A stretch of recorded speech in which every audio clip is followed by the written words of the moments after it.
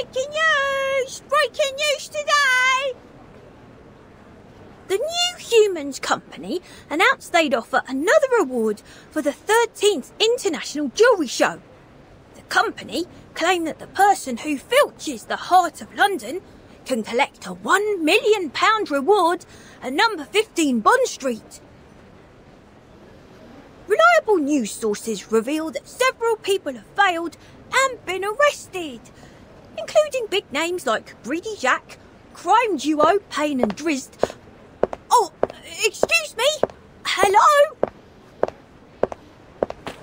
Excuse me, the beautiful lady in black. Are you interested in the news of today? Grab a copy. Are you talking to me? Yeah, you've turned around, that's to say... Ah, you're... Sorry, my bad. I didn't notice your uniqueness. No need to apologise, warm-hearted child. Could you please read me the news of the day? I will pay appropriately. Sure, my generous lady. Please, sit right here to get away from the crowds.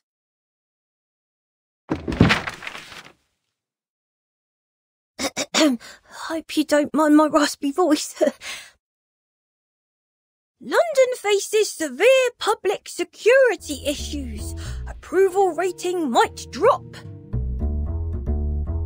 Ace Cafe prepares for motorcycle road racing. Government failed to halt. Rock pirate hijacks radio frequency, claiming fun is about to begin.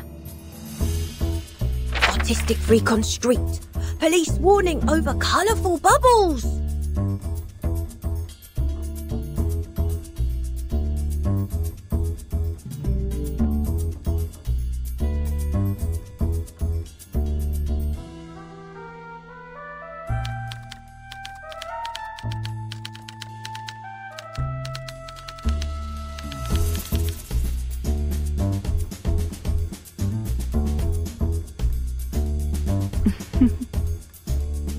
That will be a fantastic plot to start the story.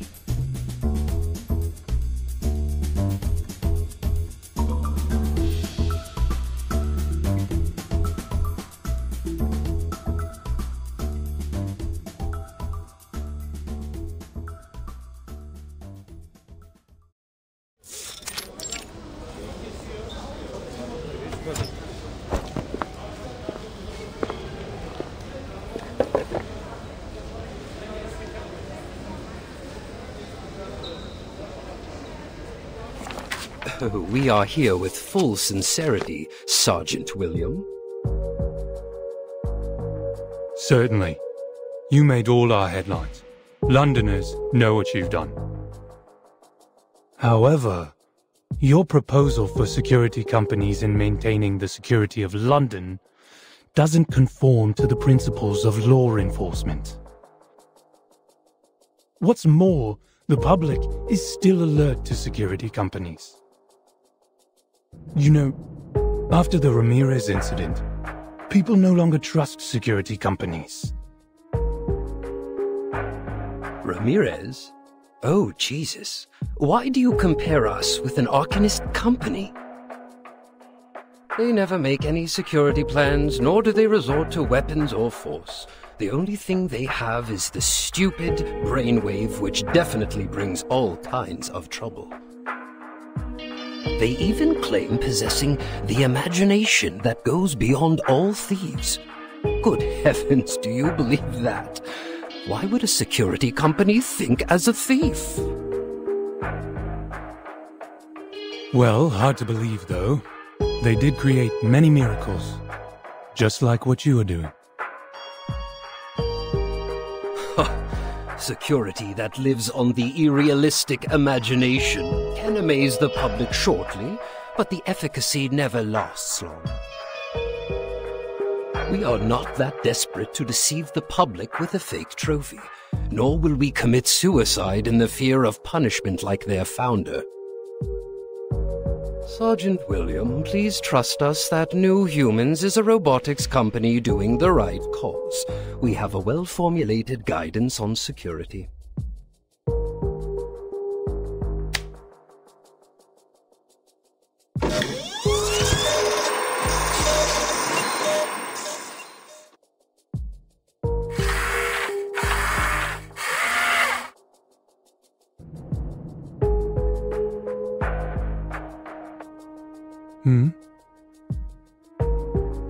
This is our latest product, Security Control Type 1.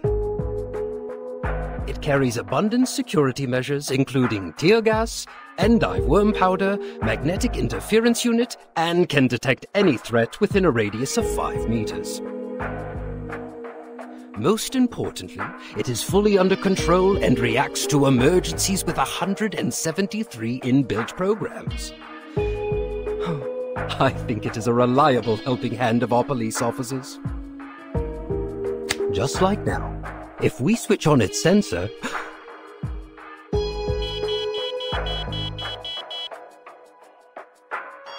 Suspicious invader detected. Location right under the first office desk. The second, the third. The target is moving quickly. Is it going wrong? It never goes wrong.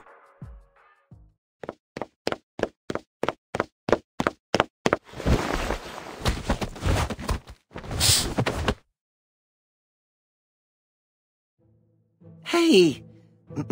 Hey! Gentlemen, and this very sensitive robot friend. Hello? Ugh. You! Again? Where's... Thompson, get in here and kick him out right now. Wait! I just want to talk to you about the watering car. Look. I've told you 100 times, nobody ever cares about those God-knows-what pop elements. Pop, yes, pop! You just spoke it out. Currently, pop is still too avant-garde, so I'm very glad to meet someone with the same taste.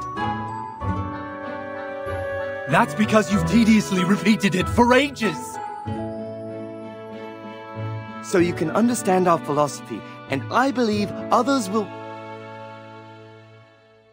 I get it. This is a malicious rule breaker. Such kind of violation can be tackled by the security plan installed in our robot. Sergeant William, here is another reason why London needs our robot. Robot? It's the new measure prepared for all discontented rule breakers like you. It will stop all your willful actions. Any violations will be severely restricted by our security robot.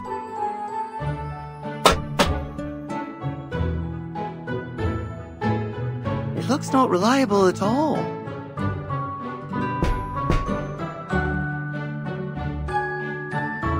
And it's not as soft as police dogs either. You should try shaking hands with those fluffy shepherds. It helps shape the emotional system of your robot. Puppies are friendly, lovely, and they can read your mind. Oh, such a lame idea. Some people don't like those plushy quadrupeds. It's so difficult to get their hair off our nose and clothes. Oh, and their smell stinks. Sergeant, now I will present you Security Control Type 1. Moralization. It has an all-round precaution plan installed for all citizens. And of course it knows how to cope with you hooligans. It doesn't rely on some impalpable imagination. Totally controllable? For sure.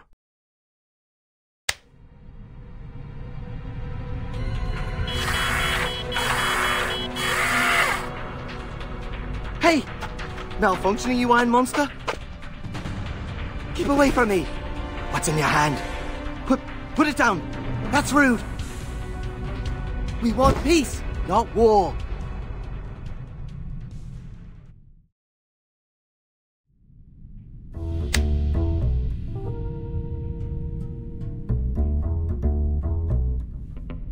As you've seen, Sergeant William, our robot excelled.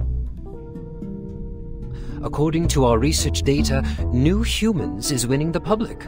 People trust robots. They are looking forward to a safer and more peaceful London. Wow. The talent Mr. Robot just presented is stunning.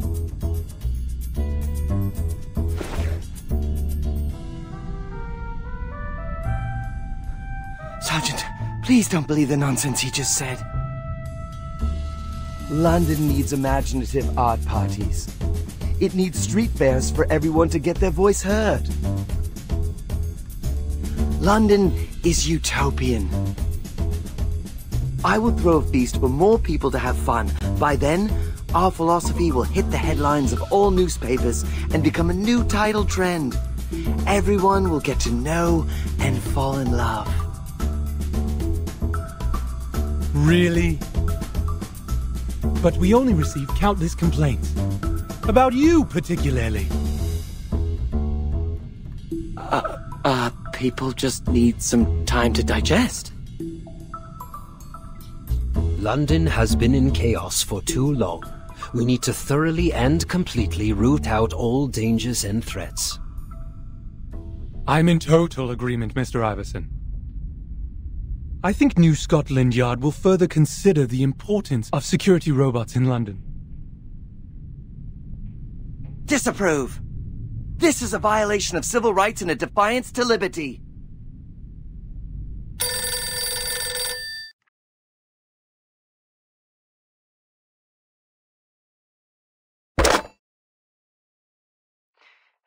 Mr. Iverson, bad news. The heart of London is gone. What? Oh!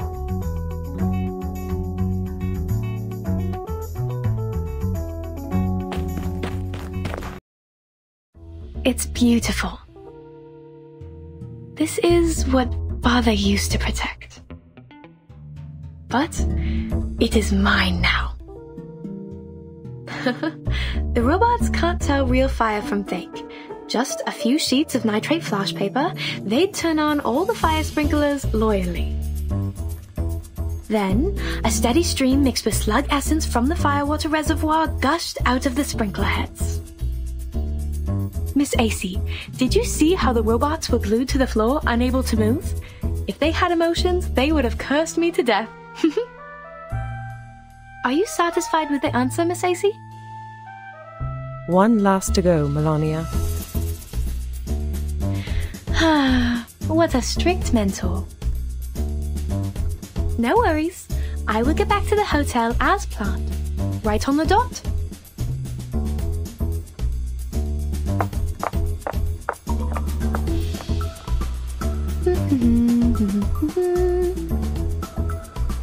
The next stop is room 1132, Insomnia Nighty Hotel.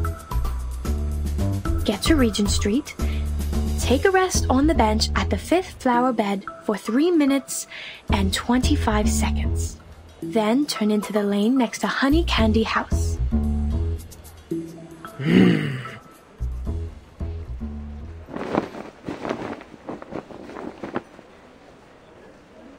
Miss AC? On your right.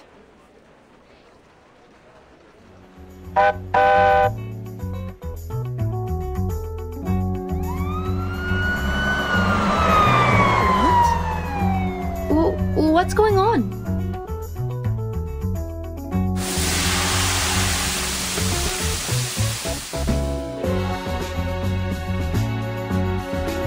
Fire engine.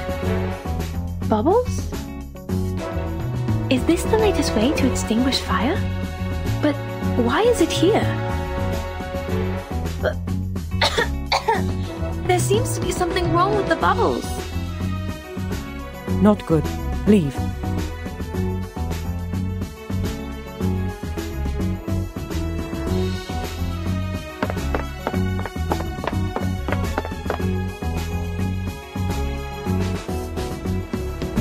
All right, only 3 minutes left.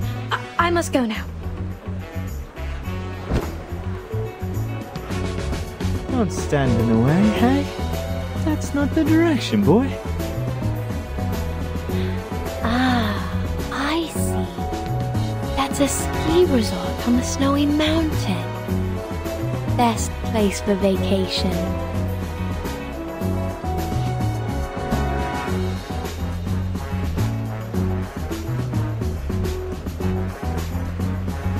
Hey! Hey, don't push me! Wait!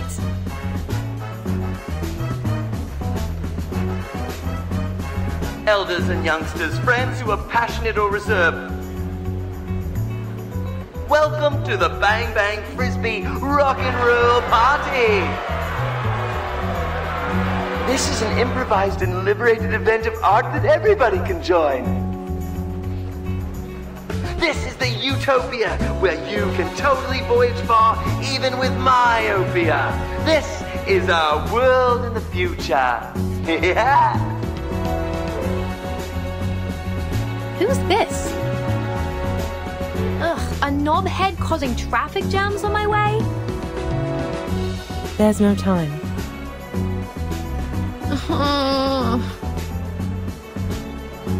Okay, take it easy. Take it easy. Just fix these bubbles.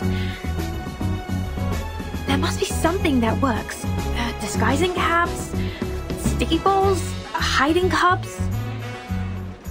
Found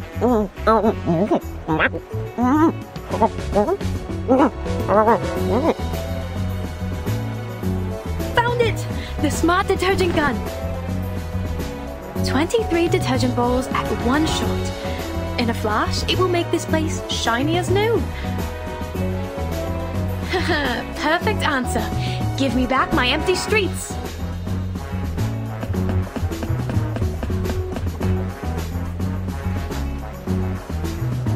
Don't. It's super absorbent.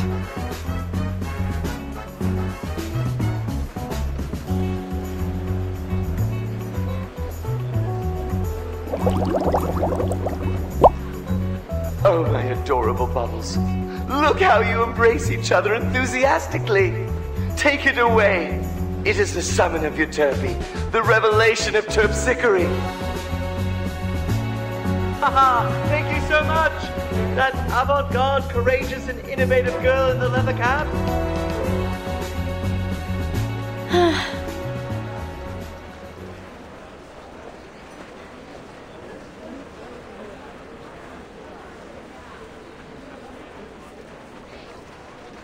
These unplanned and inexplicable things. I think I'm also affected by the visions. The traffic is totally congested. No chance to get back to normal in 2 minutes and 25 seconds.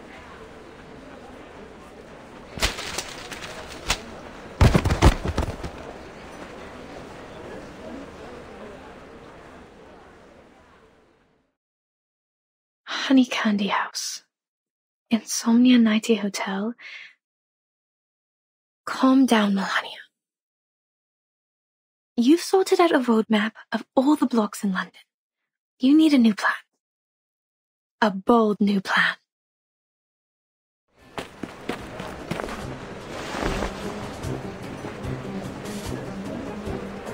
Woo! Parties! Parties! Throw them to the sky! Your magazines, your handbags, everything! Celebrate!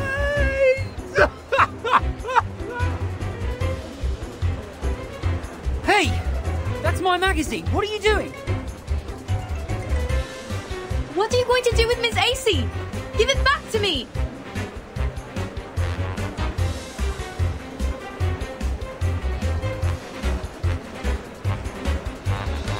Watch out! He's mad!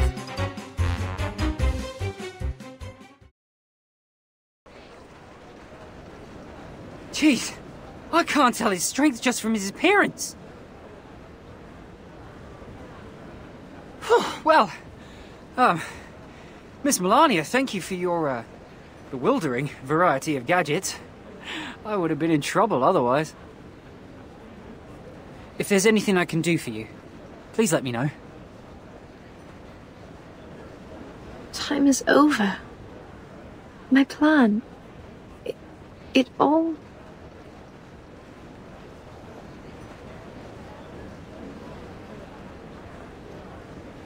Miss? Oh no. You're not under the influence of reflective bubble, are you? Oh, that's not good. You need to wake up before the police come.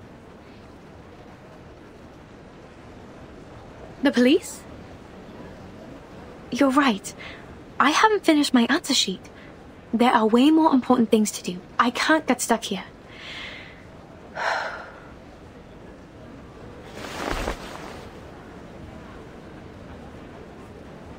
Please, show me to the hotel, the one nearest to here and farthest from the police station.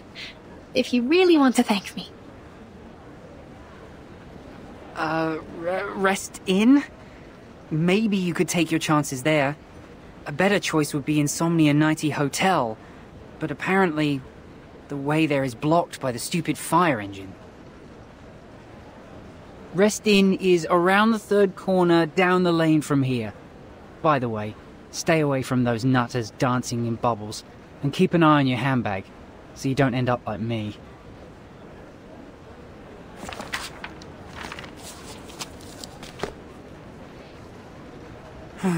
I managed to grab it from the newsagents, and this is what happened. Oh, my Rimmet Cup legend. I bought it for my collection precisely because of the column topic in this issue. The Rimmet Cup? Yes, you know it too.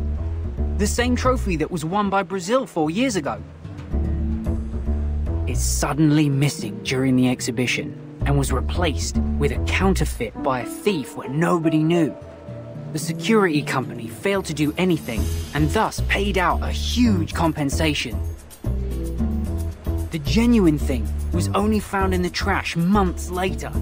That legendary trophy has now arrived in London. It will be the most wonderful award given to the winner.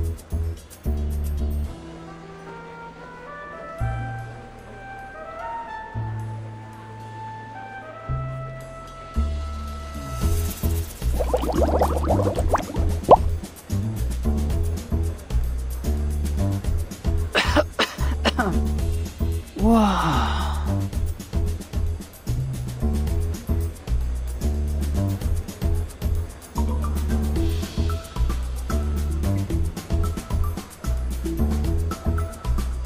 Am I seeing things? This is actually a celebration party for England. And it's the biggest ever. Pickles! Pickles, come on! Mr. Charlton, are you all right? It's March. Still quite a long way to go before the World Cup final. Is it? Thank you for reminding me. I need to tell Pickles in case he goes there for nothing.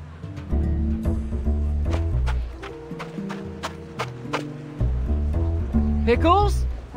My little Pickles?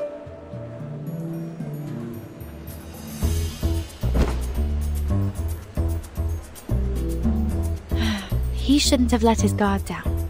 The bubbles from the fire engine must have been turned into a sort of life form by some specific incantations. Poor Mr. Charlton. I suggest you try some of this.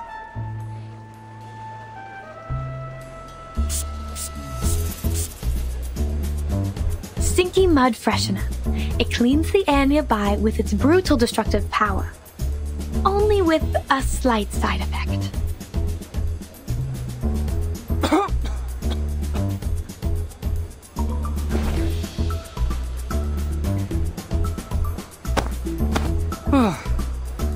Oh, I feel so much better now. I almost couldn't breathe.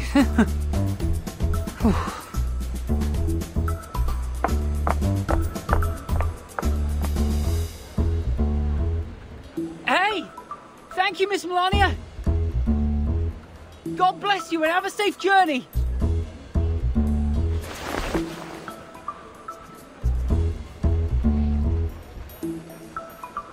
Huh?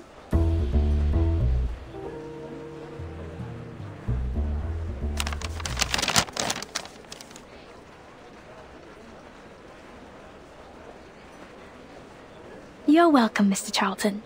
I think the stinky mud freshener would suit you better. God bless you to find your little pickle soon.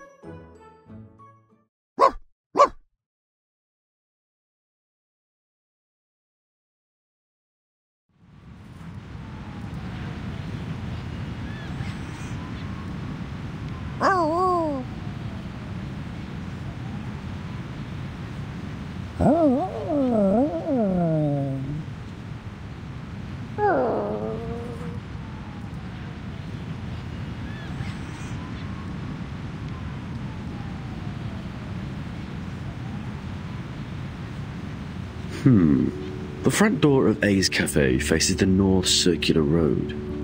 It is around 4.803 miles from the destination. Captain Regulus drives at 65 miles an hour. Given the rules of the racing, she will arrive earlier.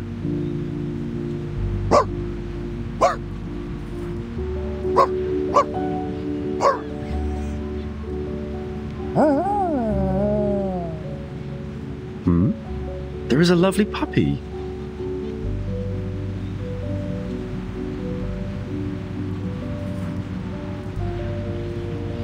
Hello, Mr. Puppy.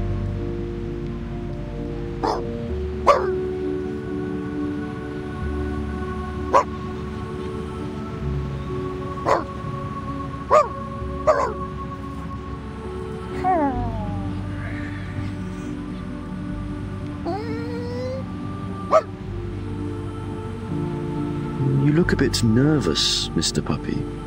Are you hungry? Perhaps it is not a good time to fall.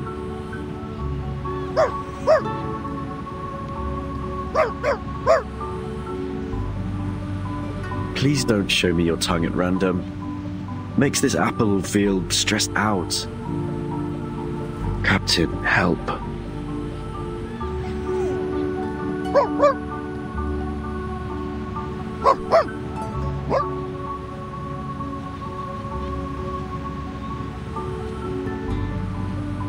Your eyes seem to light up when I mentioned my captain.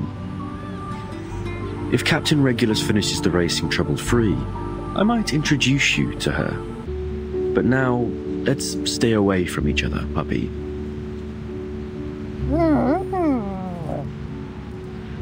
Oh? It seems you are quite interested in Captain Regulus. Wandering across high seas, she is a great pirate who never gets caught by all the Orwellian and the conservatives. Is my explanation precise enough? Hope my wording meets Captain's requirement.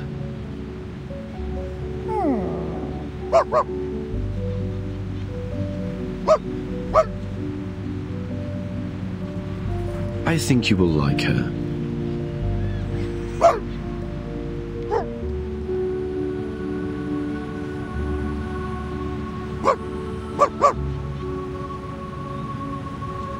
Most of the time we are wandering in London. Captain is fond of anything novel and funny.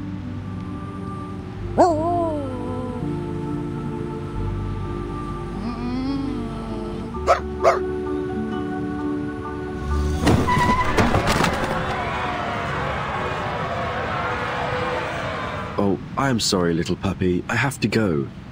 Captain Regulus seems to be in trouble.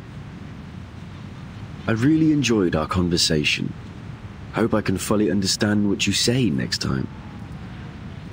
Or maybe I can invent a tool to help us communicate. See you, puppy. Bark, bark.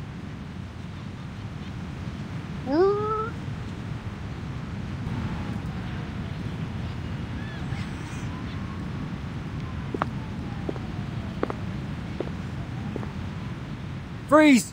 Routine check. Your fire engine driving license, please.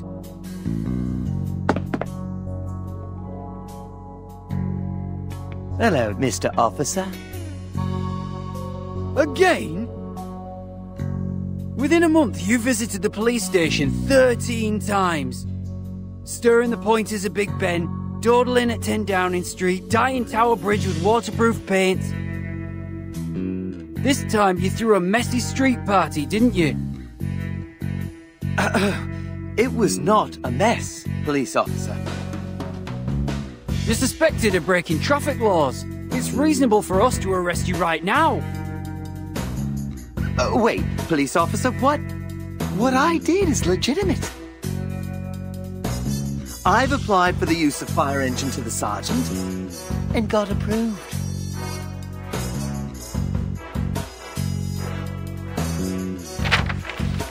Please, feel free to check, Mr. Officer. Huh?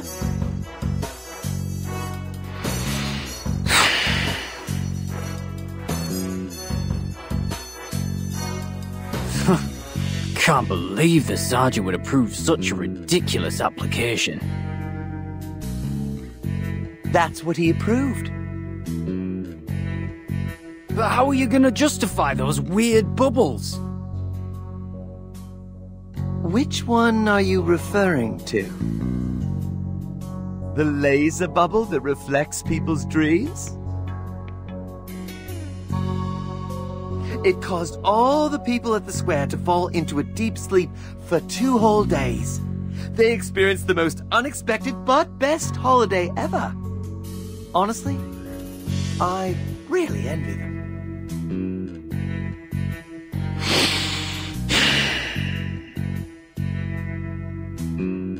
Or you mean the classic work of mine, the Reverie Bubble? If it's convenient to you, could you please disclose the feedback of other officers? I need some inspiration to revise my formulas. What did those officers see when they enjoyed my bubbles? Surrendered criminals or promotion announcement? Enough! This time we will absolutely find out the odd ingredients in the bubbles. You can't deceive all of us. Only if you guys can open the water tank.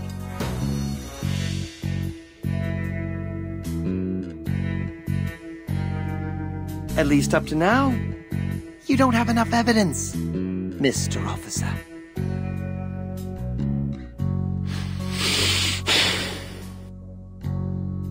Fine. I now ask you to cooperate with our investigation as the witness. All right. I'll stay here till you find new evidence. Eye on him. Yes, sir.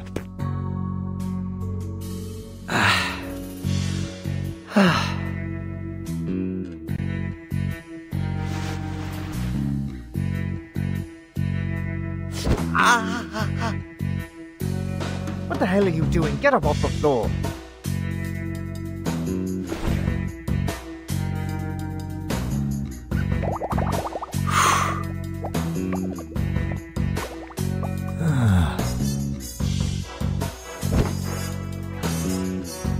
Nighty-night.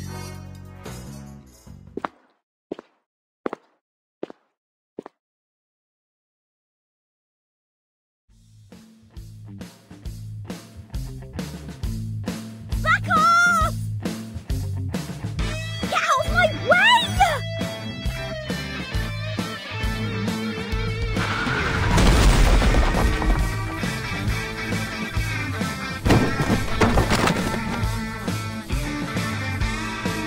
Ouch!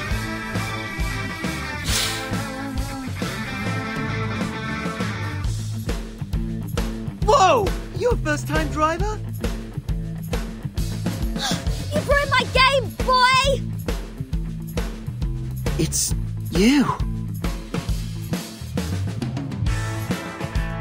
Regulus!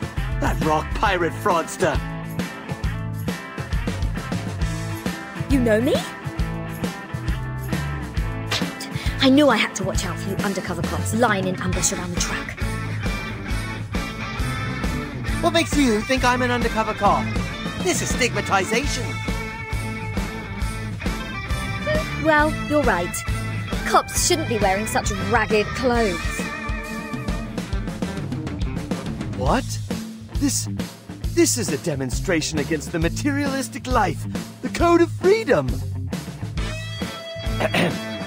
Though you didn't mistaken me with those stupid cops, I still suggest you better distinguish us.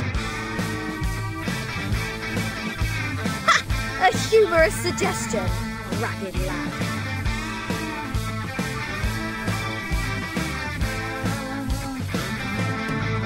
There are some slight scratches on the codes. The transmission system functions well. The braking system is not very well. Mr. Apple, you're back. Your vehicle looks fine. Captain, are you all right? No, I'm not. I could have won this, but it all went to pot. The ragged lad ruined my game, my chance to be a podium winner. He ruined a rising racing star.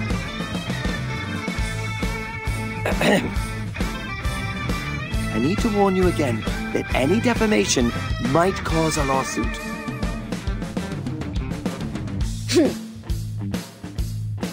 It was your fault. You broke into the track, ragged lad.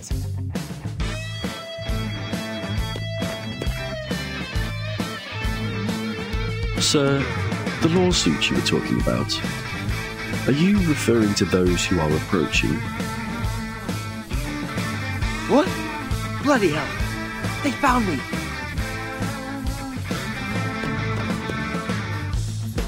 Carnaby Street, call for backup. According to the latest update from Sergeant William, his seal has been stolen. The suspect, Diggers, is suspected of committing a series of crimes, including illegally using fire engines, forging police ID, attacking police officer...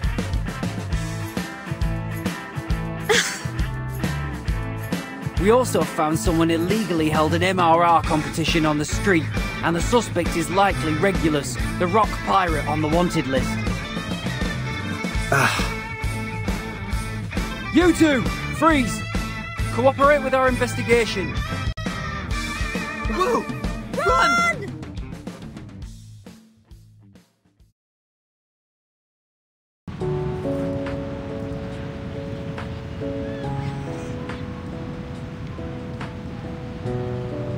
Is he alright?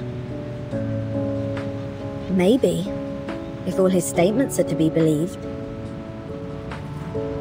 Do you remember what he said at the end? He told us to read tomorrow's newspaper. The headline. Is that an obituary or something? Mr. Apple, I'm going to add a special session for rock radio tonight. What? The worst beginning and the best ending to Al Forever, Ragged Lad.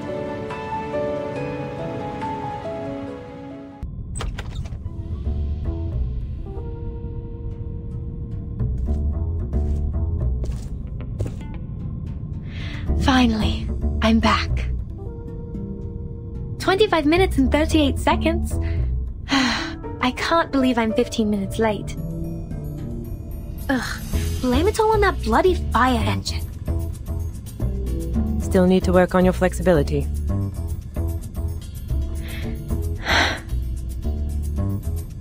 I'm trying, Miss AC. Now, the final step. Yes, the final step. Take a photo of the reunion.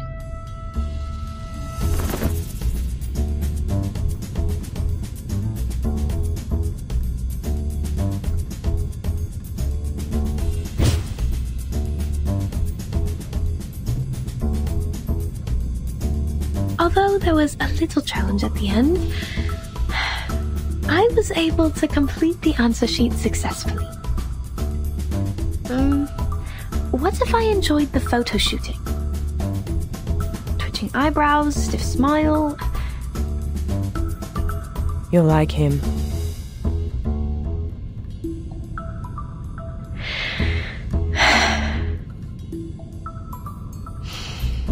No. I'll be better, Miss AC. Unpredictable imagination won't be enough. A better plan with more details is also required. I won't let go one single minute until I accomplish the ultimate goal. I became a thief late in life, so I'm not yet good at dealing with emergencies beyond the plan. But, at least so far, I've given the correct answer to every question for the left.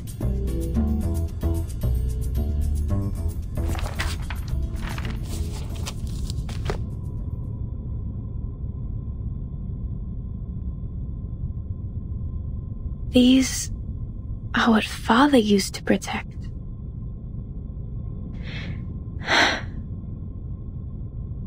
You've done a great job. Thank you, Miss AC. There's only one question left. The key question. The Rimmick Cup. If I recapture Father's memories and glories, is it enough to make up for his regrets?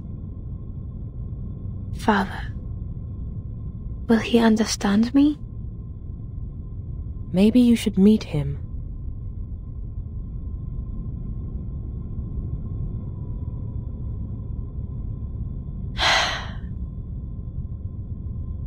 Okay.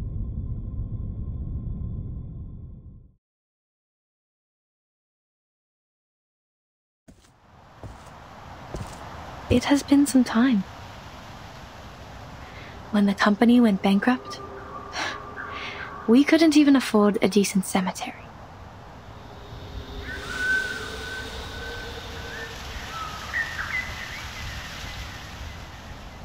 I wouldn't be surprised if a few wild animals jump out of nowhere in this desolation.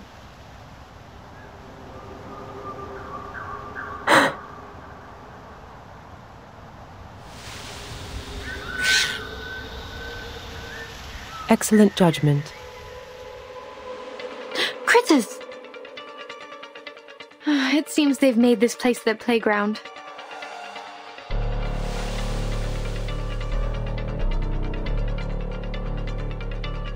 Sorry, this is not the shiny crap you want. It's on an important mission. Be careful.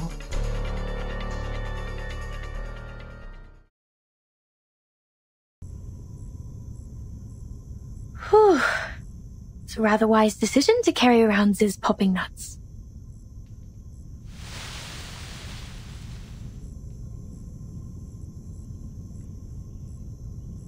Father, I brought the Heart of London for you. Do you remember it? That dim thief got sidetracked by the surprising slug spray and broke into the security room with it. After that, he turned over a new leaf. And things unattended have never come to his mind. But what I'm going to face is completely different from a poor little thief. That new security company had carefully arranged robots. They took action by the book and were heavily guarded. But there's no creativity in their defense.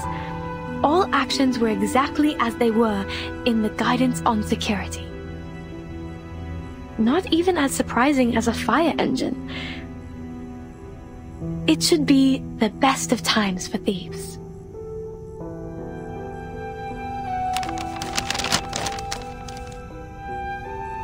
I'm sorry. I can't leave it to you. It needs to be sent to Sergeant Williams' office tomorrow evening on time. As evidence, it's quite important. But I have some interesting news.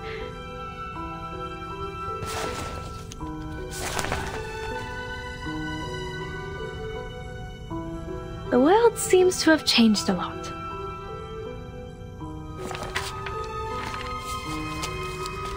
Today we have Mr. Iverson from the New Humans Company, which provides security services for the soon-arriving Rimmet Cup. As an experienced head of the company, he would love to share the stories of the Rimmet Cup with us.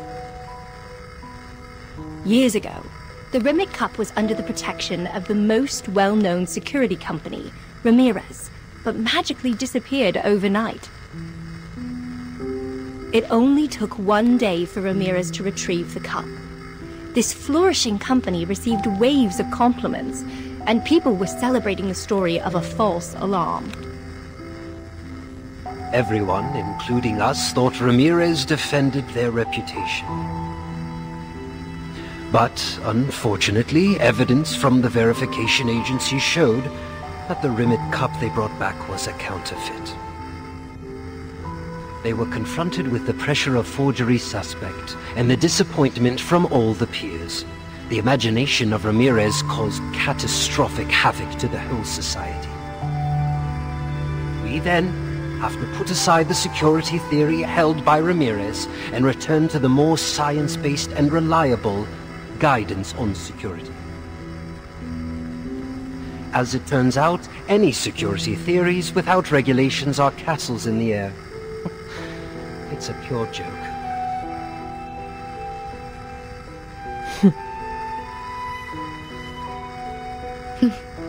What a sharp comment. Security measures require pre-built plan, advanced equipment, and reliable personnel. Ridiculous imagination is the last thing. The ideal answer to all of these can be taken from the New Human security robots. Father, when you were assigned the mission to protect the Rimmet Cup, did you ever imagine such a day would come? If we had conducted a quality check on that Rimmet Cup after receiving it, if we had investigated the transaction records of the client company, if we had verified the list of patrol officers, perhaps I would not be talking to your silent tomb today.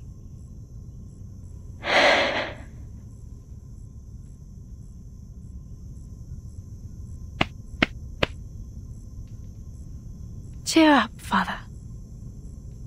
I will prove it all. Even if it'll lead me to a path different from yours. Real protection is more than defense. It's about attack. Mr. Iverson needs to learn a harsher lesson.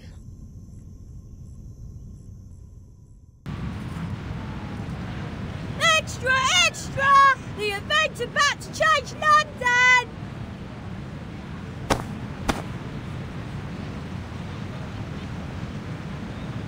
Hey, Tommy! Long time no see! Regulus! Why are you here? I met you the day before! You show up so often these days! Did you get rid of those scouts? They don't have time for me right now. Yesterday, Captain Regulus encountered a weirdo. Right. Ragged Lad claimed to have left us his last words in the newspaper. Captain, I'm afraid what he said was a surprising note. Oh, never mind. It doesn't matter. Tommy, what's on the front page today? Here, see for yourself.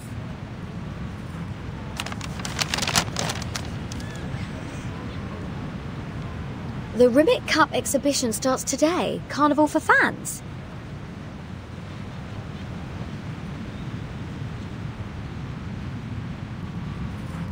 New Humans has announced to undertake the Ribbit Cup exhibition.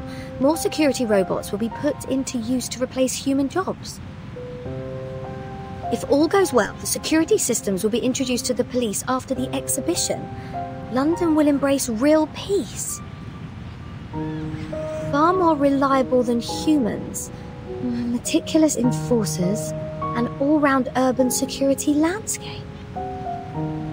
It seems London will tighten the regulations. The government plans to launch security robots. Stubborn tin monsters! Yes, according to the description on newspapers, those robots can block out mobile signals and change the regional magnetic field. I'm afraid our broadcast will be affected. Can we still borrow others' radio waves? Of course we can't.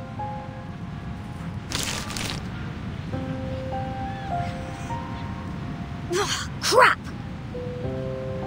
What kind of surprising note is this?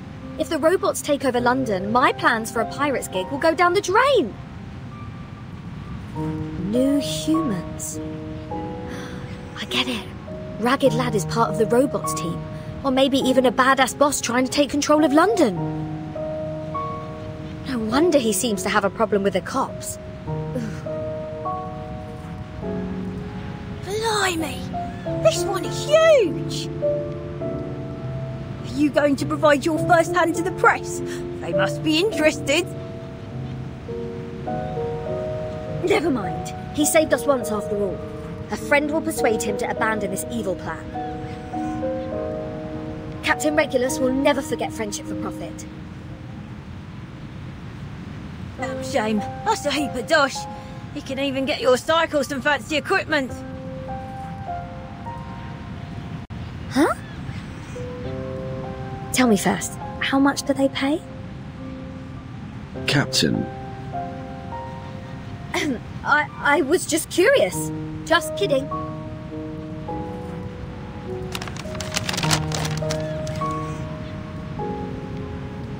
I have to go and do something more important now.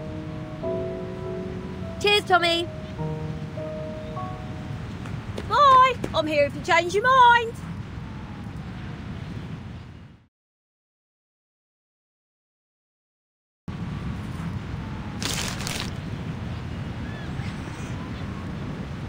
Breaking. Gemini 8 conducted first manual docking in space. Ugh. 5th Fluffy Sports meeting is coming. Interested candidates, please sign up with your pet.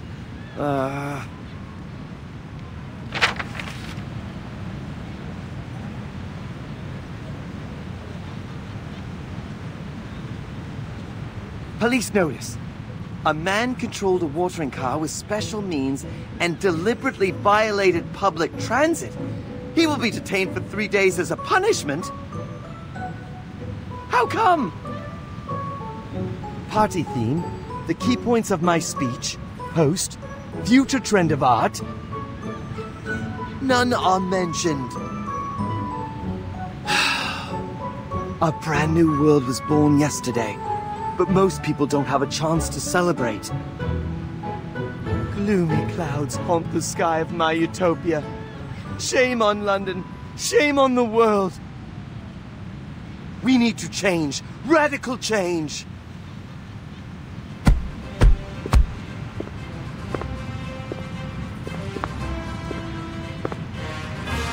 We won't be corrupted by entertainment. The bell of art will break the shackles of stubbornness. London has been trapped in long and dreadful night. What it needs is the sun, not the dull stars.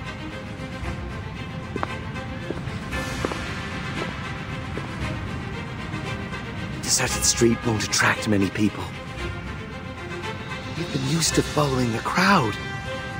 They can only spot the noticeable objects. We must throw a grand party of art to topple the mainstream, to blow more people's minds. And it shouldn't be contained only to streets. I get it. I get it. The eye-catching exhibition hall of the Rimmit Cup will become the unprecedented, the craziest, and the perfect stage.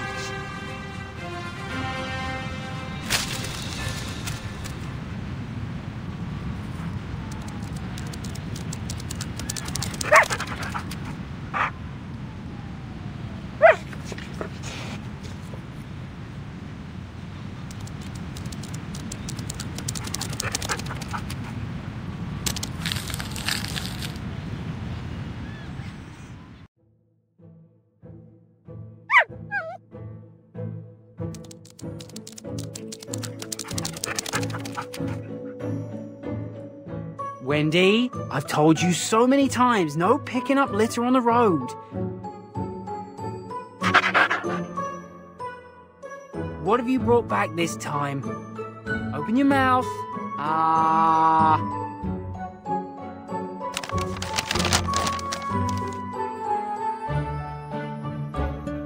Luckily, there's nothing dirty on it.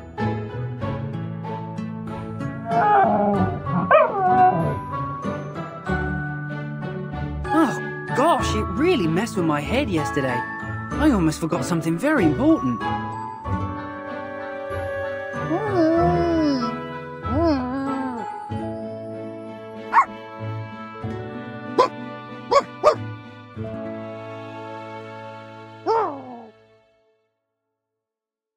Whoa!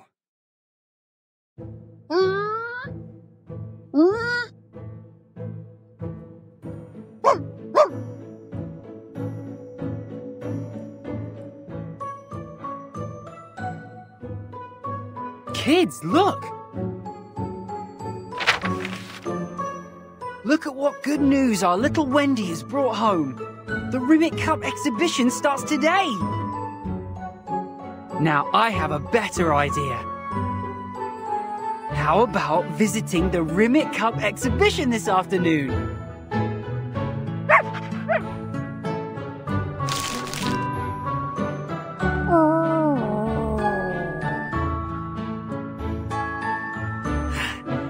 I heard that they will be doing a lottery at the exhibition. The luckiest guy gets full tickets to all the World Cup rounds.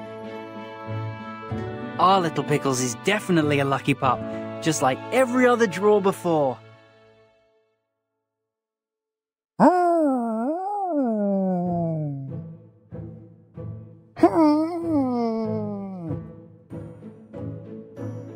Are you not excited? There's a chance to get an out-of-print signed football there. Then we'll have a new toy for our ball game.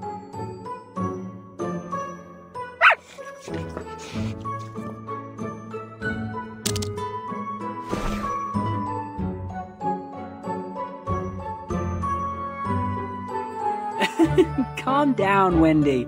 We will have a democratic voting session.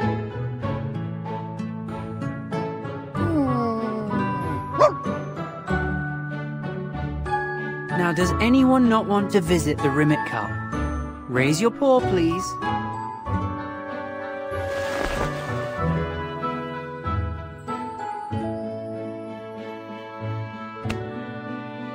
All right, it's unanimous.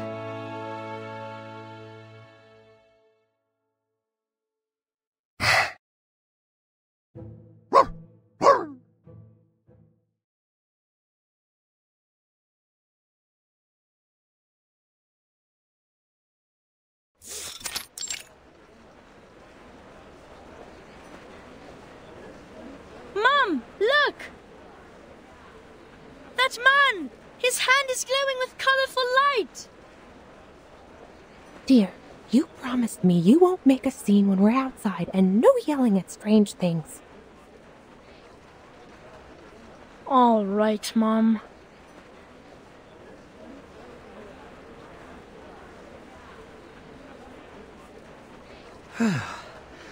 Security screening passed? The warrior of the new era successfully arrives at the final battlefield with his magnificent bubble device. They are waiting for a gale. This is going to be the critical transition of our time.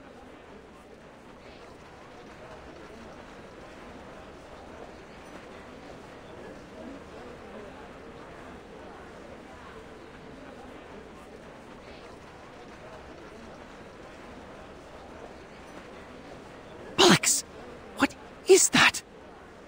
Gale outside can't get in. A world without airflow is like a pond of dead water. The soap bubbles of a new world can't blow in.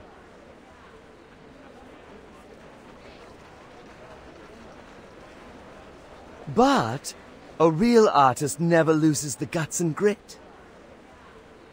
If everything goes on smoothly, I can blow enough soap bubbles to create an ocean of reveries within half an hour.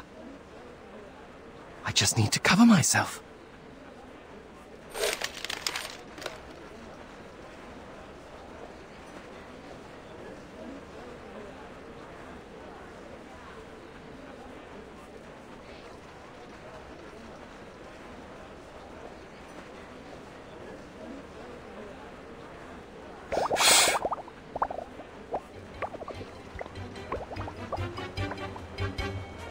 Hey, look!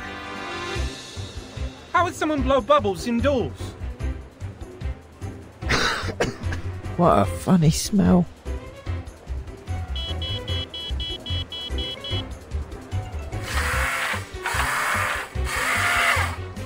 Oh, bollocks! I'm exposed in just a minute? Oh, I need to hurry up. These bubbles are far from enough.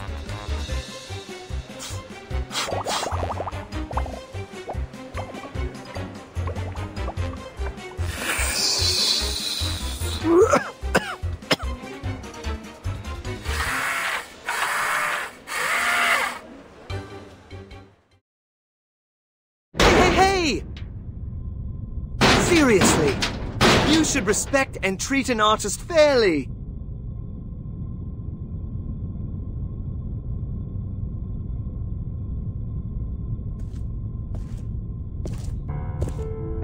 Ugh, there you are again, annoying hooligan. I don't think I can understand what you're thinking. Are Arcanists all so stupid that you always overestimate yourselves?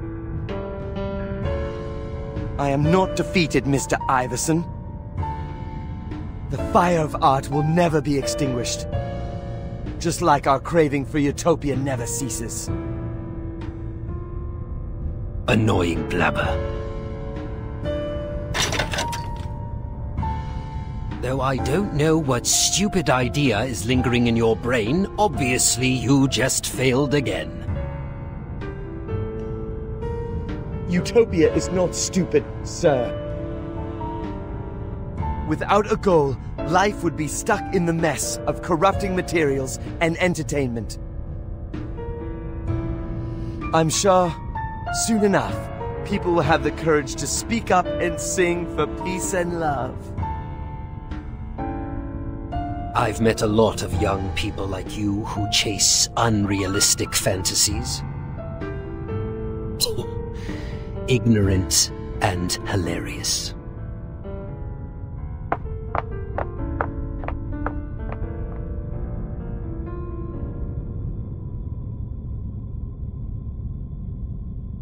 Great. He walked away.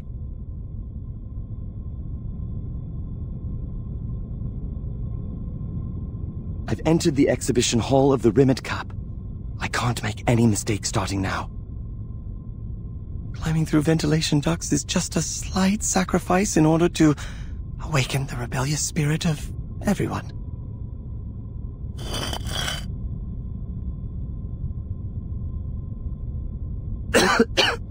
This doesn't look clean at all. Anyway, at least it's much better than wasting my time in the cage.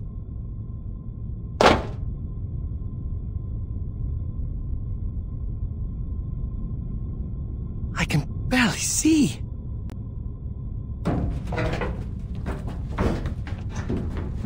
Oh, my Reverie Bubble solution. Shoot, it's in my eyes. Oh, it's itchy. Bless me, Talia. Hope the efficacy takes effect a bit slower.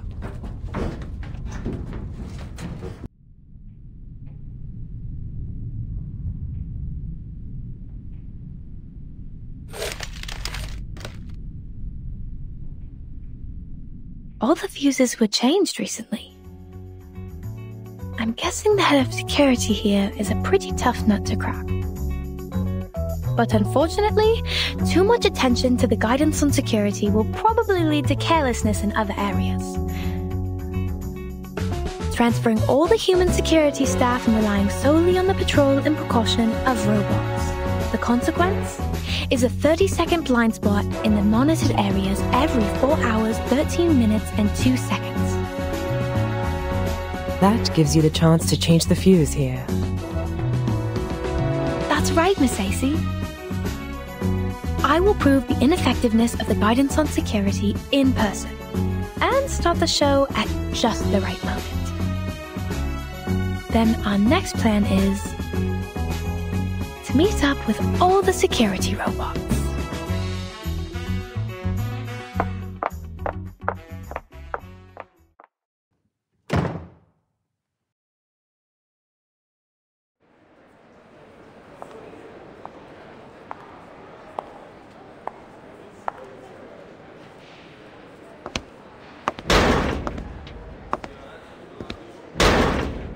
Suspicious invader detected. Locating.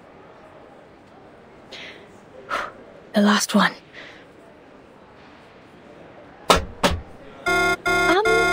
You seem a bit smarter than the other robots. Locating failed. Initiate program 2. Pushpin glue gun. Oops. No noise. I have to be quick. Watch out for its detectors.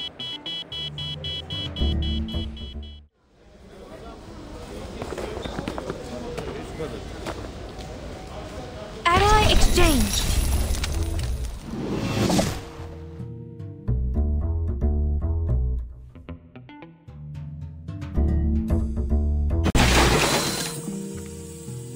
Look out!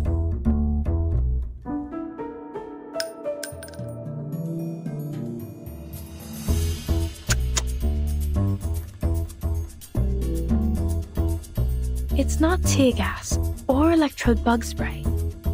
These robots are actually using real military ammunition. This violates the guidance on security that has been strictly followed all the time. Is Mr. Iverson actually new at security? No way. The only possible reason is that he's unscrupulous. For his security announcement. I know their slogan. No humans promise. The Rimmet Cup will be absolutely secure.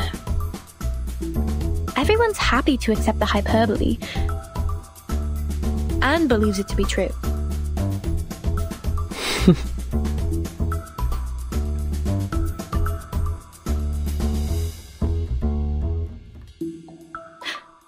We need to hurry.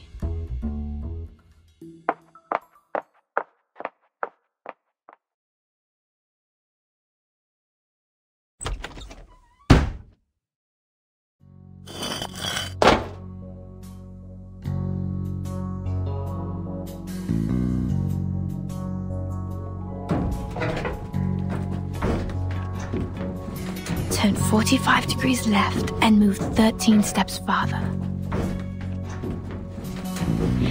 The core device of the ventilation system is located in the third room on the left side of the exhibition hall.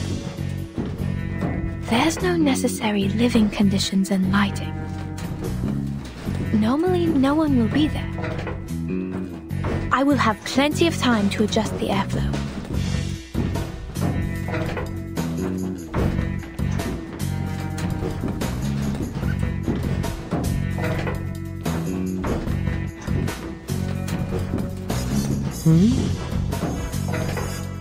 It smells strange. Like the sour flame wine that's over-fermented.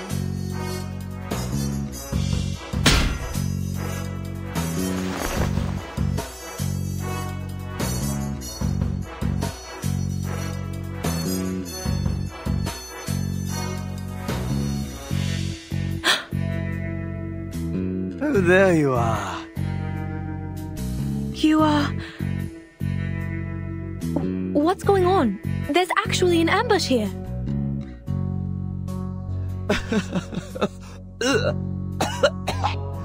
It hurts all over. But is this my reverie? Or really heaven? I can't tell. Could it be a form of art created by the subtle sense of danger I'm feeling right now? And the dirty air? Come to me. Come to me. You are my muse. Hey! Let me go! Let go! Did I just bump into a human security staff who got fired and went crazy? All right. I'll just think of it as an unexpected additional exam question. Try this. The ground grappling that father used to teach me. Wow! Inspiration.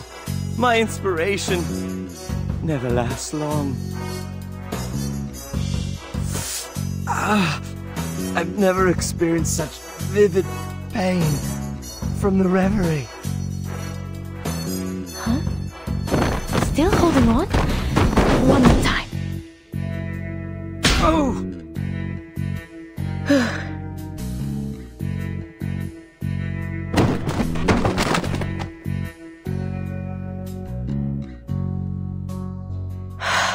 Finally, it's all settled. This is not reverie. This is a terrorist attack. Cunning action. Shameful violence. Iverson, you set an ambush here? You crazy addict of imprisonment and war. I must blow your cover. Huh? Are you not one of them? Of course not. Sorry.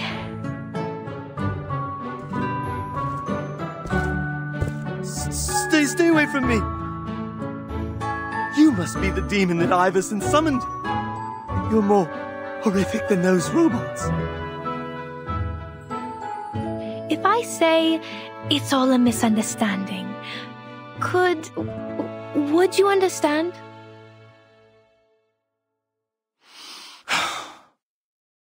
What do you think?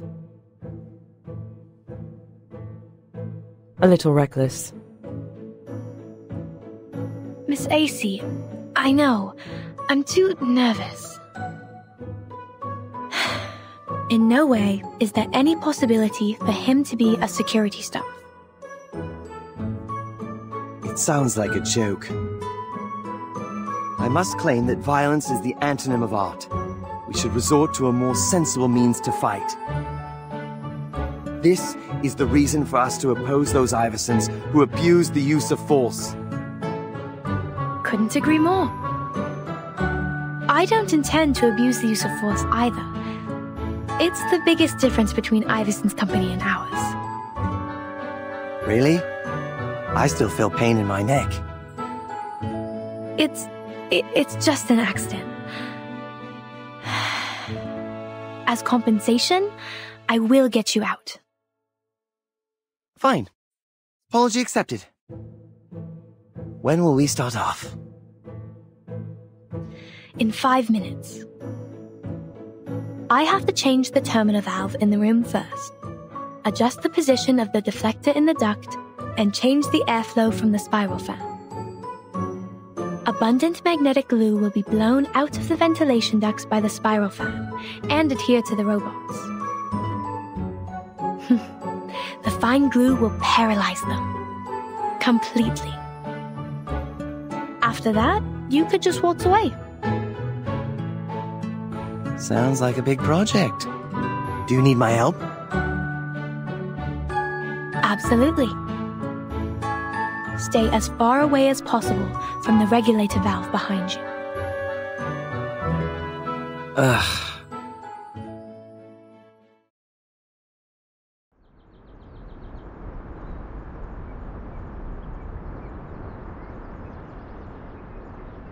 Captain, isn't our destination supposed to be the exhibition hall of the Rimmet Cup? Of course.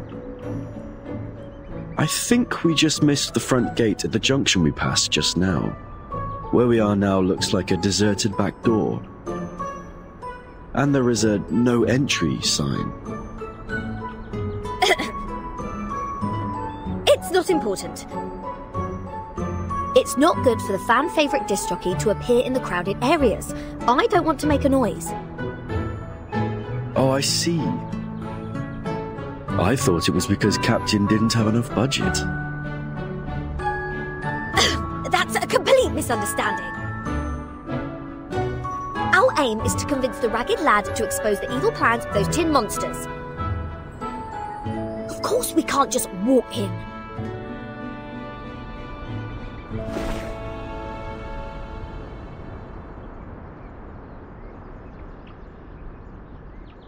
Mr. Apple, do you remember Tommy's offer of a generous reward? He hopes we can divulge a sensational secret.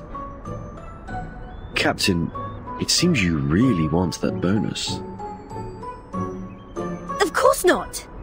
The righteous street pirate has a warm heart. We should do Tommy a favour. And we should accept a friend's quality thanks. I get it, Captain. The great rock pirate saves the day. The cocky, ragged lad is no longer stray. The big hero who saves London takes a series of exclusive interviews. Endless bonus! Captain.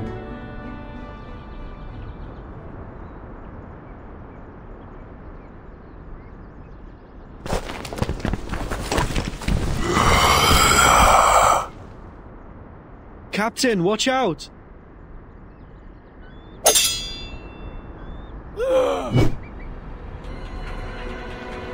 Whoa!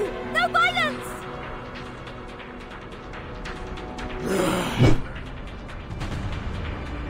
Are you guys from the government? I've done nothing bad! At least not yet. The skin hardness, the voice and the liquid released from the wound have nothing to do with humans. I am afraid they are... Oh, I get it! They're the security robots in the newspaper! Well, it might be.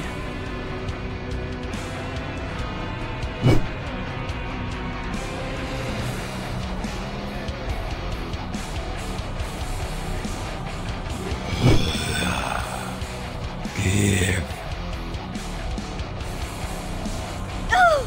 The slime! The noise! The weird tone! Is that the new way to keep order in London? Oh, those fuddy-duddies don't have their beards in their heads, do they?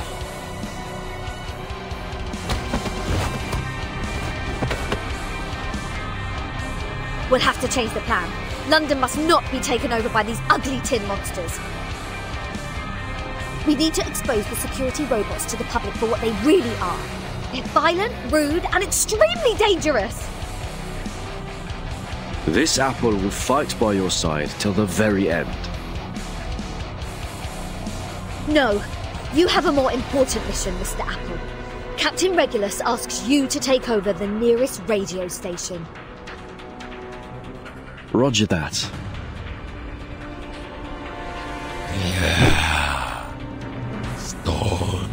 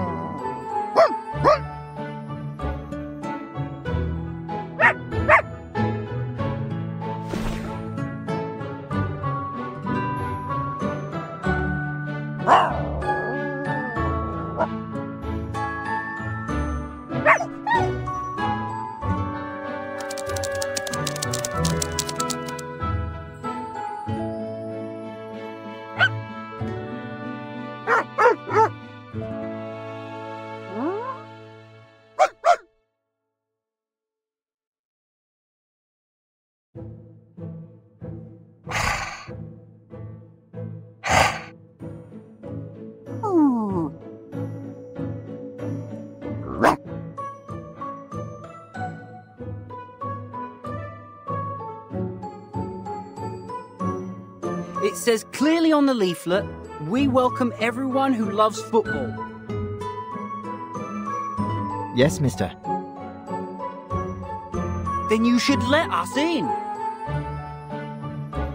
Me, Wendy, Alice, Nelson, and Little Pickles, we all love football. I'm sorry, but no pets are allowed in here. We provide pet keeping services with professional police dog guarding.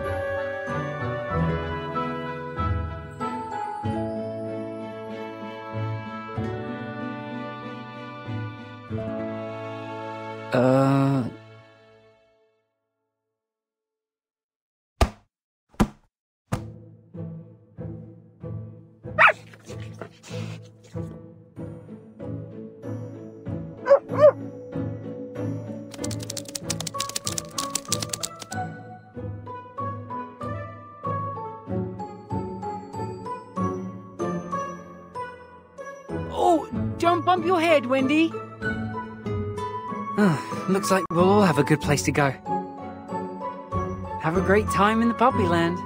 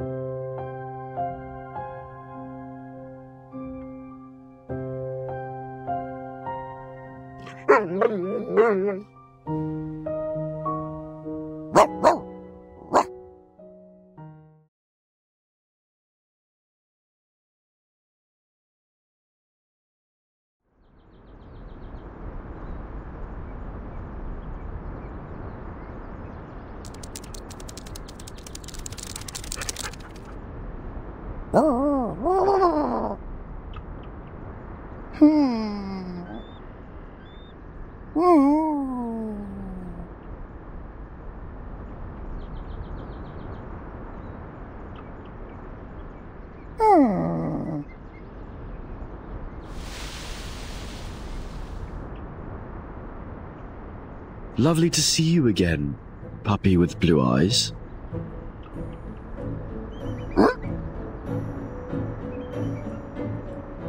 This apple has accepted a commission from Captain to investigate the venue.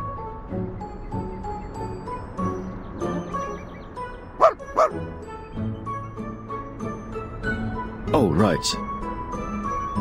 Since last time we met, this apple has been contemplating how to communicate with you. So here it is. A simple translator, Doggy. It's still under testing, so the functions are not complete. Sometimes it just stops working. Also, it might somehow misunderstand dog language.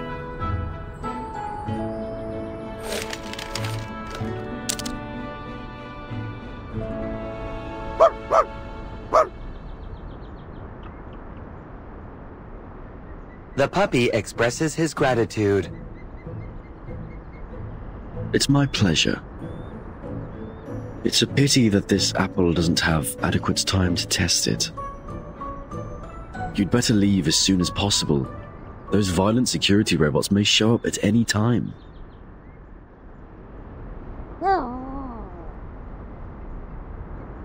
The puppy expresses his denial.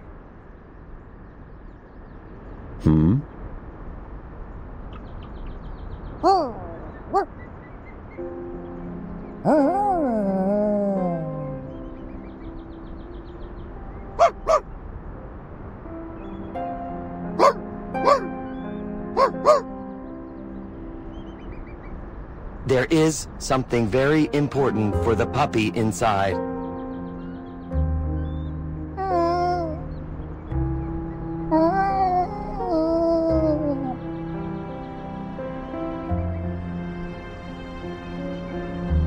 Oh, I see.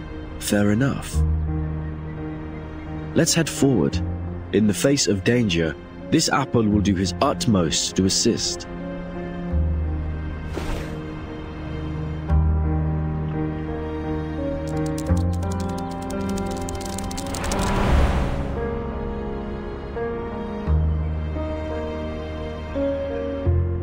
Whoa!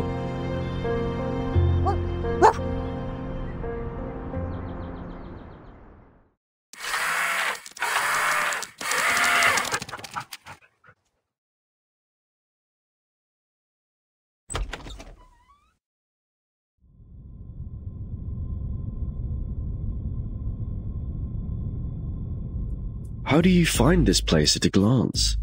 Have you been here?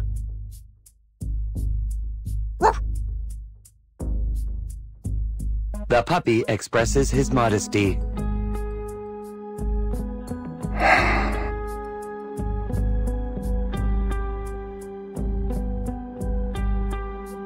The mission assigned by Captain progresses smoothly. We have a whole set of broadcasting equipment here.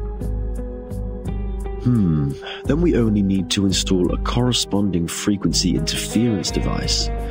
Captain Regulus can fully control all radio channels within the radius of 5 kilometers.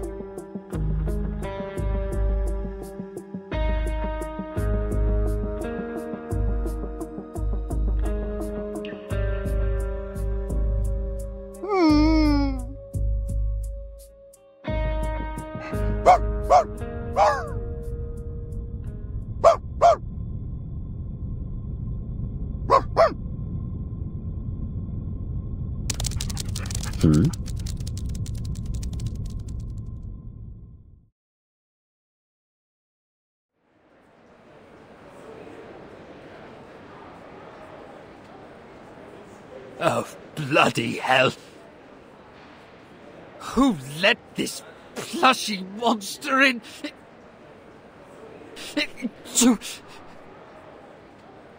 Now this whole place is contaminated by disgusting fur. Achoo!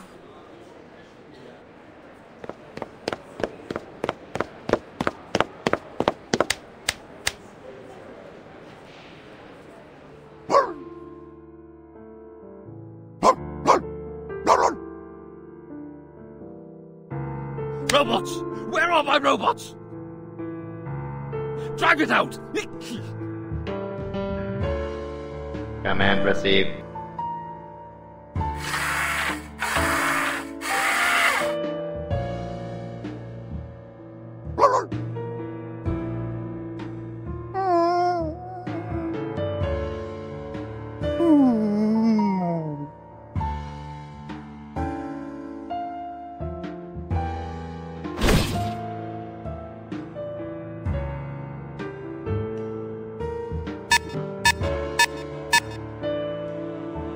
Alert, alert. Unknown energy detected.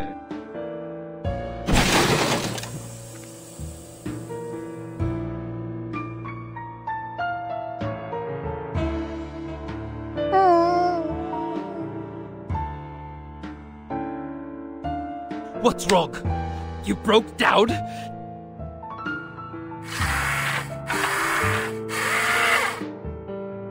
Risk rating. Request support. Request support. Terrible plushy monster. It must be a terrorist. We must put it down right now. All of you, drive it out. No, put it down.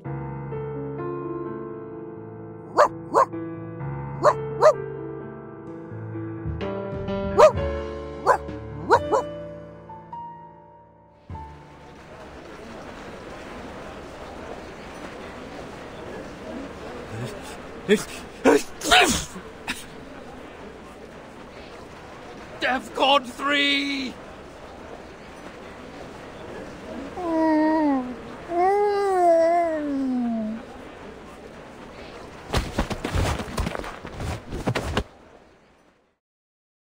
What are you doing? Get away from my pickles! It's you who brought it in. I now warn you, your dog is a bloody hazardous uncertainty and we must put it down.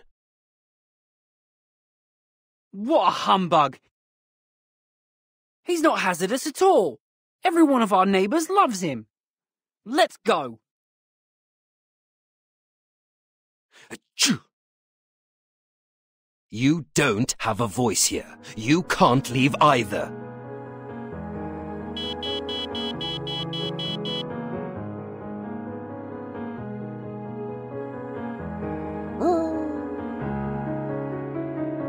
According to Item 5, Article 172 of the Guidance on Security, security companies have the right to directly deal with any dangerous items when on duty. I command you to hand me your dog. As compensation, we will buy you a more purebred and more friendly dog for helping us wipe out risks. Don't lose your mind to a pet dog.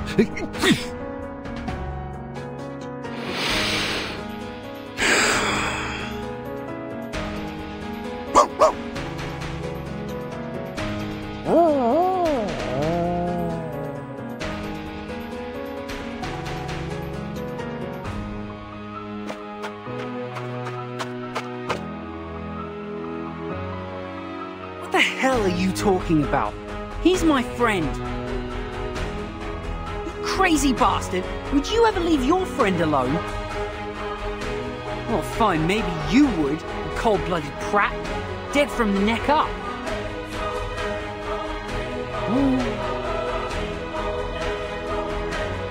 If you don't want to be put onto the World Cup audience blacklist, I kindly request you to stop what you are doing.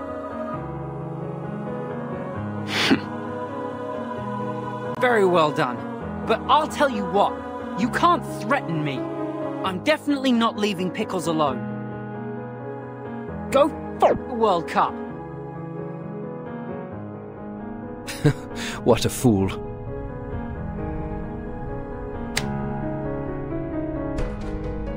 Catch them!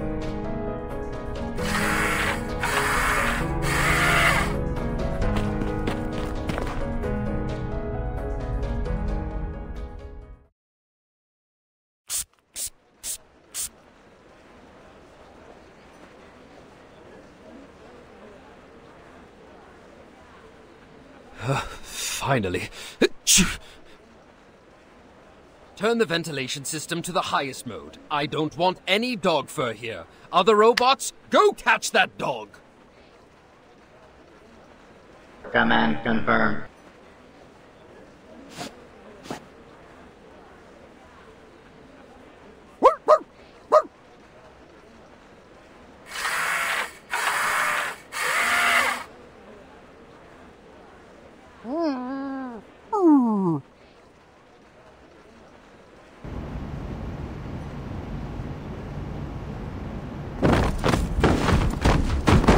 Hey!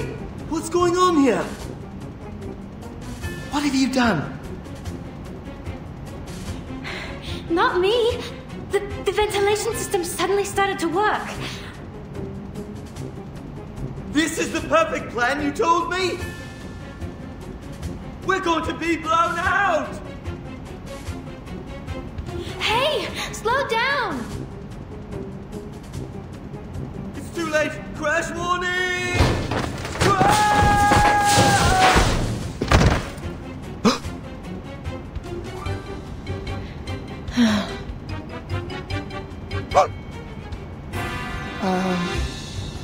Hi.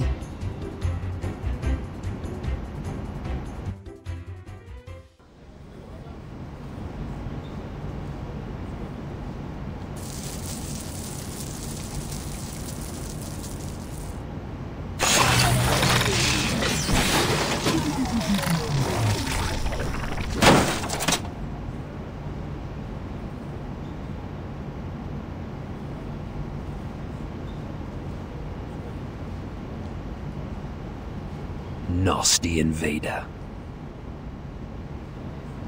I'm sorry, Mr. Iverson. Actually, I didn't know my entrance would be so straightforward. I think she knows the situation better than... Huh? Where is she? It seems you are the abandoned poor worm. What else are you going to show me? Any jokes of the never-will-happen utopia? It may be unrealistic, but it is possible.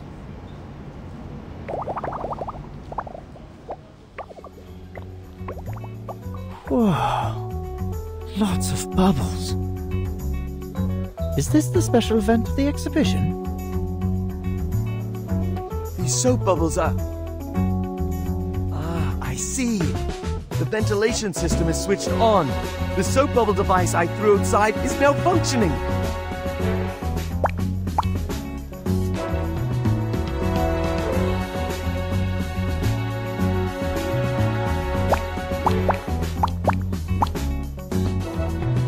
Excuse me, may I borrow your broken robots? Stop! What the hell did you do? What are these damn bubbles? Actually, it is a reformation of art.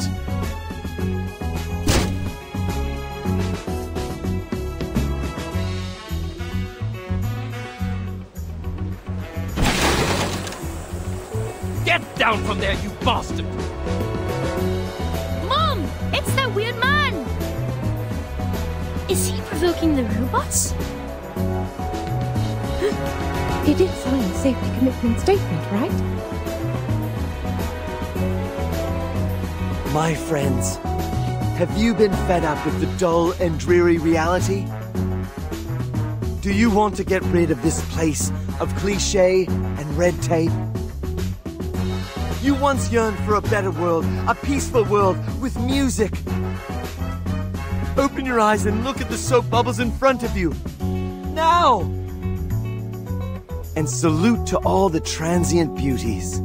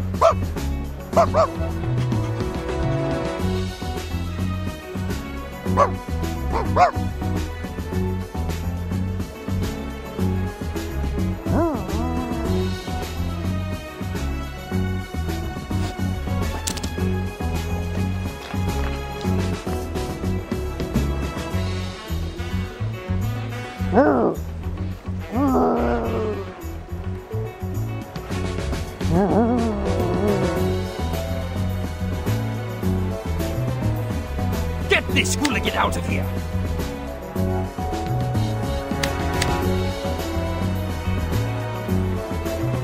Sedative spray ready to deploy. Don't you want to try some of these bubbles, Mr. Iverson? We can find a peaceful way to coexist.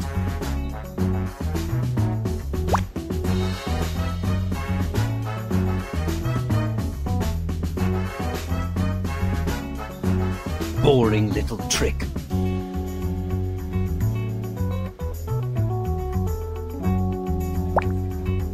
Aren't you curious at all? Take a look at it and you'll activate every cell of art. Even iron nerds can sparkle their imagination. Don't tell me your imagination level is null. Joking time over.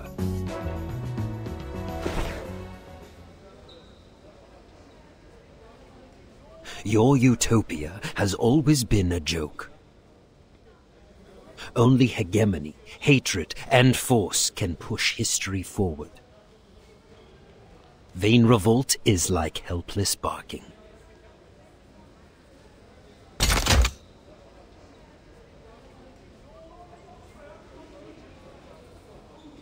Perhaps I will be expelled from this impromptu party, away from its artistic beauty, and forced to bid farewell to my new friends.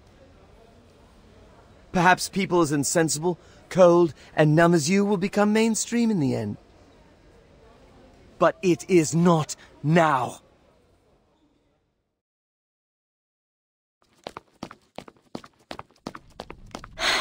Brilliant. Although there were some unexpected hiccups, our plan went well. The fuse has been changed, bullets replaced, magnets installed. Most robots have been paralyzed. Even Mr. Iverson seems to be at a loss. It's not over yet. Yes, it's better to say that the show hasn't yet begun. Let's turn up the light, turn down the air conditioning, and crank up the usage of the radio. Let's see. When will the replaced fuse blow? Miss AC, we don't have much time left. Come on, let me bring you to a hidden place. Hopefully you don't mind swallowing a slightly bulky thing. What tricks did you come up with? This is going to be the most crucial part. Please help me, Miss AC.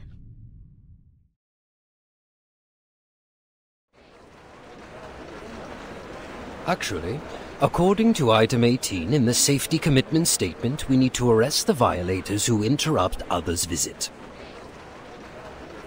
Tie him up and inject Mew Mew Mewtwo potion. I don't want to hear his stupid ideas anymore. Command received.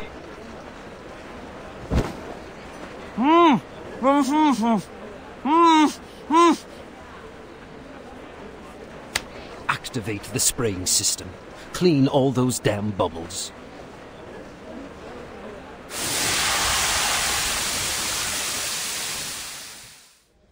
The farce is over. All our guests, please enjoy your visit. Unfortunately, those who were bewitched and violated the safety commitment statement, you will be further investigated after the exhibition.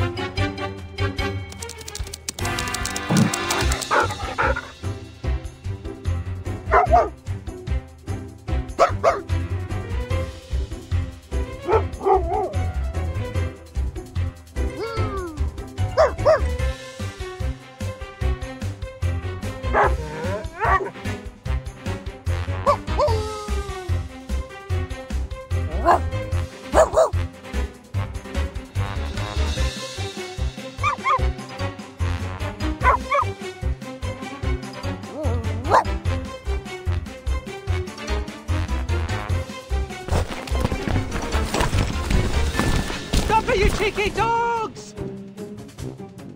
Give my microphone back. My bread! I only took a bite!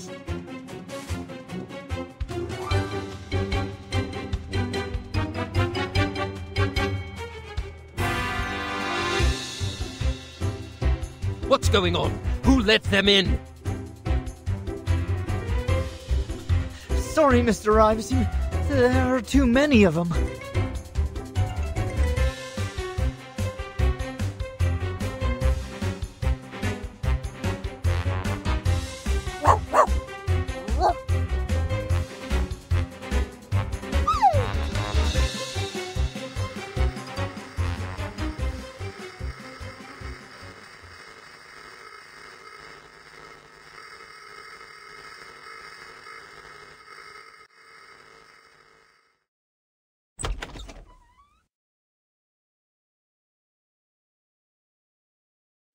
Just in time.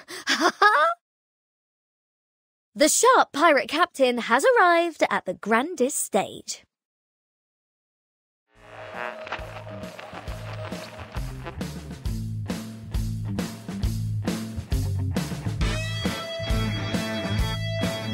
This is 25 degrees east. You are listening to the Rockin' Apple, the most distinctive ship to date. Salute to all my discerning audience, my loving followers. You guessed it right. This pirate has hijacked all the radio frequencies here.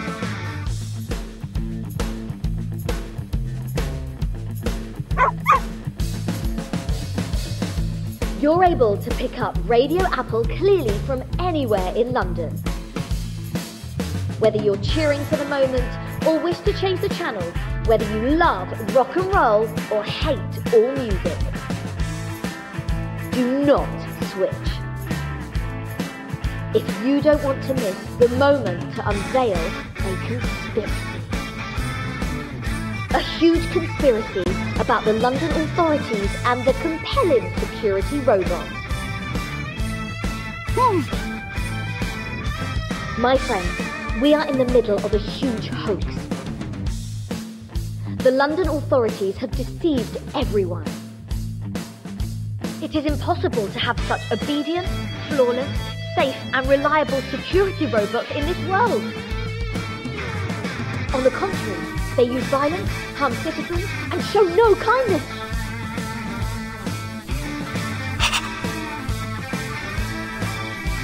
What? To cover the backside and block the news, the man in charge, he keeps out the people who want to have fun to visit the Rimmet Cup. Captain Regulus clashed with the robot army at the back entrance of the hall. The brave captain managed to escape, to retreat. But there's no doubt that this is an infringement of our freedom. The The incompetent London authorities attempt to work with security companies and use their awful robots to govern. They want to take our life away, render us helpless, so they can manipulate us.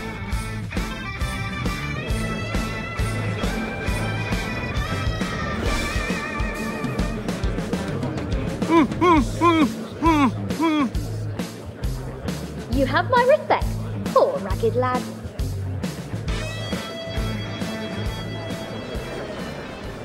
What that pirate said, is that true? I am very sure you are deceived. But you did imprison the poor citizen.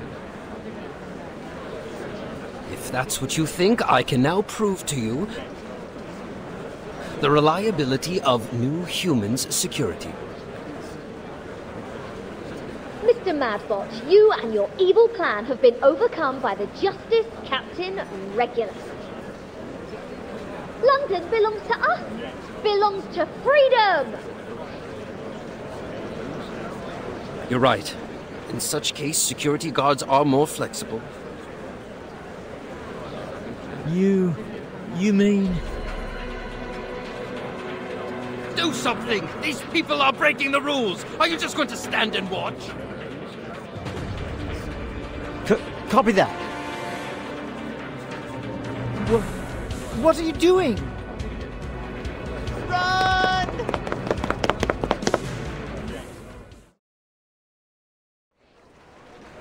Mr. Apple, here, put the tape away.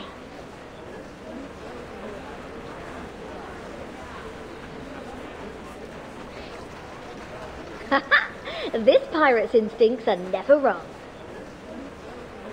My assistant, Mr. Apple, has first-hand evidence of everything.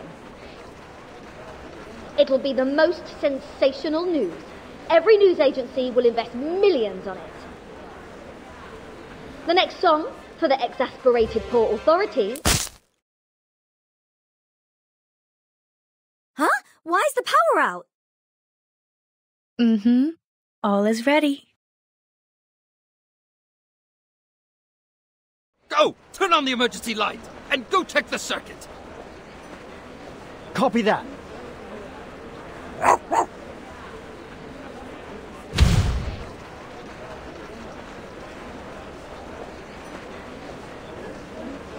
You moron! What are you doing? This is not the emergency light! No, that wasn't me. The cup! The cup is missing!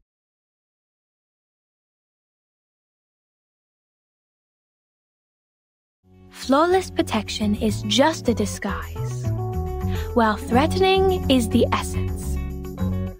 In such a dull and dreadful exhibition hall, does anyone still remember?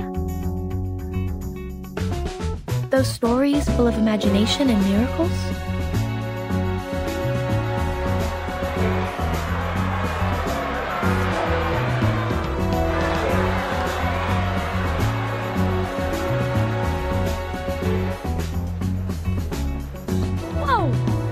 In the case!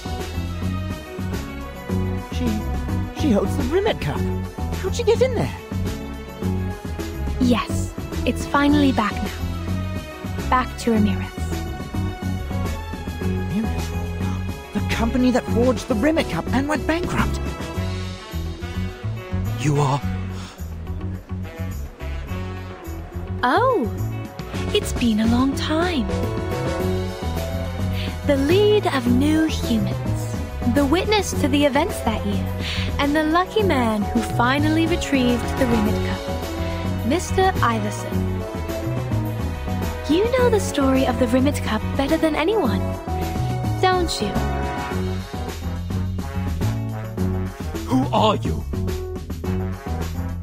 You were repelled by Ramirez's novelty and hated their surprising imagination and miracle stories one after another. Apparently, it is better to follow the rules, even if we fail. We'll have nothing to be blamed. To bury that shining star, the peers jointly forged a Rimmet Cup and carefully schemed a security commission that was doomed to fail. Bollocks! You are a thief! You're not going to defame us! The Ramirezes have a tradition of leaving arcane marks on each item for safekeeping. The marks will be revealed with special cameras.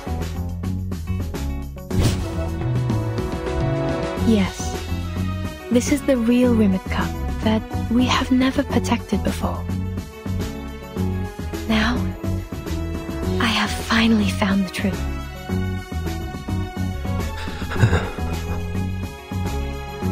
Oh, sorry. I forgot to introduce myself. You may call me the Great Thief AC. For heaven's sake, she's that thief who stole countless treasures. Oh, my real name, of course. Melania Ramirez.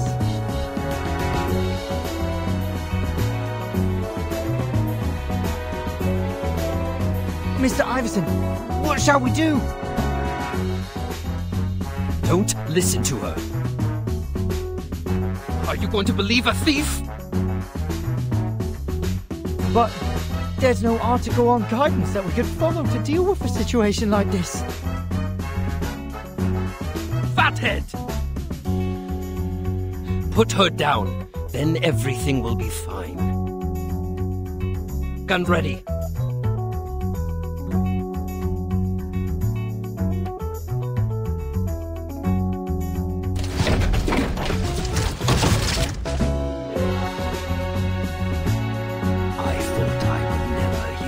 Steel bullets.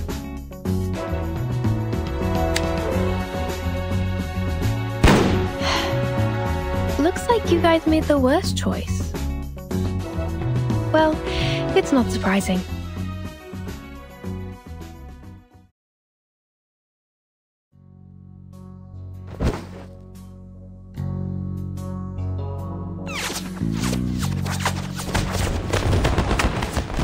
Oh, I forgot to tell you that some of the equipment carried by the robots have violated the guidance on security. So, I replaced them with safer firework bullets.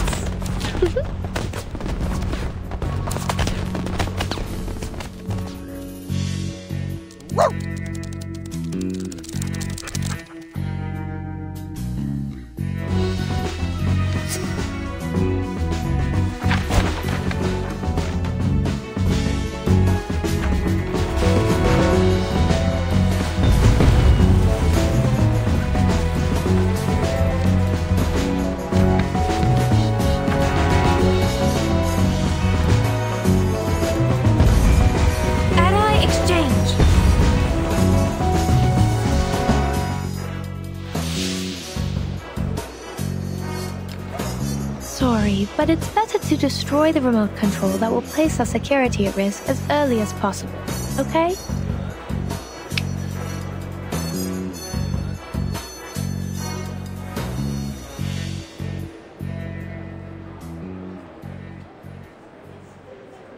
Wait, look at that dog!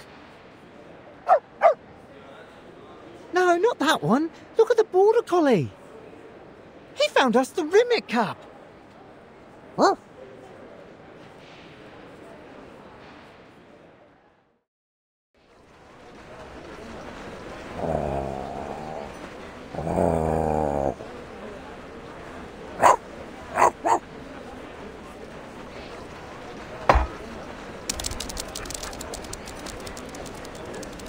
Hey, that puppy ran away. What's he gonna do?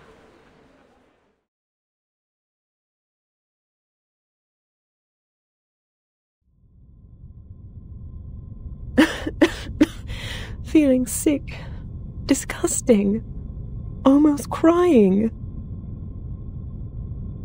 Sorry, Miss AC. It was me who asked you to swallow too much weird stuff. Even including me. I swear, when it's all over, I will take you to a professional leather care store for proper treatment. But now, we have to get out of here as soon as possible.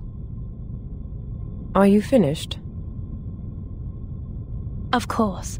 Iverson looks as if he's just swallowed a whole slug slime.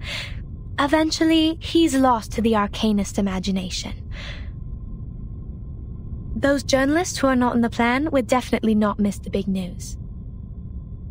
It's all a mess here, and we are going to leave with ease now. Unnoticed.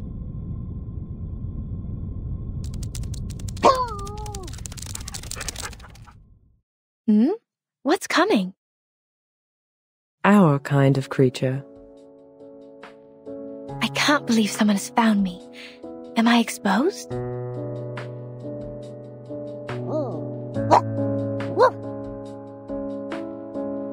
Shh!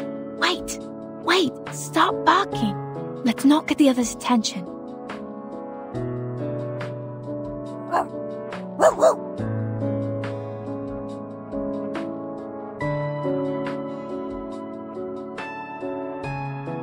An anxious but friendly puppy. All right, puppy. Let's make a deal. The puppy wants to get rid of the current situation. You wanna get out of here? It's not part of the plan, but I can take you for a ride.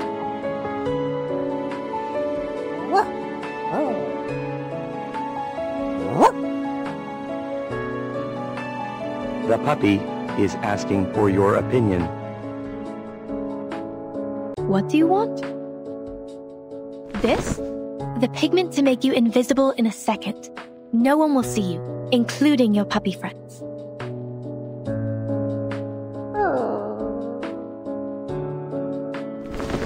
Or this, breeze glider.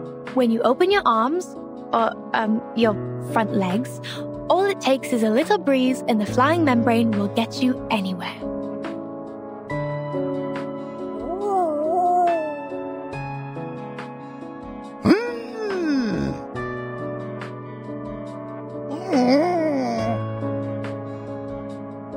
Or say, are you going to give everyone a surprise too?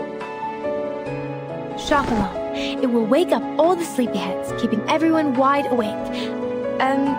It's often used to deal with those heavy-headed security guards.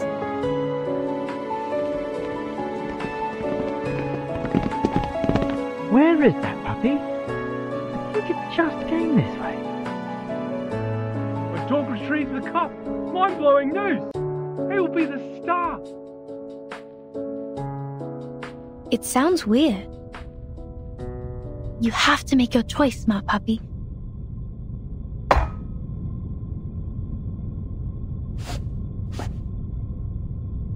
Cheers, pup.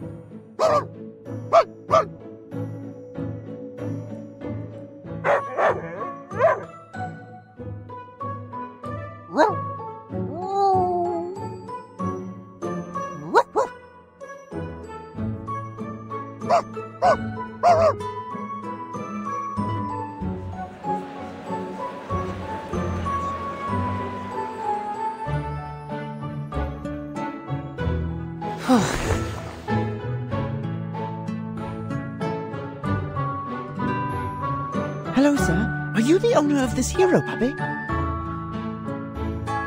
Not exactly. I'm his friend. Best friend. Would you mind telling us how you raised such a brilliant dog? I guess people will care about the puppy's daily life after the article's published. Well, I often enjoy the symphony with him. Sometimes we'll discuss profound philosophical issues together. Yes, we have quite an extensive collection of books at home. For example, Meditationes de Prima Philosophia, The Republic, Rhetoric to Alexander.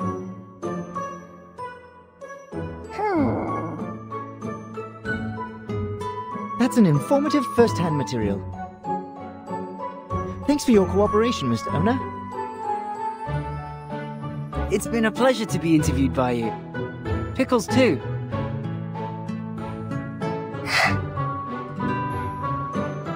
That's beautiful. We may have further and more detailed interviews that need your cooperation. A constant stream of interviews, film shoots, and friendly matches with the England national football team will follow. I'm sure the team would also like to thank the hero who guarded the cup in person. The puppy's heroic act may even be highly appealing to film investors. Really?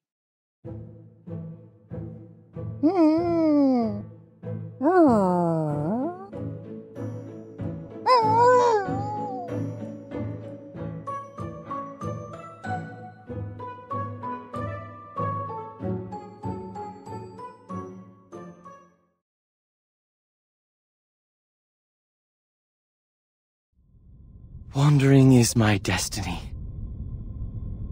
After an unprecedented and unexpected soap bubble surprise party, none of them left anything improvised about Utopia. Not even one of them mentioning my contribution. All the people ignored a pioneer who created a new era. A monumental event was shamefully compared to a puppy.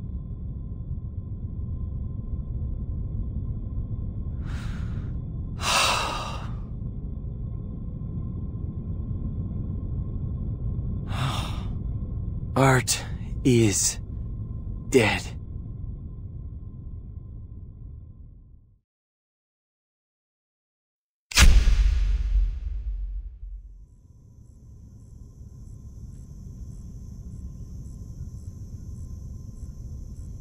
That's one of the stories I've come across, readers of R2.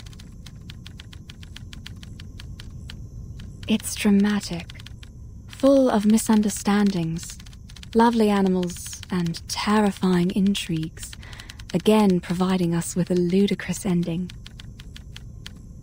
I'm glad to have the great honor to share this with you. Wherever you are, whatever you've been, I hope this story will bring you a moment of joy. And I am also sincerely looking forward to your stories.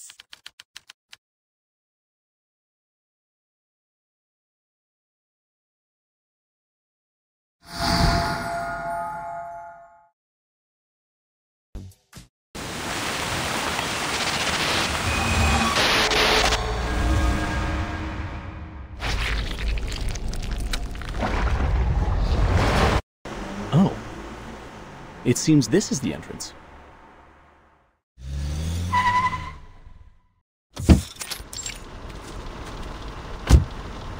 Green Lake campsite. We are now at the... Green Lake... Michael, a self-explanatory fool. He leads the life of a clown in front of his popular peers, like a companion animal to them. He has turned himself into one of those chattering, gong-holding monkeys, clowning around with a head filled with junk food, alcohol, and psychedelic potions.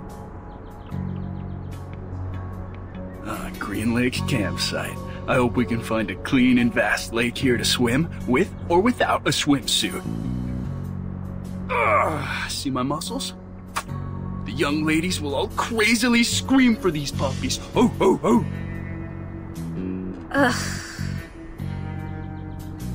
Freddie, an athlete, captain of the school's rugby team, an ostentatious, self-centered, and annoying narcissist.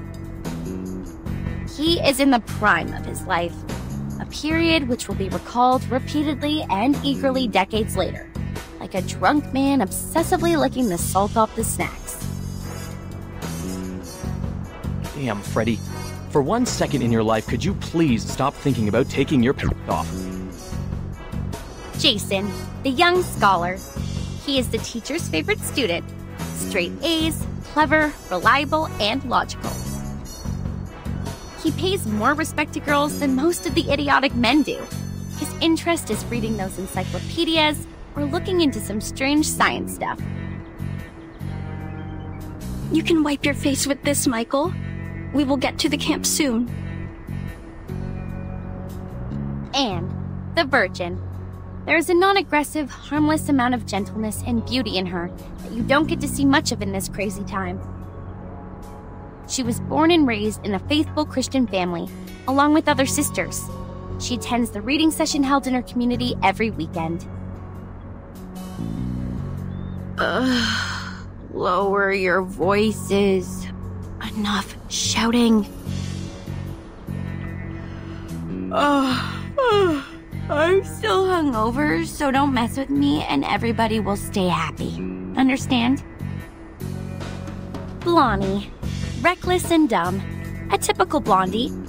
Always indulging herself in alcohol, beautiful clothes, and other vain pleasures. She was luckily born into a wealthy family and raised by doting parents. People call her sweetheart or honey, nothing else. Now we are going to bonfire camping area, right? Where's our guide? Just to be clear, Uncle Eli lent us the place, but he did also mention it's a bit neglected, so you know what to expect. When we get there, clean up the house and leave the best bedroom to me. You can choose from the rest. Michael will be glad to help you, sweetie. Take Anne with you. A girl would know to attend to details. One day, she will pay for her doings. One day.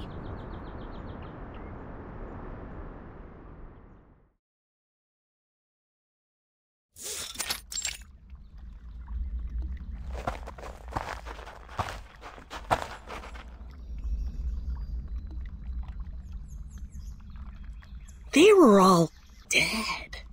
Their heads were hung at the treetop. It wasn't till a week later were they found by other campers. Murderer? No, there was no murderer. At least nobody has ever seen one. Some said it was done by a person who has long lost his humanity, that he was possessed by some demonic spirits and therefore immortal. Michael, you fool! Stop telling such a dumb story. Come maintain the bonfire, idiot. Oh, but I haven't finished the story. No, I mean, all right, on my way. Hey, do you guys smell anything? Something quite gross, like, putrid?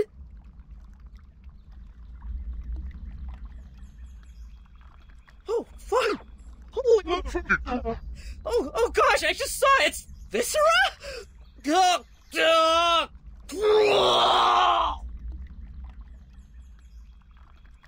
Jeez, F you! Don't throw up on me, Michael, you damn jerk! Ugh! Step back. This is a badger. Judging from the degree of putrefaction, it has died at least a week ago. Blondie, did your uncle mention any beasts living in the woods? Blondie? Oh my goodness. They sneaked away again. In this very moment. Well, I think so. She left with Freddy when Michael started puking.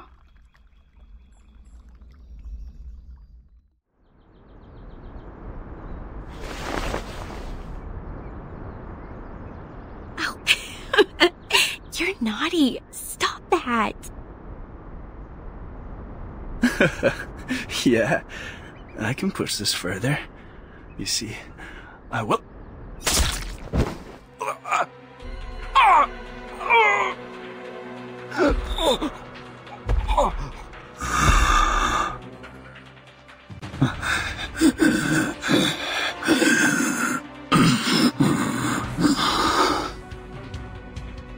Help! Help! Help!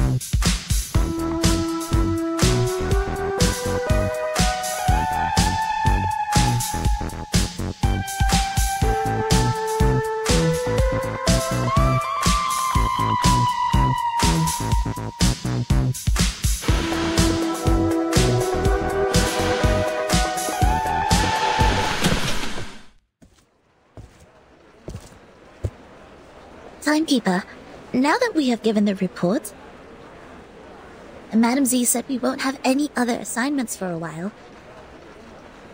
It may be a little abrupt to ask, but I was wondering if you would like to take a heritage train ride with me.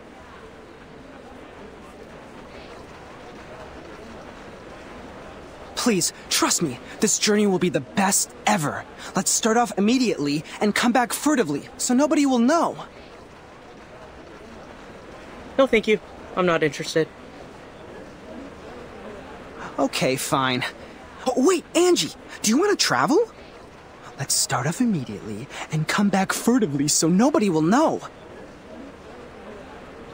I'm flattered you asked, but I'm leaving for assignment soon, so I'm not gonna make it.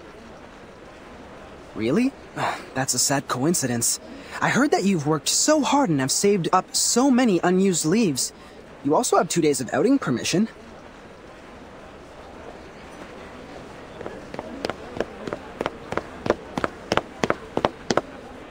Oh, hey guys. Us? Yes, you guys. Our great Miss Timekeeper and her excellent assistant, Sonetto. Am I right?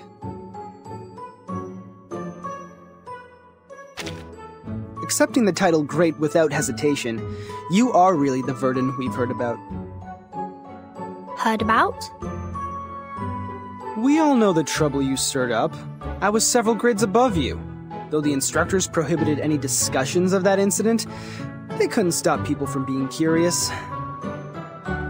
But soon no one asked about that anymore, because it is the wrong thing to do, and there was no vacancy in the guardhouse. Anyways, I remember you. Don't worry, Timekeeper. Although his manner is debatable, he's not a bad person. He was the one who received the Outstanding Contribution Award in the latest annual appraisal. Allow me to introduce... But no, wait! Don't use that name. Here with Timekeeper, just call me Horopedia, which I prefer. Okay, Mr. Horopedia. I've never heard of this nickname of yours. It's a long story. I can share with you at another time. Now, let's get down to business. Have you guys heard of the myth of the Green Lake campsite?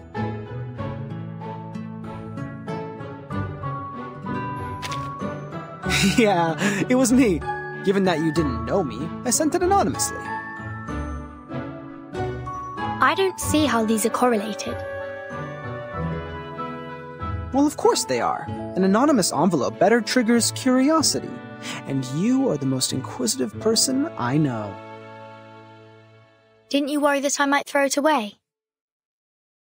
Honestly, I did. So I wrote to another 13 people. Now I have 6 maps. But don't be upset. Yours is the most intact one, so I selected it. Thank you for your approval. A mystery solved. No wonder I found the handwriting on the envelope familiar. I did some research on Green Lake campsite after piecing together the map. It was the map of one of the training bases of Xeno. They used to train their youth force there in the early 60s and deserted that base in the early 70s. It had been underused even before it was abandoned. It was more of a Boy Scout camping site than a military training base. Exactly, Miss Sonetto. But this is the outdated version of the story now. This is not your fault. You haven't been in the headquarters for a long time, so you must have missed out on some first-hand information. Now, about the Green Lake campsite, we have some updates.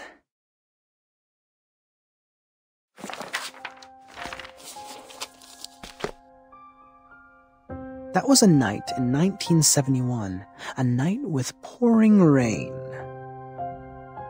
Heavily and hastily, sheets of rain formed a barrier, isolating the woods from the outside world. In that rain, the communication center of Xeno lost contact with the Green Lake campsite.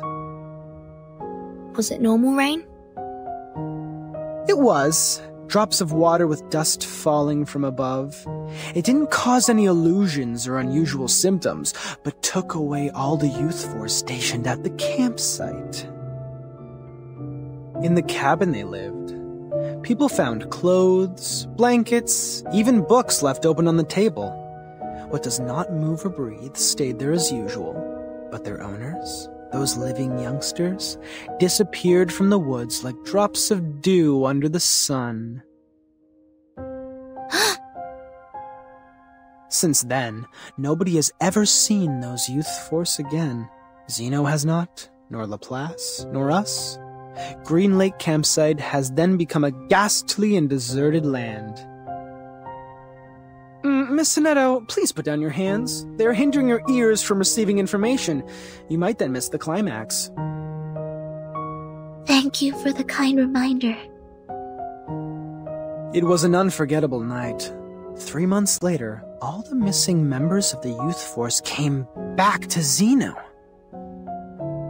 They carried the smell of fungi and moist air, stepping into their dorm without making any noise. They claimed that they just came back from a tough mission in the rainforest. No one knew what the mission was. No one knew which rainforest they referred to. The personality of all those kids have changed. The outgoing Bruno became speechless. The gentle Anna Queenie starts picking quarrels with others. They were not who they were, but no one could pin down the difference. Day after day, the smell of fungi and moist soil never disappeared. It lingered for 1 week, 2 weeks, 3 weeks. Till one night, Grade 1 student Drea suddenly woke up from his dream. A muddy tentacle stretching out beneath his bed, closed around his ankle and pulled him onto the floor. There, a face awaited him. A hideous face of a human-like creature with a bloody mouth.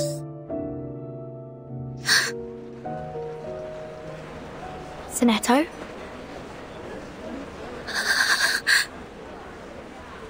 Sonetto, easy. You're going to break your wand. I know. I was just a bit caught off guard. It has never come to my mind that such a bizarre event would take place within an official institution. Funny story, Mr. Horrorpedia. As an urban myth, however, the ending is way too clear and powerful. The element of drama ruins its authenticity. You're good at making stories. Next time you can be more meticulous. Huh? Zeno Armaments Academy. The best military talents training base at present. The members of Youth Force were relatively younger, with less combat experience and capability compared to those graduates. Still, they have received years of training as reserve soldiers. As we all know, Zeno would arm their youth force and the trainers with drill weapons for outings.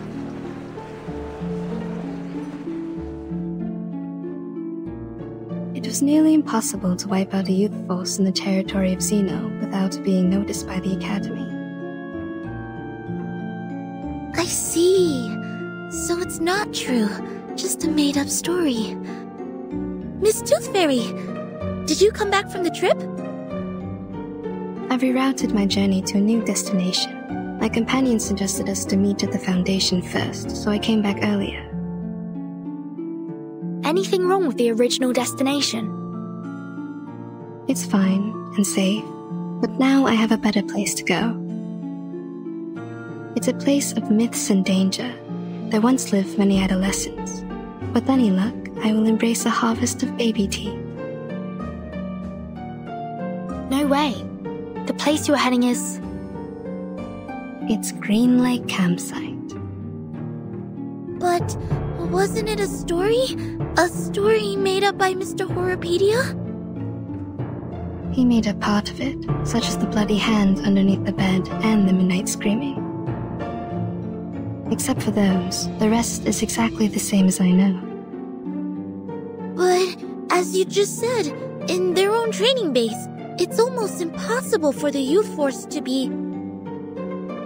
It proves that Green Lake Campsite is out of this world, a place worth visiting. You're 3 minutes and 15 seconds late, Miss Tooth Fairy. No worries. I didn't waste my time waiting. We need more people to join us.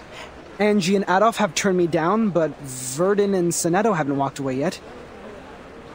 I am trying to win them over. I think I'm almost there. Now, they are really attracted by the Green Lake, so we are starting off soon. Attracted? Pardon me, Mr. Horrorpedia. We did not plan to go there, and we certainly do not feel any strong attraction to that place. Oh, really? But Verdun seems to be very attracted.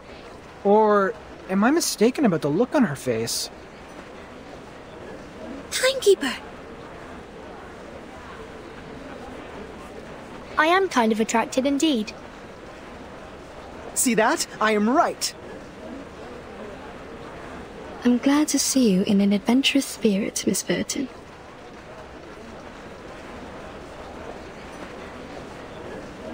Great! Take your suitcase, pack your clothes, don't forget to bring 2 novels to kill time.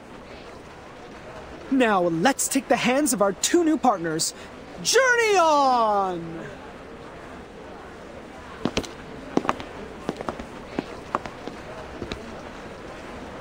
Please, wait a minute!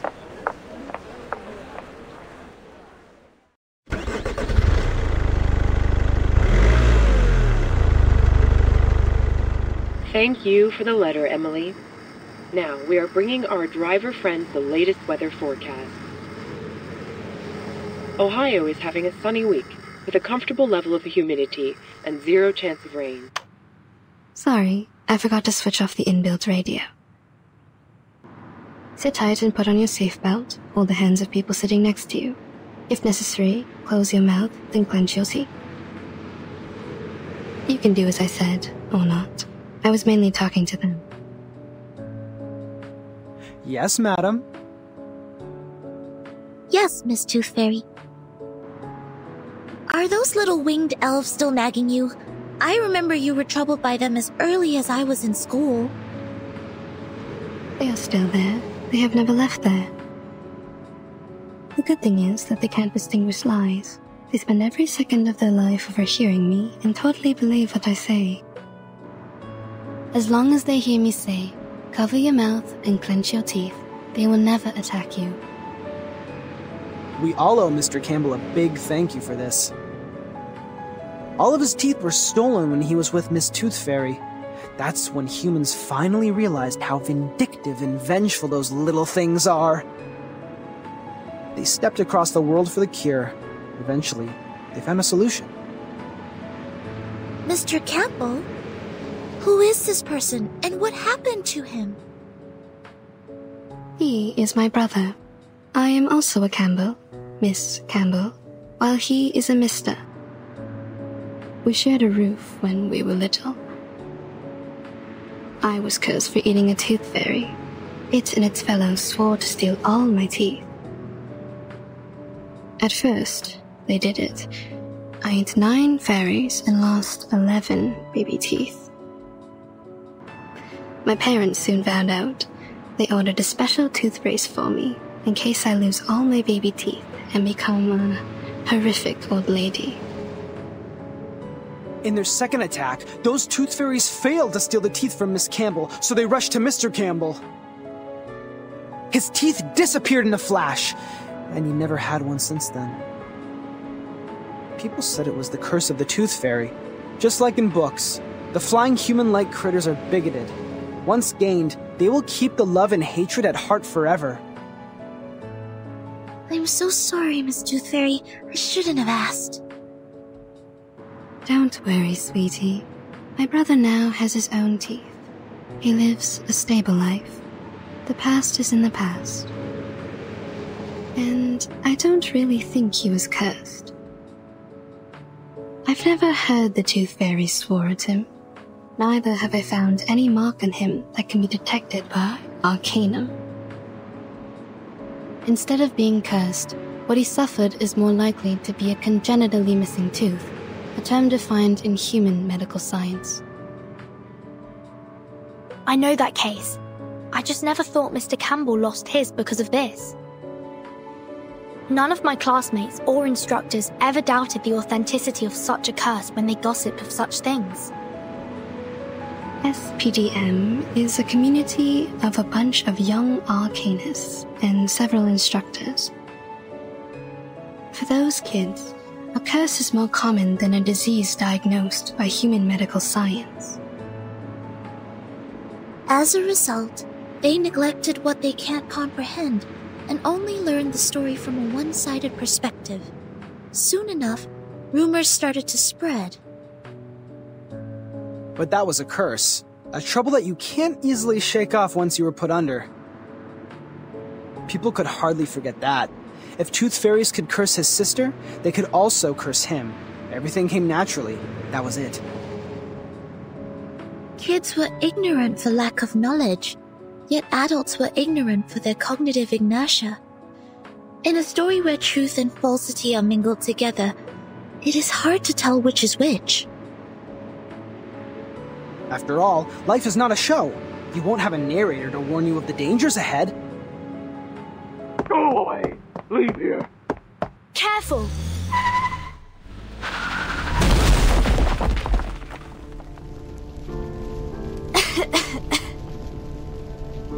Timekeeper? Miss Tooth Fairy? Are you alright? We're good. Don't worry. Cover your mouth and nose. Get out of the car.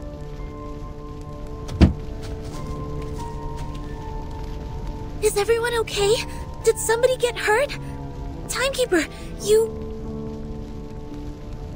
Go away! Go! Go away! Get out of my woods!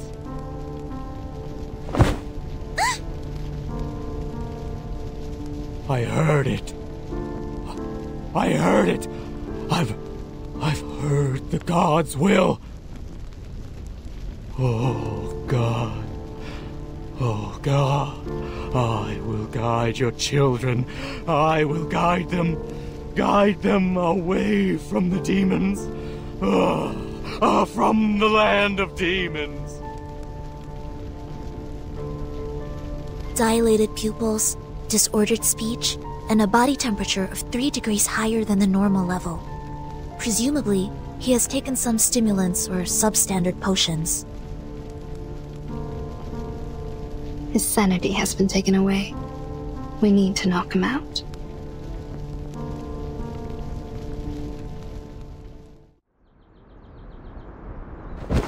He fainted out. Problem solved. But my car broke down. We have to walk there. No problem, Miss Tooth Fairy. I took the map with me before we got out. But there is smoke coming out of your car. Is it alright? Don't worry, Verton. My brother bought an insurance. The brokers will soon contact him.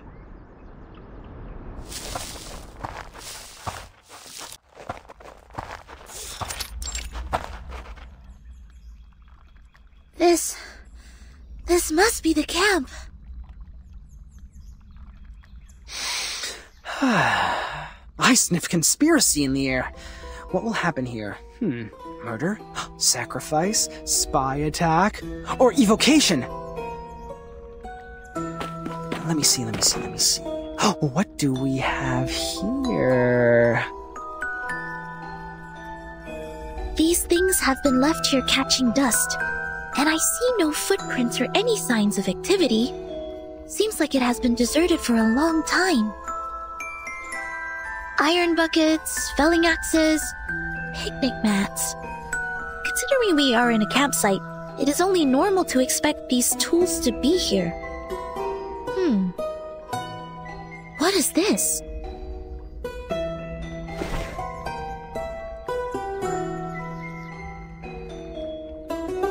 Anything? Have you found anything, Sonetto? Something is buried in the ground. Right here.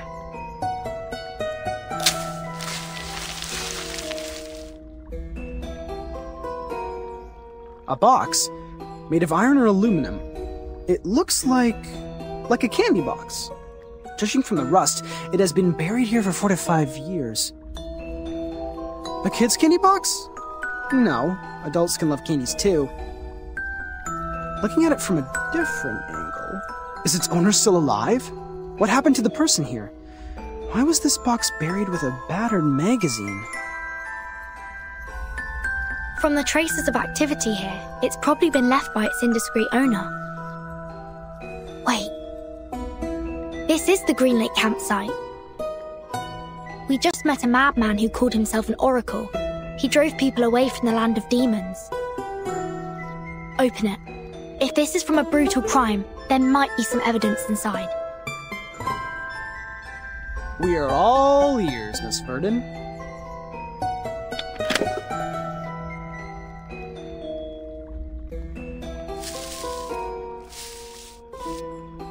This is not a candy box. It is a pill box. Correction. It is an empty pill box.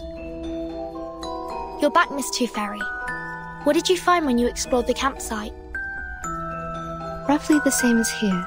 Near the woods, there's a place for firewood cutting. More traces left by critters can be found near the woods than here. I also found the teeth and claw marks of giant critter, as well as some excretion. That is to say, one gigantic critter inhabits here? If not more? Yes, that's why I came back here. Watch out for the critters. We may have stepped in their territory.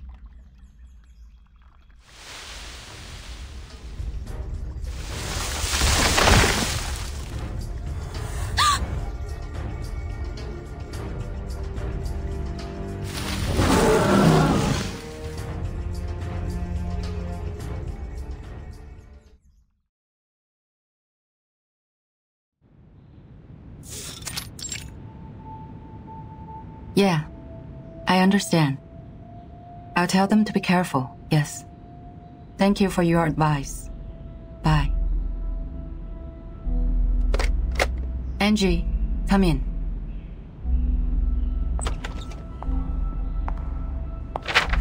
This is the file that the timekeeper submitted. It's about the storm. Please hand it to the research department. Affirmative. I will bring it to them.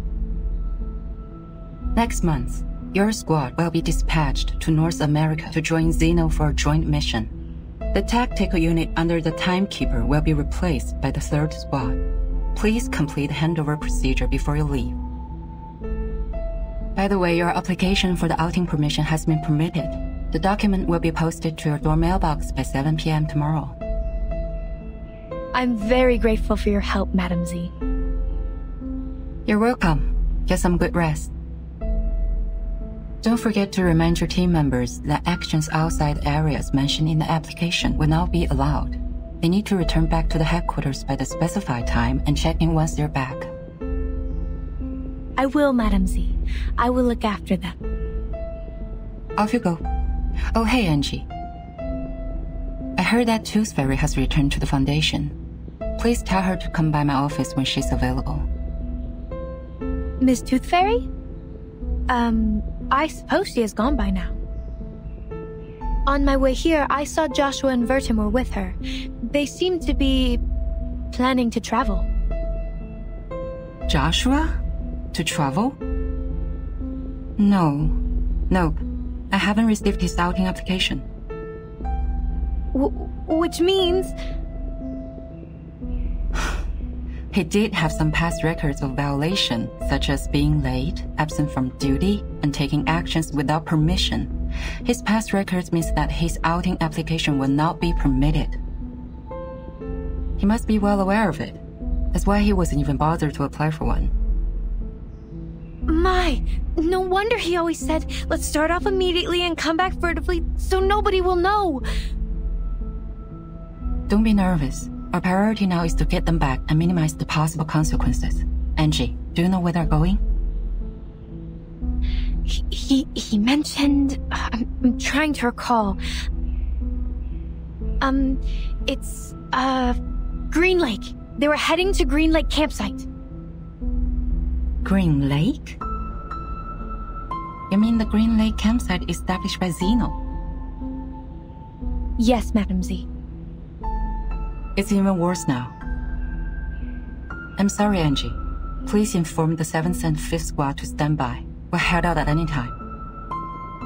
Yes, I'll fetch them now.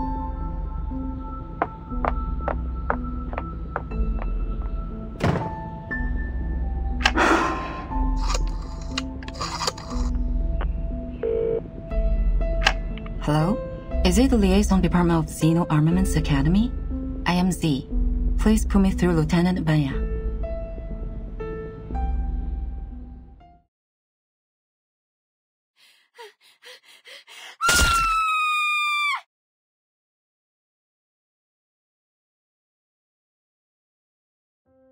What was that? Did someone scream?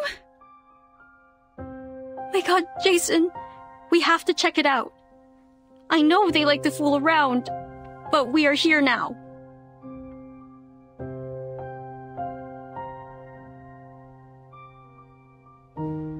Michael, stay here and take a rest. Shh. Don't make any noise. Alright. They'll all be fine, huh? Hope so.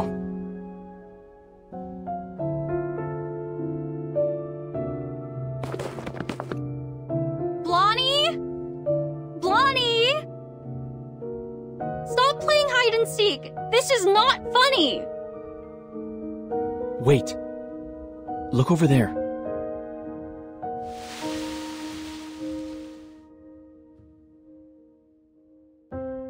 Blondie? No. Freddy? Are you there? Not funny at all. Not cool. You two always like to spook people like this. I will not believe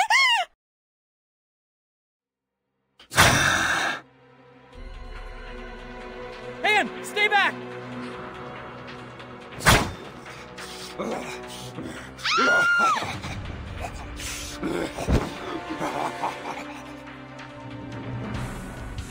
What the hell was that?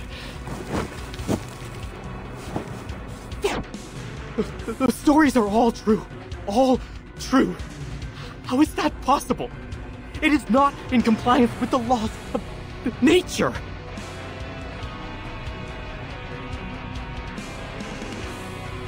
Oh no! No, this is not happening! Oh Lord! No more crying, Anne. Stand up. Run! I will look out for you. Run! Both of them are dead! My god! Jason, the blood is all over the place!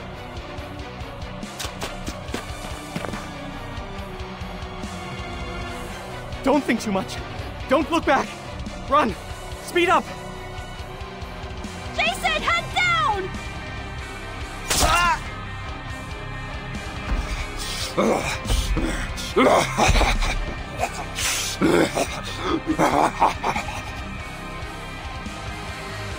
No! Don't! Evans! Jason!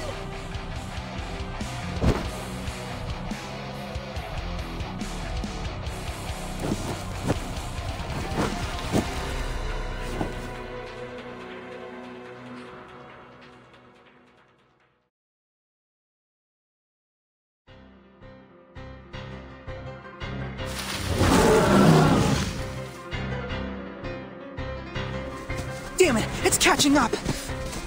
It's moving too fast! I've never seen a critter this big! Not only the size, its strength and speed are also much enhanced from what we learned in the Arcane Creatures class. It took Miss Toothberry's velvet pocket. We have to bring it down before it's too late. Horopedia, do you have some cobweb bullets to trap it? Only one left.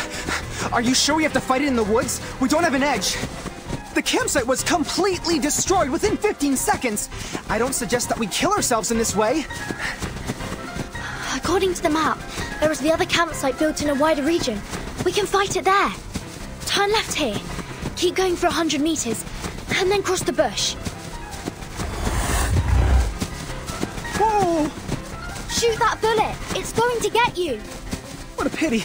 I was thinking of catching something else.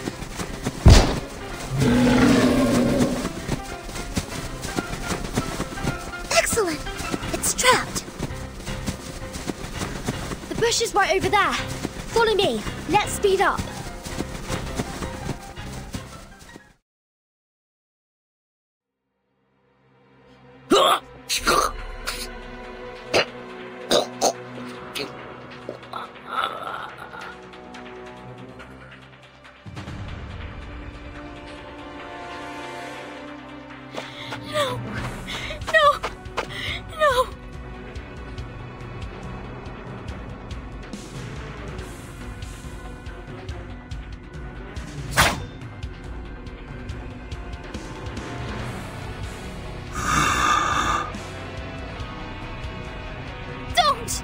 Don't get closer!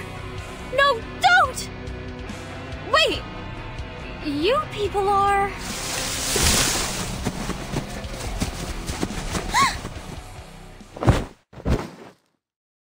My apologies. I didn't mean to intrude. My God, what has happened here?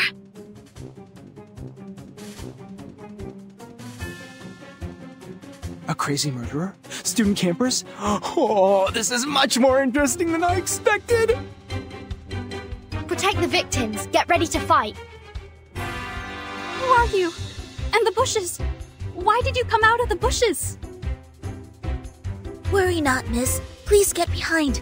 You're safe with us. No, that's my friend. And they aren't... I understand. They deserve a decent funeral. After I take care of this demonic creature.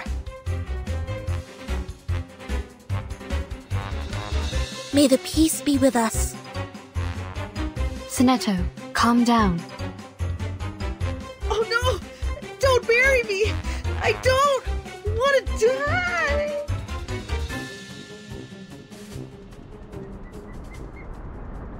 What?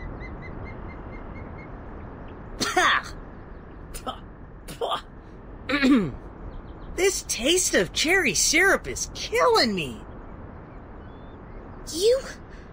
You're still alive? Huh? Of course. What kind of question is that? But you were vomiting blood, and that gentleman over there doesn't even have a head attached to his body.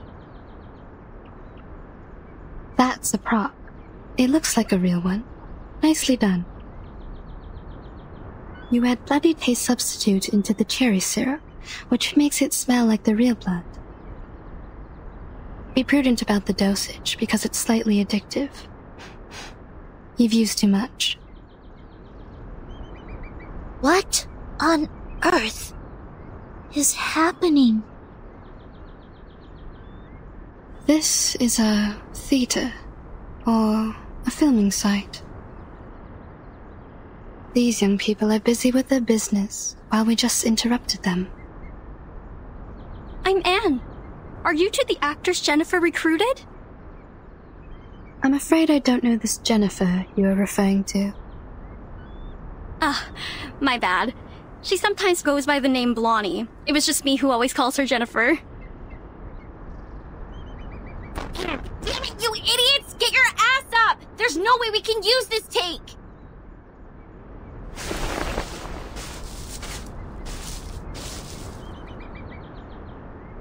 Here she comes! Sorry, excuse me.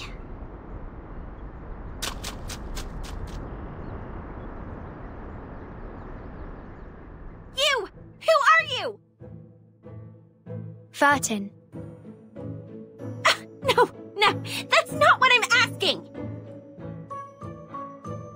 Huh? Are you asking me? I am Horopedia.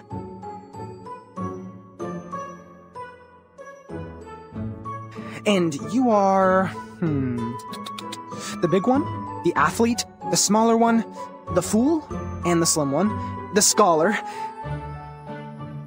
the only girl who's standing here. It seems like the first girl who lay down. I'm talking about you, right, a blondie. What the hell? What is in your shrinked brain? I'm asking who the hell you are, why you are here, and what do you break into my film site for?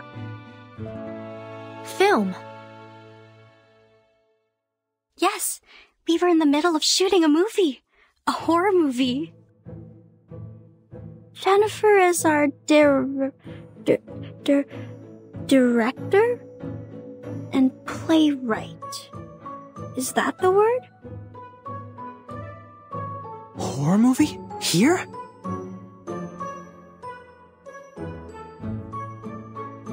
Where's your gear? What's the story? What's your business here? What? Aren't you confident enough? The gear is right here! And the script too! Take a good look at it, smartass! Recorder CCD TR57? The latest version. A pretty one. It costs quite a lot and has many features.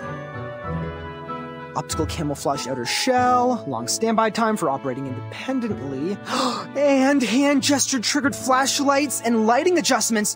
Wow.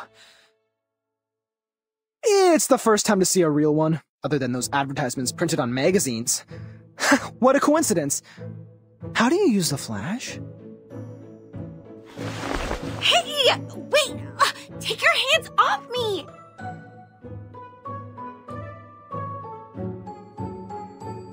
With a snap, a wave, or adjusting your glasses? Or an applause? Let go of me! Ah, it's the applause! Now it's easier.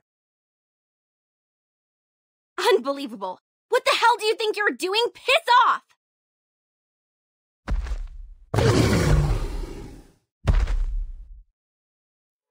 5 minutes 31 seconds. The sticky bullet should have been 4 times more powerful than this, but still within my estimation. Hey, Blondie! Clap your hands! God damn it, for freak's sake! Look what you brought here!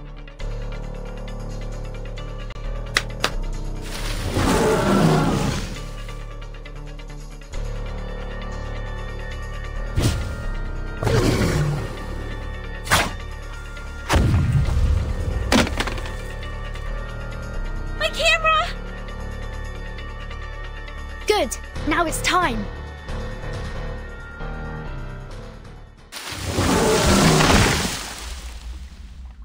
It escaped, taking my precious collection away. Now there's no way to follow it. The trees it pushed down have blocked the path. This would take us some time. That was definitely not your usual critter. Miss Tooth Fairy, what kind of traces did you find earlier? Most of them are left by medium and small critters. Claw marks of giant critters are clear, but few. There's probably one critter of such immense size. Besides, we need to offer an explanation to that lady. Of course.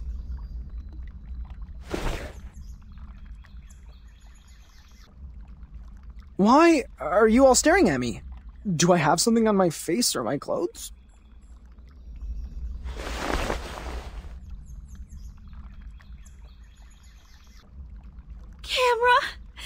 Camera, my god, the roll films are ruined too! There, Jennifer. Perhaps I can try piecing it together and fix it for you. Would it help you to feel better? It's no use! Everything in it is gone, every take I took! Yeah, like what Anne said, don't be sad. Thanks to your generosity, none of us were injured.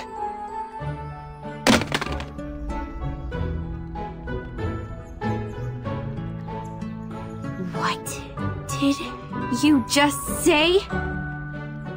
I'm trying to comfort you. Don't glare at me.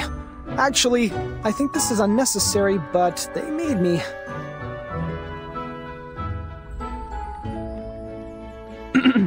See? Behind me. The girl with the hat and the girl in the white. Huh? Unnecessary? You think it's unnecessary? Do you have even the slightest idea of what you have destroyed?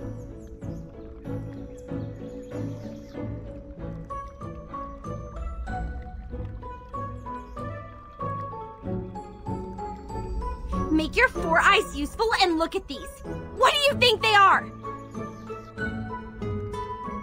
Alright, calm down. Let's be reasonable. If you were mad because of your movie, I am really sorry. But at that very moment, I thought our safety mattered the most. Also, I have good news for you. This recorder is meant for taking daily family videos. The clips taken by it aren't nearly enough to be called a movie. So, to some extent, I just prevented you from shooting a disastrous movie. If you are looking for any financial compensation, please talk to the girl with the hat. Come again? Who is going to make a disastrous movie? No! Don't change the subject! Movies! Ha, no, I'm not raging over some movies! I don't care about this shit at all! You think money can get you out of trouble? It doesn't even come close! That was a limited collaboration product of Recorder and Lucas. You can only find 3 of these all over the world. Only 3! It's more valuable than any jewelry or luxury handbags. The suede decoration on it alone can buy 200 of your stupid head, dumb. Shoot! My makeup! What are you sticking there for? Go clean the broken trunks and branches off the path. We have to get back to the cabin as soon as possible. I have no desire to catch a cold in the rain.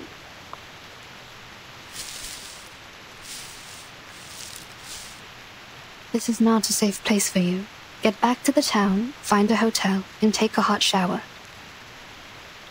My students and I will escort you to the main road at the edge of the woods and arrange a car for you. If any of you have symptoms like an itchy throat or rising temperature, please buy some Robitussin or a similar drug at the nearest pharmacy. Ugh! No, I'm not leaving. The movie is not finished. As long as you take care of that big monster, I can continue with my project to get that shit movie done. But we don't have the camera,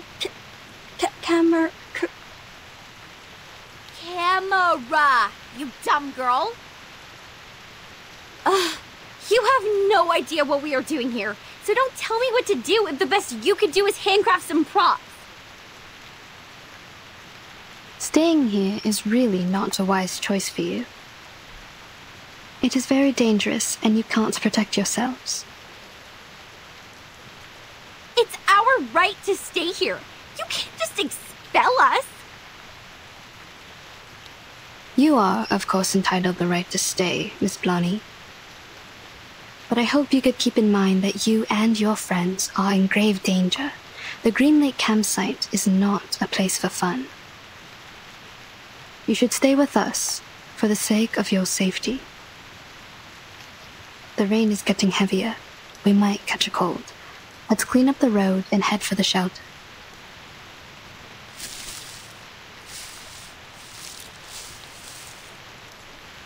All this gibberish to scare us off. Come here, Freddy! Go into the campsite and see if you can find some axes for us. Kids, if you find any teeth, please pick them up and hand them to me. Hurry up, Freddy! I'm freezing!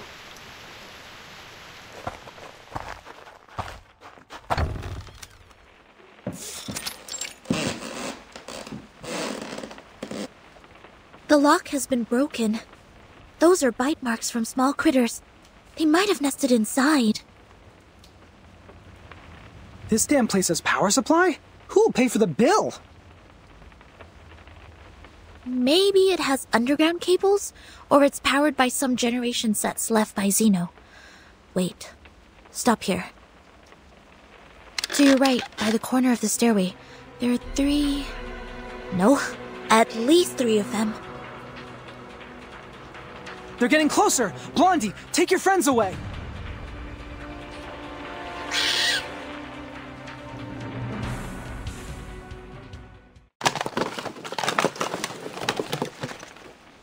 Strange. I remember I left it here.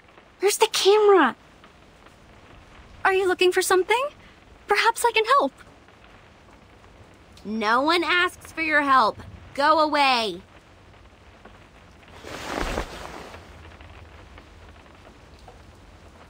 If you have nothing better to do, go clean the house up.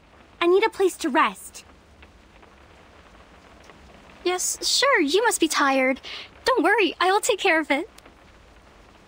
Let me give you a hand, Anne. That'd be great! The tools are in the closet. This won't take us long.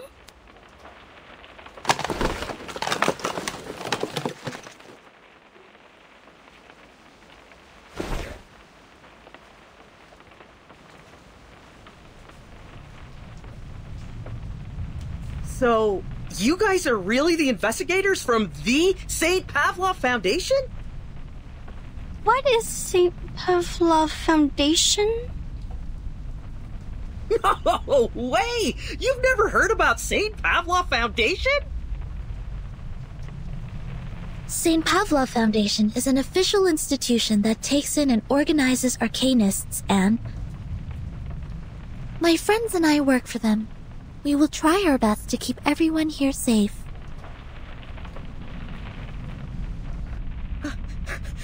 I've never met a real one. What do you guys normally do? Taking humans for subject research? Roaming around to snoop on the political parties? Are those stories true? Human subject research? Political parties? Pardon me, I don't follow you. We will never do harm to any human. It's strictly stipulated. Save your bureaucratic rhetoric, little girl. I've read those books. I know you've done some dirty things. Tell me. Shut your face, Michael. I recruited you to play the fool, not asking you to really be one. Don't bring disgrace on us for going to Vine State College with you. You are all students from Vine State College? Yes. Faculty of Filmmaking. This fool here is a chemistry student. The big guy over there is an art student on English literature and poetry. It's one of my assignments to make a movie during the semester break. So I hired every useless meathead available and traveled all the way to this shoot just to shoot a stupid horror movie. Stupid horror movie? I thought you loved horror movies. Ew! Don't disgust me. Who would possibly have interest in the movies filled with characters in sweat and dust and presenting zero romance or any nice costumes? You mean you are not interested in horror movies, but determined to film one here?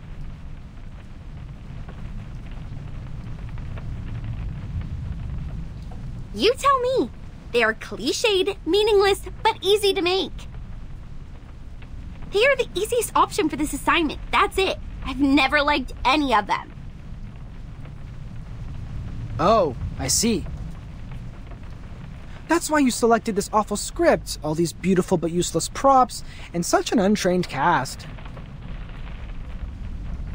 Oh, what did you say? Awful script? Well, I've read your script. It is illogical and dull. The conflicts are not strong enough. Or we can call it a classic, but in another word, it's stale. I really wonder, how did you get admitted to the filmmaking faculty? The admission criteria for Vine State College should be quite difficult to meet. You! What do you know about filmmaking? You're no one but a spawn of the Foundation like those bodyguards my daddy has! Come on, relax, Blondie.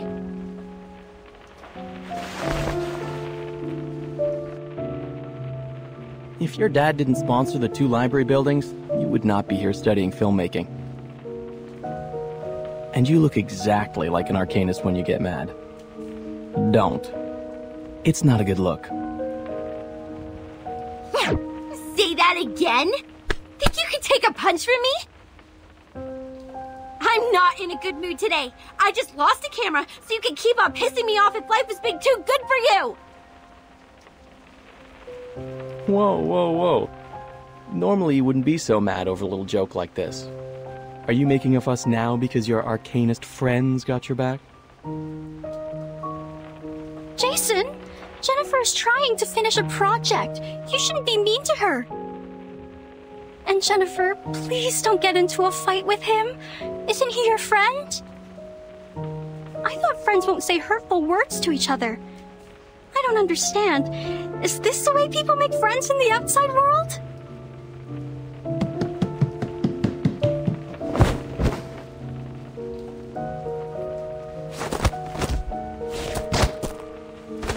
Knock off every tooth in your mouth and give them away to that crazy teeth collector!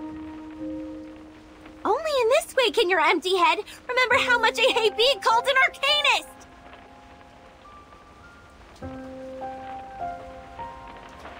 But you are always an arcanist. Although you've tried every means to be a human, it won't change your identity.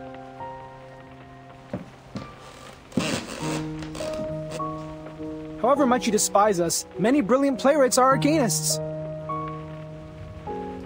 Mr. Horpedia, please stop making this worse. You jerk! Quiet.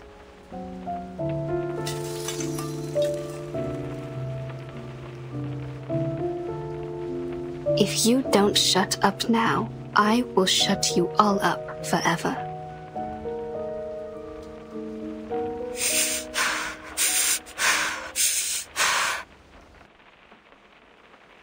Miss Anne has a point. This is not how friends get along. Ladies and gentlemen, we are not here to fight. We need to cooperate. I don't expect you to love each other, but no more fights. I don't care whether you are arcanist or human. Now sit back on the sofa, everyone. I'm sorry, Miss Tooth Fairy. I'm sorry too. I should have stopped them.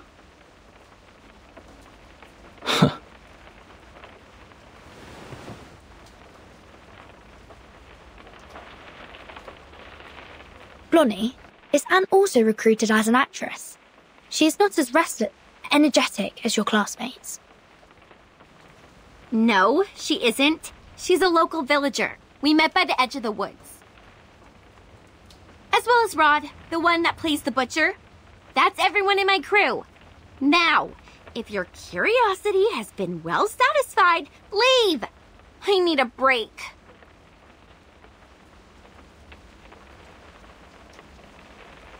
Sorry to interrupt you when you're not in a good mood. Actually, Rod didn't come here. He's hospitalized. Do you remember? He's not here? Then who played the butcher? Isn't he another actor you hired? Together with Anne in the town near the woods? No. I've never looked for any other actors. The only new actor I hired is Anne, because she looks almost like a twin to Anna, and Anna is absent because of her stomach flu. Oh, wait. Right. Anna is in hospital because of her stomach flu, which was a result of that toad bark stew she had with Rod. So, Rod was not in the car with us when we left. Holy Mother of God. That is... We've been with a butcher whose identity is unknown to all of us.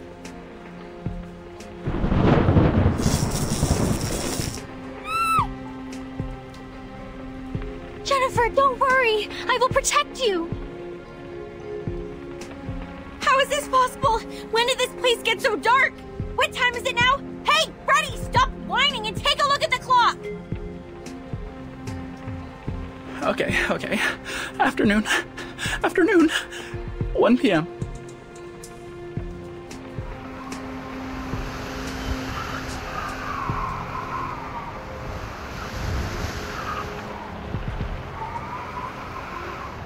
Is that... No, that butcher? He is going to slaughter us. He is truly a cold-blooded murderer. Don't freak out, Freddy. A murderer is not someone you frequently meet. We're not shooting a horror movie. Actually, you are. A giant monster? A fake friend of yours? A sudden nightfall? Anything here not like a horror movie? Darren, aren't you being paranoid enough? Do you want the situation to get messier? You, sit down. I will go check the electrical panel and fix it. It will bring back the light and restore your sanity. Negative from me. Those who remain alone in a horror movie never end up safe and sound. If the butcher is really lingering outside the door, you will be his first blood. Although you are rude, impolite, and suspected of ancestry discrimination, I suggest you to take someone with you for the sake of your safety. Oh, back off, you troll!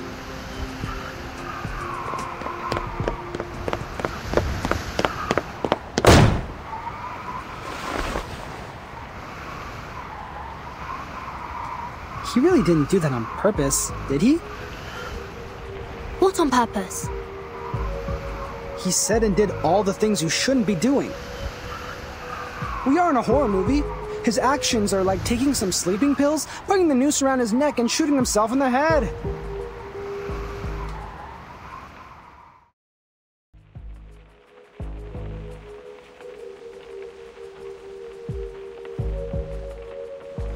It has been 7 minutes and 25 seconds since our bro, the Brave, took the one-man mission.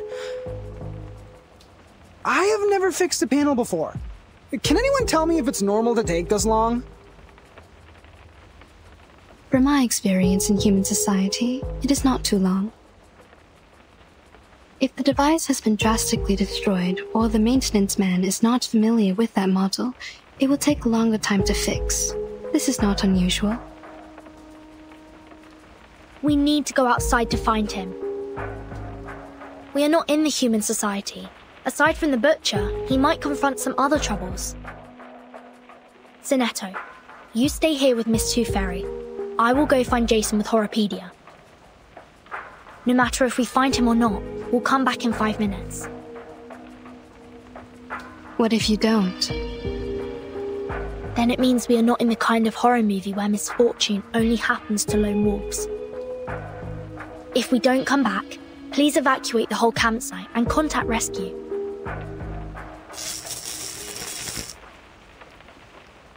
Jason? Yeah, it's Jason! He fixed the lights!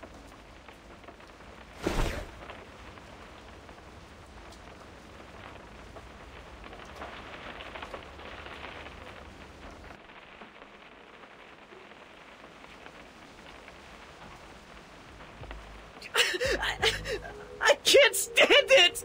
This place sucks! I can't stay here for another second! Pack your bags! We're done with that film! Everybody get into the car with me! Let's go! Relax, man. Firstly, Lone Wolf disappears. Next, it will be the people who failed to escape. Now we must stick together. At least the rain was the origin of all these weird things. You shouldn't have walked into it.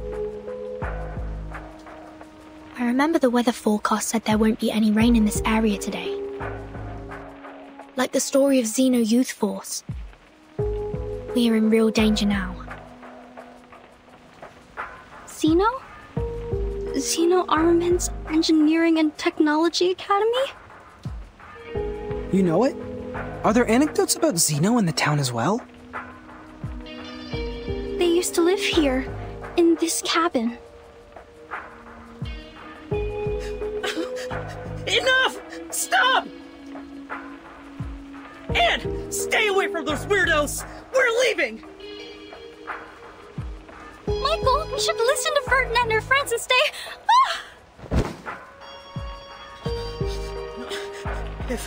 If Rod can be fake, this whole campsite can also be an entire illusion! You guys look normal, just like any ordinary people whom we would possibly run into in a place like this. But then you will infiltrate. Please calm down. We've only been trying to help.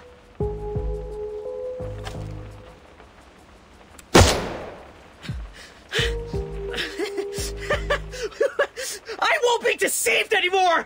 I will shoot you! Stay away from me!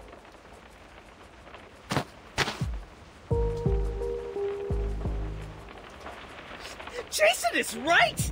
Arcadists are all insane! I won't let you get into my car! You guys stay here and wait for the butcher to get you!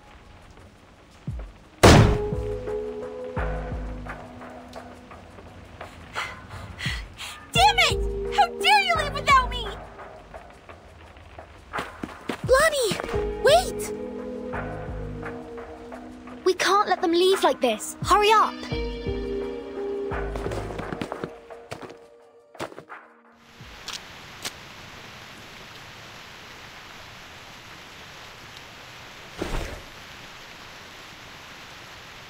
This is not good. It's too dark out here. Hardly visible. Michael must have driven out of here. But how did Blondie disappear in the blink of an eye? To the south, the skid marks and footprints all point to the south. Here are the claw marks of the critter. They might be in danger. We need to hurry up. Over here, I found her.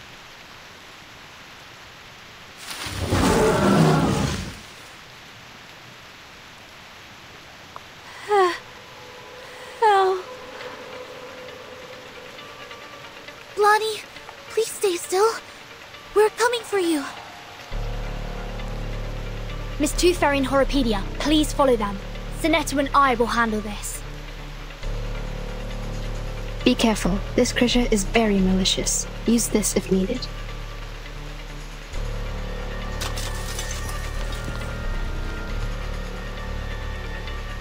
The rain has healed its wounds. It's getting stronger and harder to deal with. May the peace be with us. Oh. My head everywhere hurts. Did I get pulled into pieces or pieces?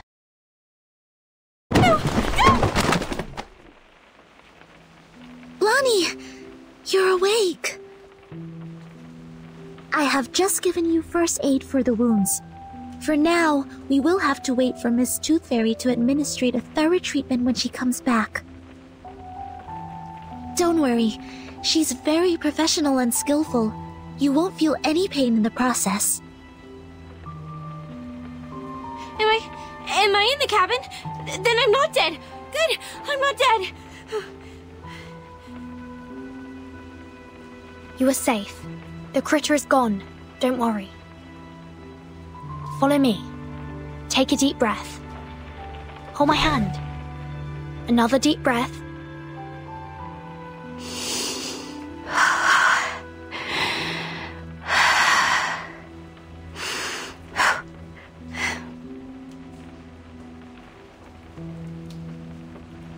Do you feel better now? Thank you. I feel much better now. Oh, Anne! Where is she? Did she get hurt? We didn't find her in the woods. Wasn't she in Michael's car? No, she wasn't. She jumped off. She saw me being attacked by the critter and jumped out from the side window. Oh no! The butcher! He must have taken Anne, must be with him. I saw him too. He was walking towards her. Just like what would happen in a horror movie. It's okay. Here, take my hand. We know where she is now. This is good. We will get her back safe and sound. Okay. I understand.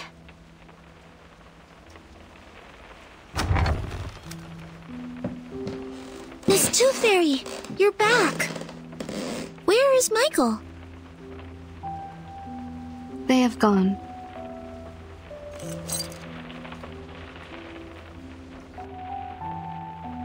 We are not able to catch up and intercept their car.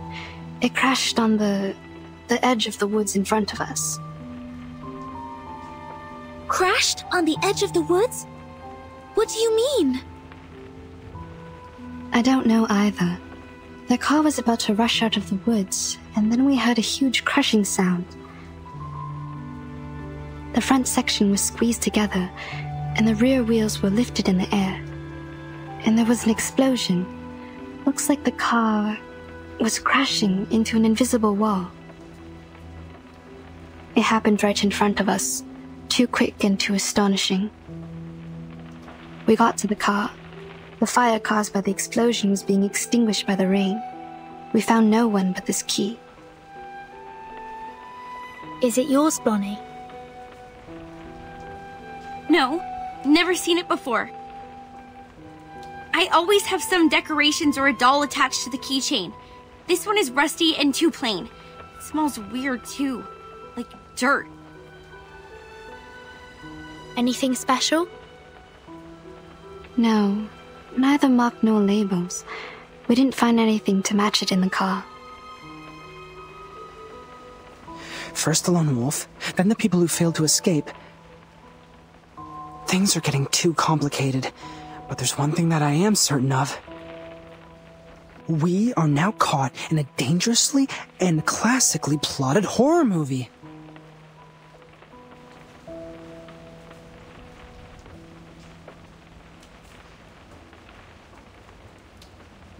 That means Anne jumped off the car in order to save Blonnie from the critter's attack.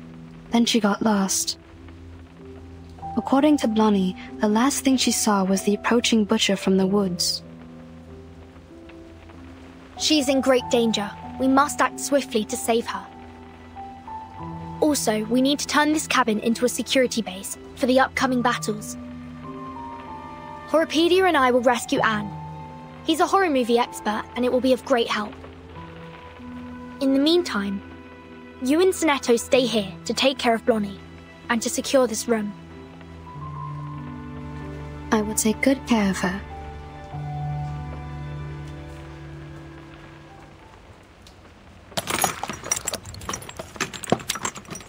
Ow! This hurts!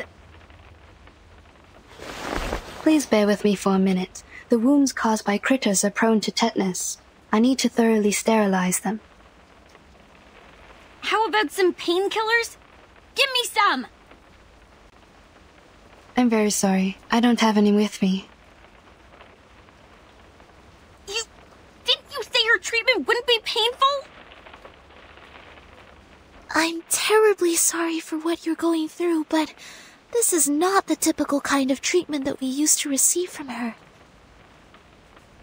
How did she do it then? She would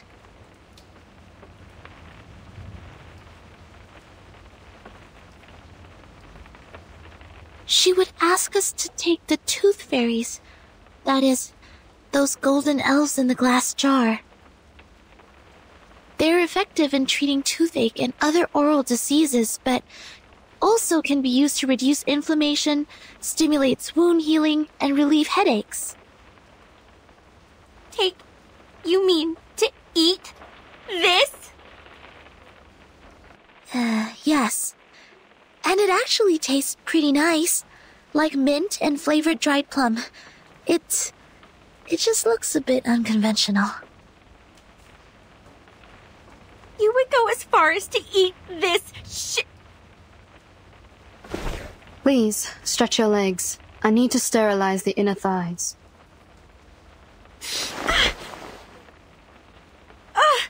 Ow! Okay, fine. I will take that. Bring me the little elflings.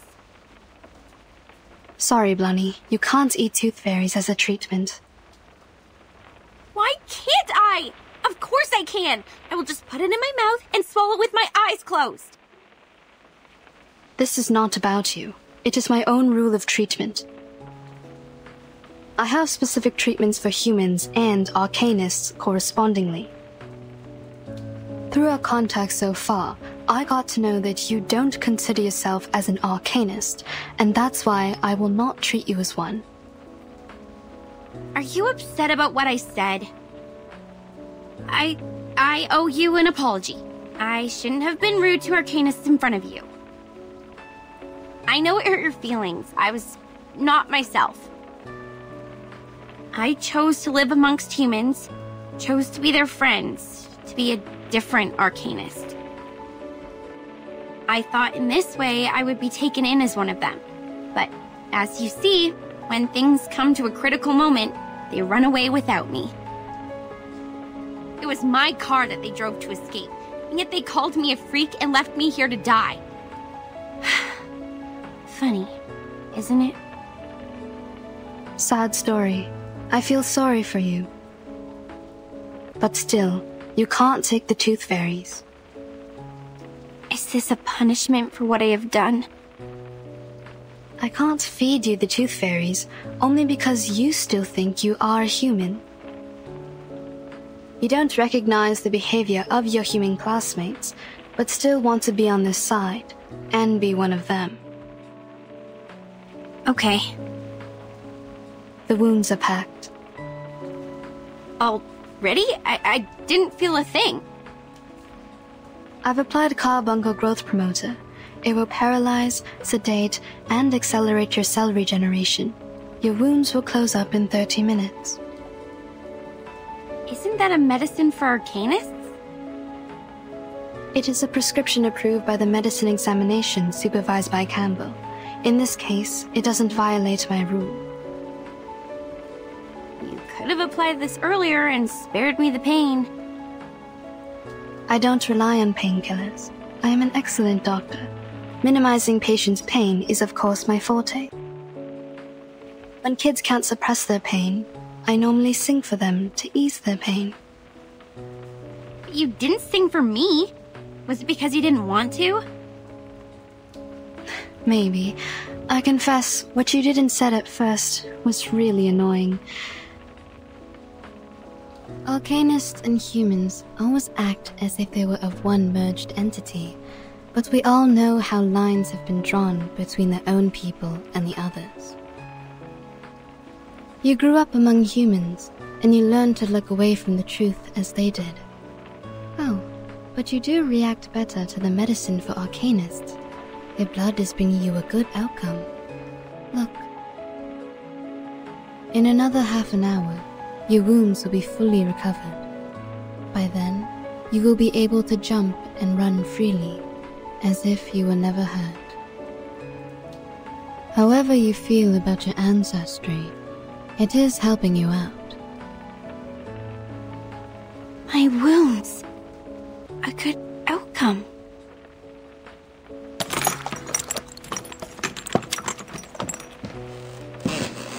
Miss Tooth Fairy, please wait. If what Mr. Horrorpedia has said is true, it's dangerous for us to split up. The three of us should stay together. It will take another 25 minutes for her legs to fully recover.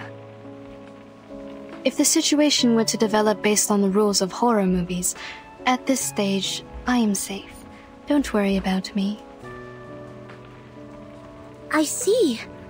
Have you also done a lot of research about this genre? Not a lot. I just browsed the secret notebook left by Horrorpedia in the infirmary. I covered him from the instructors to keep his notebook. Since then, we became friends. Keep things from the instructors? Did you do this a lot? Not really. The rules were extremely strict. Except for Horrorpedia, I only had Vertin as a frequent guest. She pretended that she got a stomachache, lying in bed for half a class. She took many toffees when she left.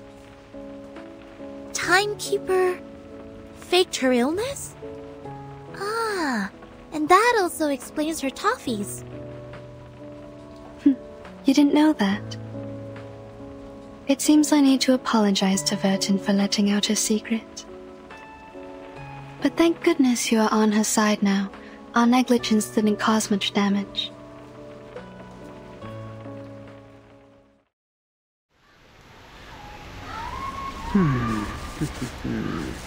The last girl normally has 2 categories. Anna's the exemplar of the first kind. Pure, innocent, and mild like a virgin. The second kind is those cool girls. More condescending, erudite, and sophisticated. This category can easily tackle any difficulties and make sensible choices, like our Miss Tooth Fairy. They are all good girls, approved by society. Therefore, people reward them with the privilege to survive. The Critter's Claw and the Butcher's Cleaver will never hurt them or kill them. So what do you mean? I mean, please don't worry. Anne will be fine. She is safe. She is particularly safe before we die. But if we lose her, the probability of our death will go up, up, up, up, up, and up. Very comforting.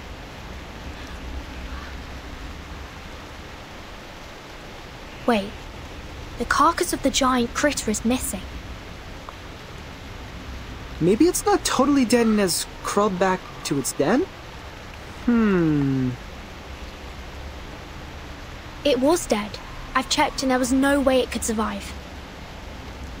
Here in the mud, it's the fur... Oh, also, what's this?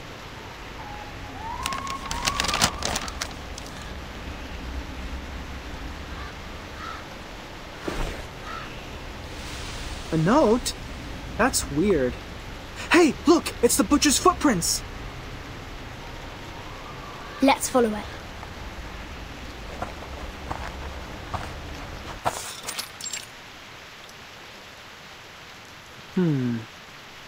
The footprints disappear.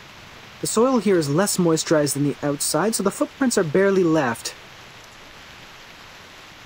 This smell. I think I've smelt this before. The key. This is the smell of the key. The moss here is definitely special. We need to take some samples back for Miss Tooth Fairy. Burton? Is that you? It's Anne's voice. She must be here. Anne, can you hear me? I'm here! I'm like... below you! Below?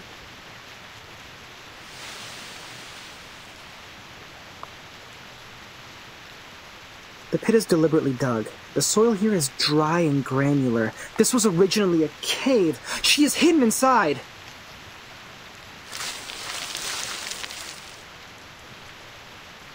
I see you. Stay strong and take my hands. I will pull you out.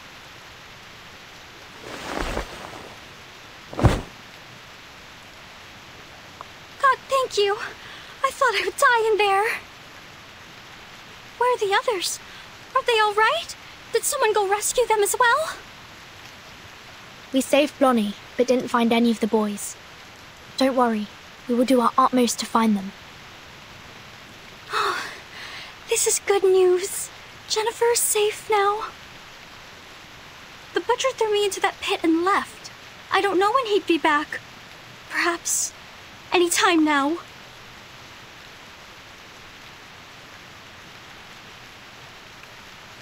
Burton, we have to get out of here now.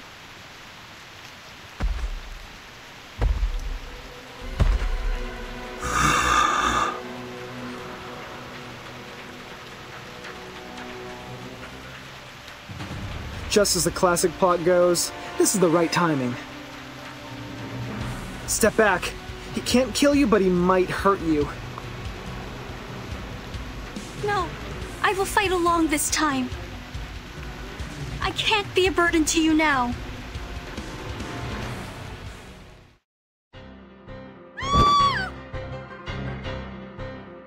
Run! Run away from him! Don't let him catch you! Ugh.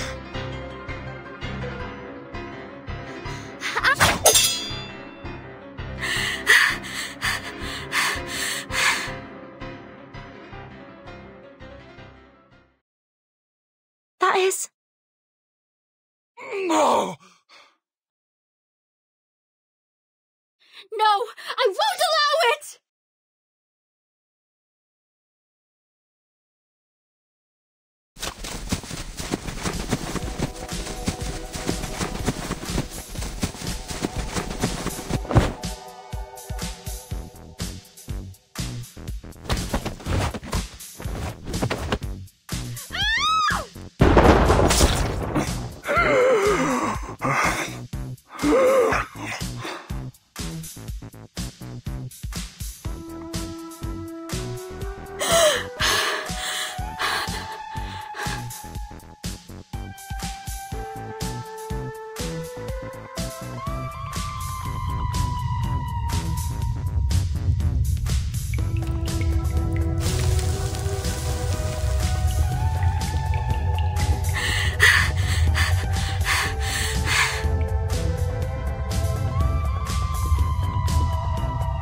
You can let go of me, Anne.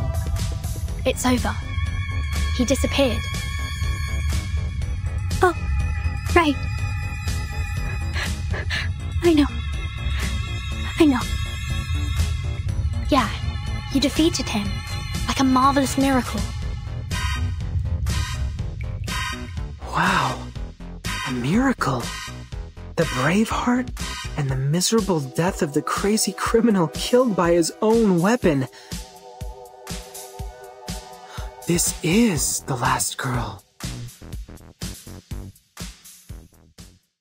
A warehouse filled with bizarre little items. Puppets, a Ouija board, audio tapes, a diary, and a ring box. To my forever love, Victoria, here lies my lifelong secret. In the summer of 1973, I took the life of a young lady. Sounds like an intriguing story. Those kids will love it.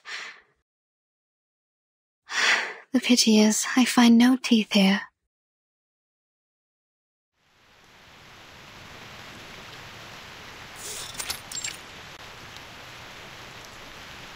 Good. That'd make another trap. The cabin is more safely secured now. Now, take these boards to the east side of the house. We need to have that direction covered as well. Damn it! What are you? Did you really draw this amount of strength and energy from this thin body? This is nothing compared to the training I received in the Foundation. Blondie, it is okay to rest on the chair over there if you're feeling fatigued. Leave this to me.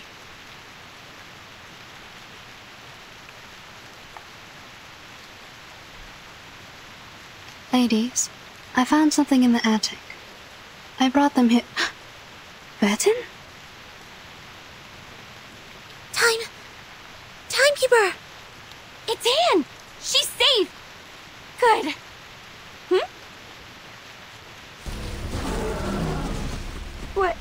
What's that behind her? I didn't know there's still an army stationing here. No, that's a cluster of monsters. Well, you can also call it an army. Awesome! How are we supposed to deal with them? We are so dead!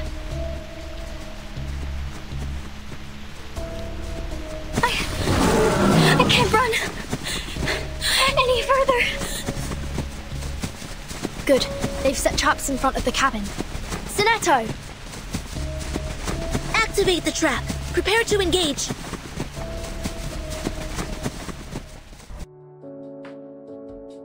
You offered us the best odds. We have the last girl. Please don't say that. I'm not that good. It was pure luck. No, you are awesome. You struck away a knife with a branch and took the murderer's life with his own weapon. I can't be wrong with your part to play here. You are the last girl. I should have noticed this earlier. You are gentle, simple, and kind-hearted enough to put yourself in danger to save others. No one is more suitable for this role than you. This is your part. Good. From now on, I will stay right next to you because where you are is always going to be the safe place. Jennifer? Blondie, I need to remind you that the character who relies on others always leads to a miserable end. Get lost. Have you ever wondered why people dislike you? Anne, promise me you will keep me safe with this special power of yours. This is good. Blondie seems to be more relaxed now. She smiles a lot more as well. She's changing. Not bad. Miss Tooth Fairy, please take a look at this. A piece of moss, with mud and a sour and earthy smell. It smells the same as the key. I found this smell in that car, as well as on the sofa in the cabin. Where did you get this? There's a special area near the woods, where the temperature and humidity levels are higher, so mosses are ubiquitous. Any signs of artificial cultivation? I'm not sure. This place has been deserted for so long. We haven't found any trace of human activities.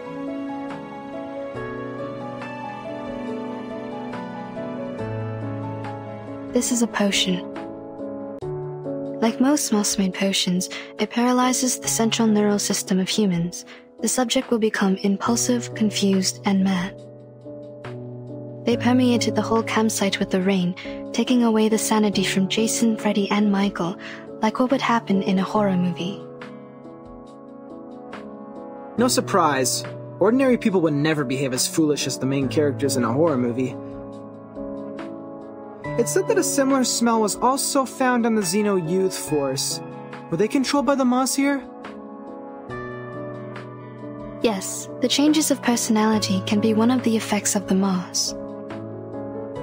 So the moss not only affects humans, it also works on arcanists. What about us? Why haven't we been affected? Time. It takes time. Humans perceive the world through the use of reason. They are the creature of logic and senses. However, they soon lose their sanity when they meet insanity. Arcanists are not the same. We were born with chaotic, mixed emotions. Our innate sensitivity to feelings and potion resistance are stronger. The Xeno Youth Force stayed here for an adequately long period to be contaminated. It will also affect us when the time comes. Perhaps we have lost our minds without realizing it.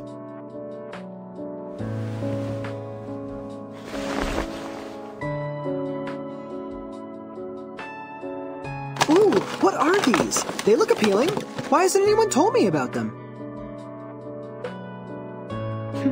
I found them in the attic. These tiny and exquisite items have a lot to dig into.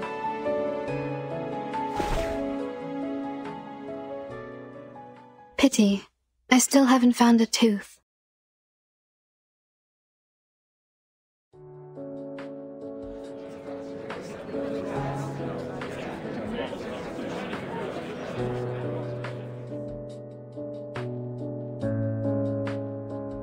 Look, they're trying to solve the problem, yet we can do nothing but fiddle around. Maybe I should have worked harder in college, so that I can at least understand a thing or two from the conversations. Don't worry, Jennifer. I don't understand any of what they said either. You are not alone. I'm here with you. I'm not like you. You literally don't know anything.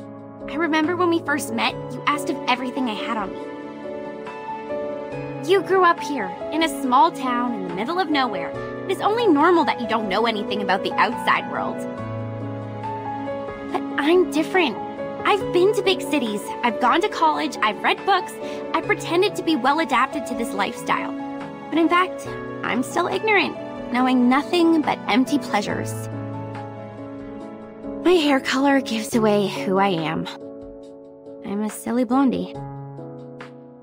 Don't speak of yourself like this, Jennifer.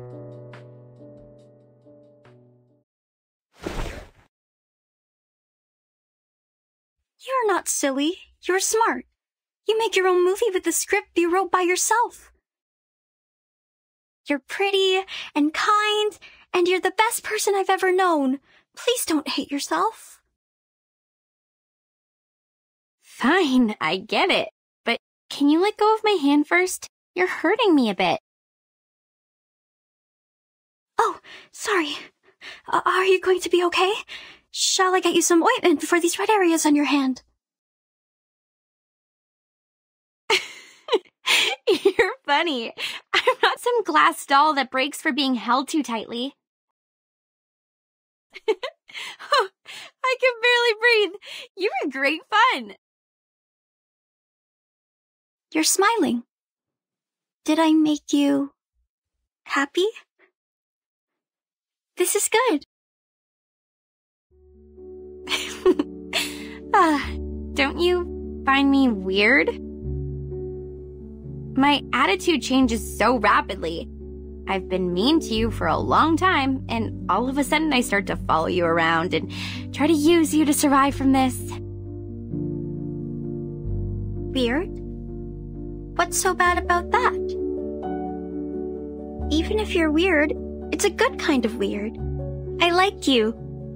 Staying by my side. Even if I'm a benefit-driven fence-sitter who immediately embraced Arcanist after being ditched by my human friends?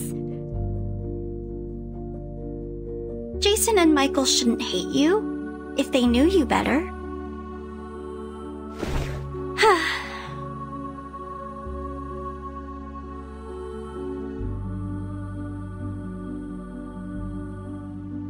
You seem to really like me.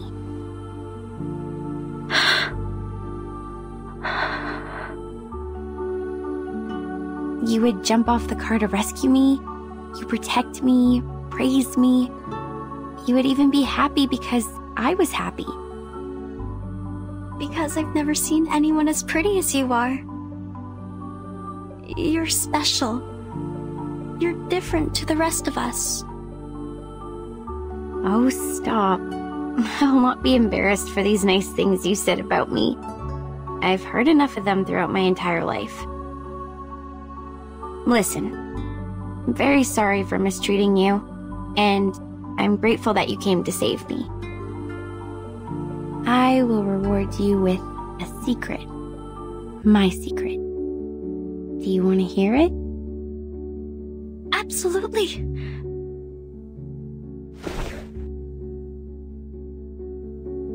I'd love to. In fact, I don't hate horror movies. This is the diary I found in the attic. There were many other things, like a full warehouse. I actually liked them a lot when I was a kid. I spent most of my time here, in Green Lake Campsite, writing my own horror movie scripts on paper. The handwriting is pretty childish, so the writer might be around 8 to 13 years old. Some of the narratives are straightforward, but the story itself is very creative. But later, we moved to another town. My parents earned great success in business, and we moved into a high-profile community where only humans are allowed. We were also given privileges that Arcanists cannot enjoy. It was then I realized nobody wants me to be an Arcanist. It was since that day the diary stopped updating. It might be forgotten or taken away. The story ended there. That's why I decided to break off my connections with Arcanists and stop showing interest in emotive things like horror movies in order to hide the Arcanist side of me. I took out my energy on other things which may ease my mind, like soap operas, new clothes, fashions. People like me this way. They said this is what I'm supposed to do. They believed I'm a dumb bimbo, believed that I hate books. I led a life they want me to have, till I graduated from high school. I don't like these people. You shouldn't have been put through this. You are the smartest person I've ever known. If one day I run into them, I will pull their noses and mouths off. Like this. A wonderful idea. I wish I was as creative as you are.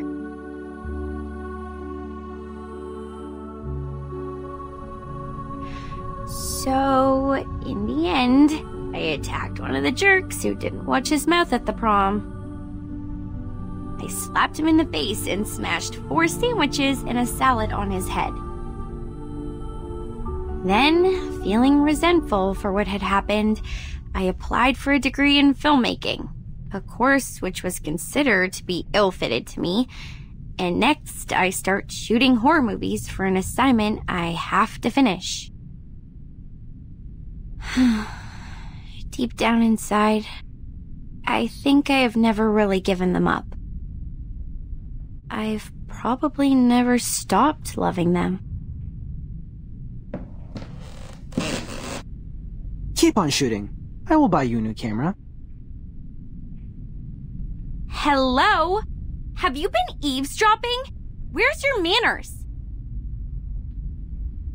Actually, I heard them all as well. So did I. We are in the same room. You can talk, we can hear, and the air helps. That's it. Well, we are all here, paying attention to your voices. We heard everything you just said.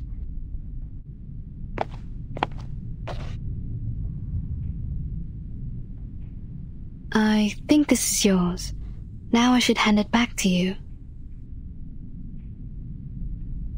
Where did you find it?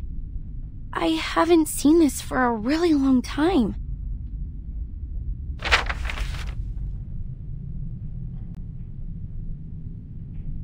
I used to do some arcanist tricks with it, but I have lost control over my power since I threw it into the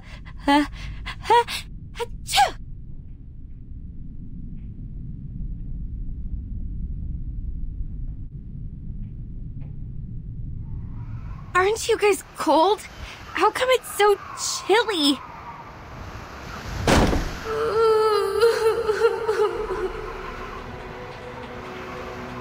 That ring.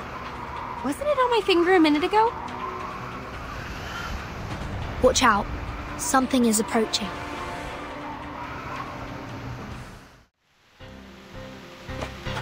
How many more dead men were buried here? I've had enough.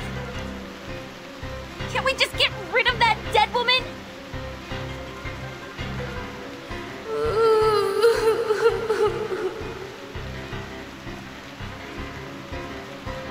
She's approaching. This is a good chance to... Ugh, she smells like a skunk in the sewer. Blondie! The ghost bride took her down. We need to help her.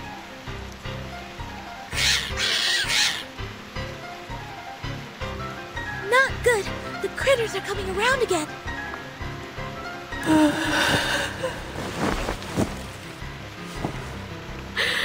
I do.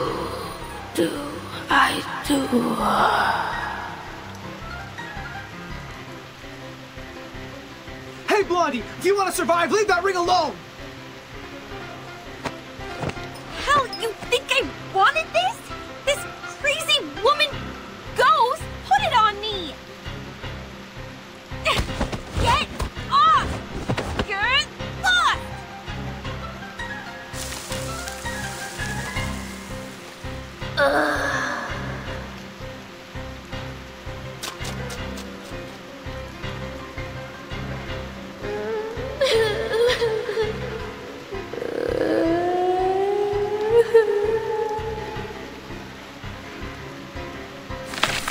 Damn! The Whimper can summon more critters! They are going out from the ground! Shh.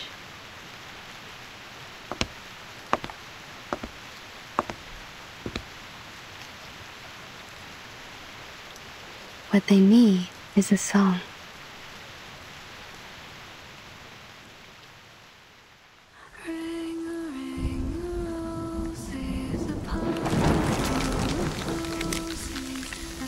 This is Miss Tooth Fairy singing.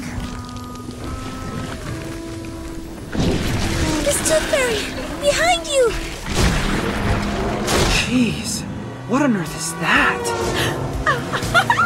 What is it, do you think? Of course! A good surprise!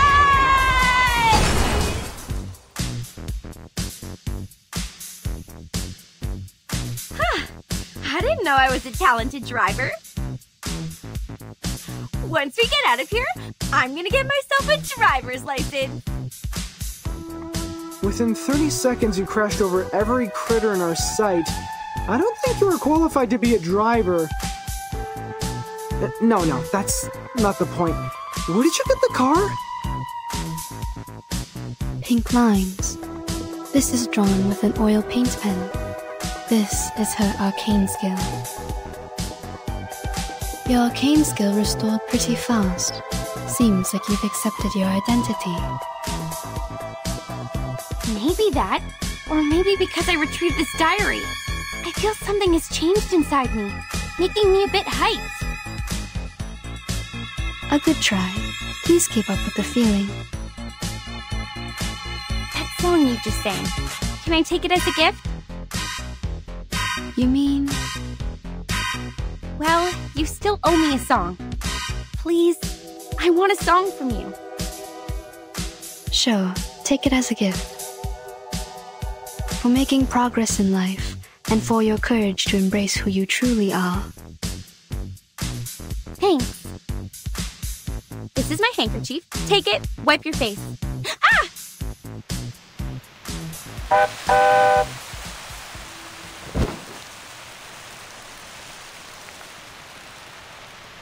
Did you just get a bit woozy from putting up a big scene to the rescue? I didn't. Okay, yeah, What are you doing? I know the rules of social courtesy. You just saved my life, so I won't embarrass you by telling others you just overestimated your ability.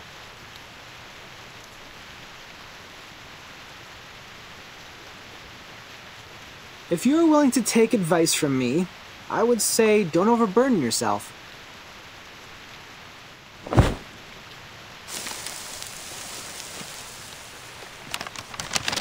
There's a note hidden inside, just like the one found in the butcher's corpse.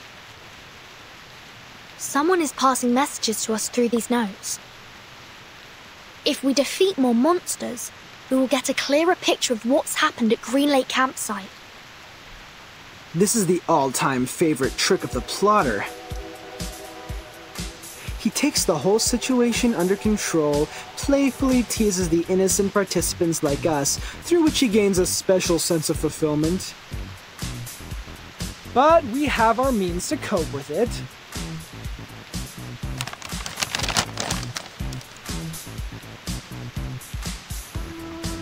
The ring brought us a putrefied ghost bride.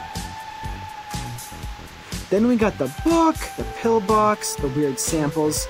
Every item from the attic comes from a monster we just confronted. Touching the forbidden and the misfortune will befall you. We can find stories of this kind in many civilizations. But what if we used to fight back?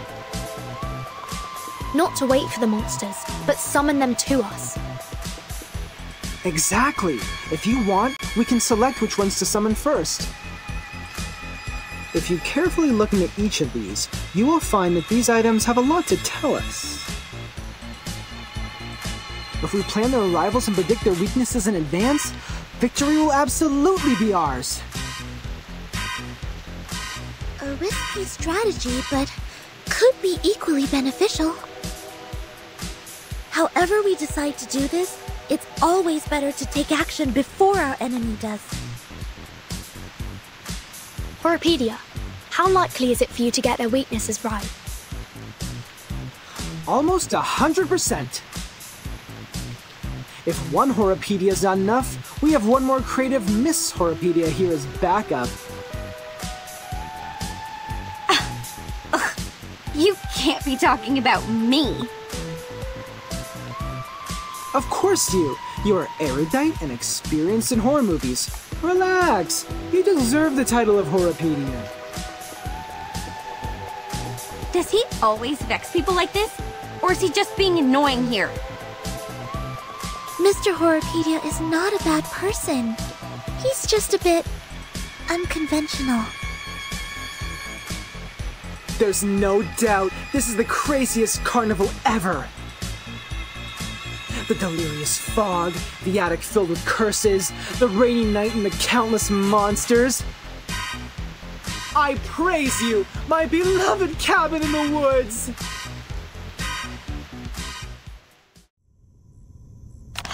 Good. This should be the last note. Burton, these are all the notes we can find in the backyard. I just checked on Jennifer and Sonetto. They're still looking for more, but this shouldn't take them much longer. Thank you for your update. Except that... Burton, can I ask you a question? Sure, please. Do you have any wishes? Big ones, small ones, hilarious ones, or sincere ones? Any wishes? Me?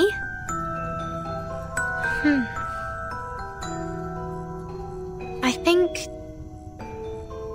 I currently don't have any wishes. Not even for the most trivial things? Like candies, a good rest, or a soft bed? My life is good enough without them. You look pretty shocked. Have they all told you what they want? Yes. Jennifer wants a soft bed and a hot tub. Mr. Horrorpedia wants a cup of coffee or a gum. Miss Tooth Fairy wants a collection of critter teeth. And Sonetto. Yeah? She wants a toffee. She said she wants to taste it properly this time, for she has never really paid attention to the flavor. Once we get out of here, their wishes will soon come true. How about you, Anne? What do you wish to get?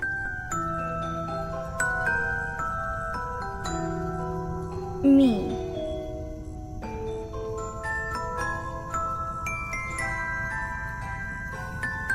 It is a secret. I can't tell you now.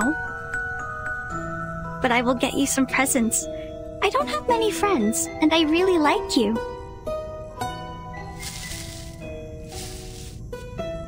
Great! Timekeeper and Anne! You're here! We have found every piece of information we can. We can start cross-examining them any minute. I get it. Let's go back. Have you noticed? Noticed what?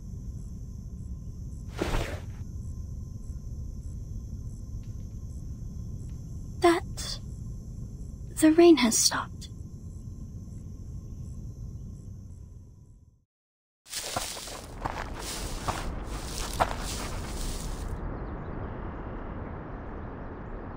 That's right.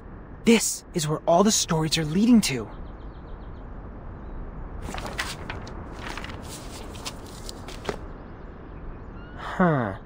Jack the Drowner, the monster crying under the water, and the bride sinking into a glistening mirror.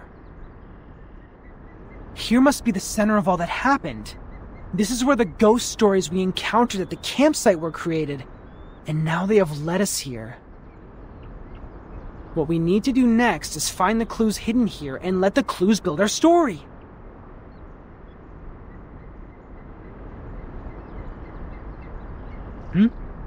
What's wrong, Blondie? When we arrived here, was there...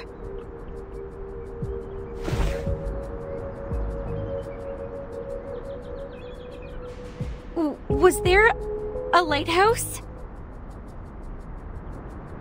Huh? I think it just showed up out of nowhere, like a ghostly figure appearing behind you. A lighthouse in the lake. Lighthouse. Is the lighthouse in the lake also a classic element in horror stories? Well, not quite. But it can be a good place for horror stories. In the middle of a huge, gloomy lake, a lighthouse stands there like the fang in a monster's mouth. You can't find any place better than this to hide a horrifying secret.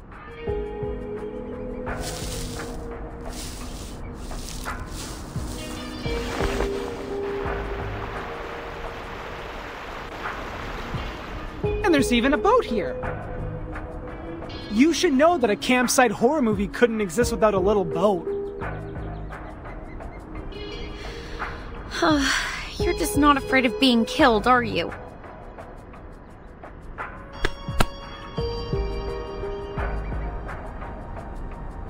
What if it turns over? What if there's a lake monster?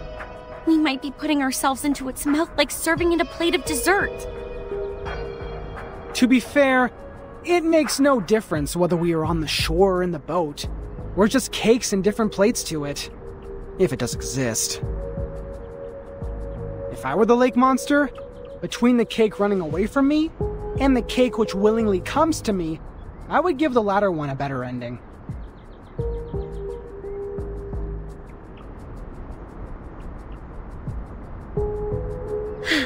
All right. If I have to be eaten like a cake, I prefer to be the cake that has more control over its death. Get into the boat then. Let's head to the lighthouse.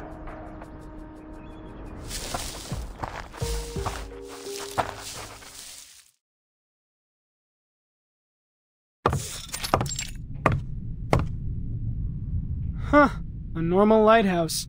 Not even a bloody handprint is found here. Well, I'll be damned.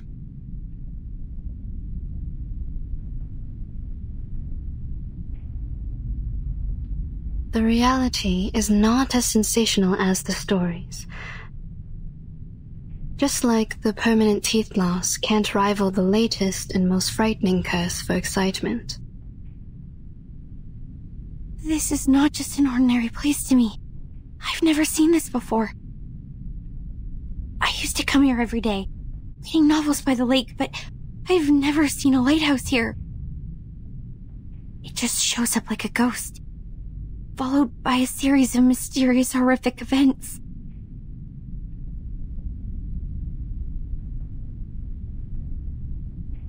Timekeeper? Please, come and take a look at this.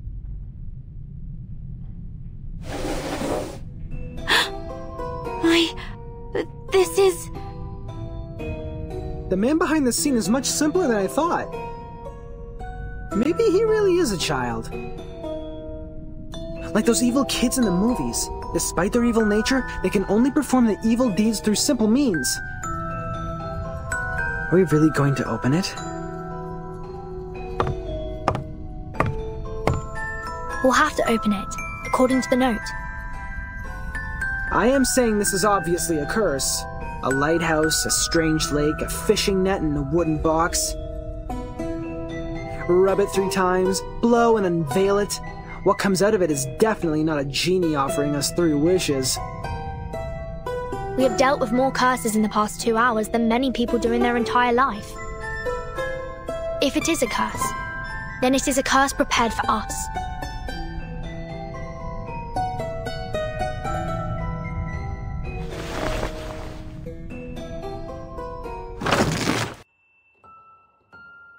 Today, I'm going to read you The Frightening Hunter. I wrote it yesterday. Read it! Read it! This is the story of a hunter. The hunter is tall and muscly and of great frame. He can twist steel rebar with his bare hands, and no one can lift his arms up by a hair's thickness and escape from him. The hunter lives in the campsite, deep in the woods. He would slaughter every living thing that breaks into his territory. One day, a group of college students came into the forest. They enjoyed their time there, drinking and dancing. When it comes to the night, the strongest of them disappeared. Oh! Where did he go? The hunter killed him! He hung the boy's head on the tree and turned to the girl with the blonde hair. Oh! She also soon breathed her last breath. The third victim is the clumsy short guy, followed by the nerdy tall guy. At last, the hunter came up to our protagonist, the kind, naive girl.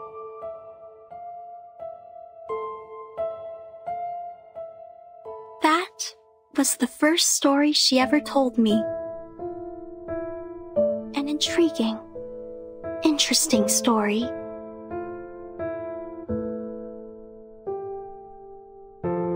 This is the story of Jessica. How nice, you're here again.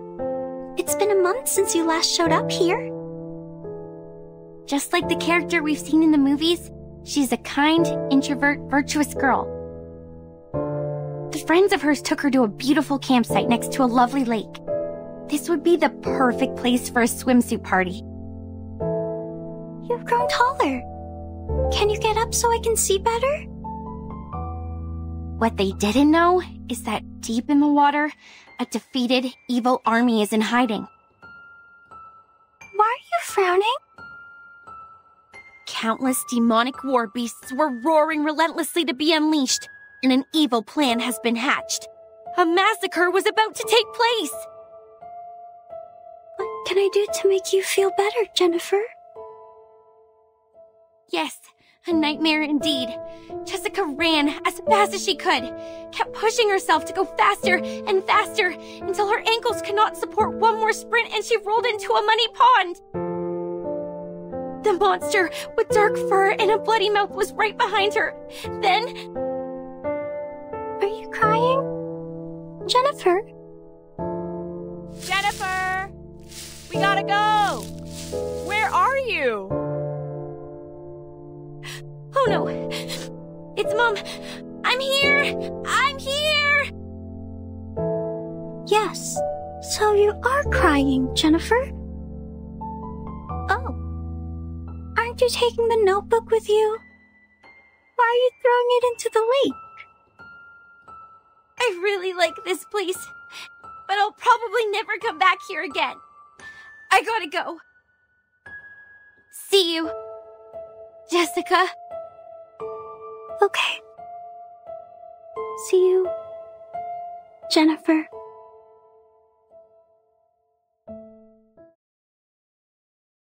That was the last story she told.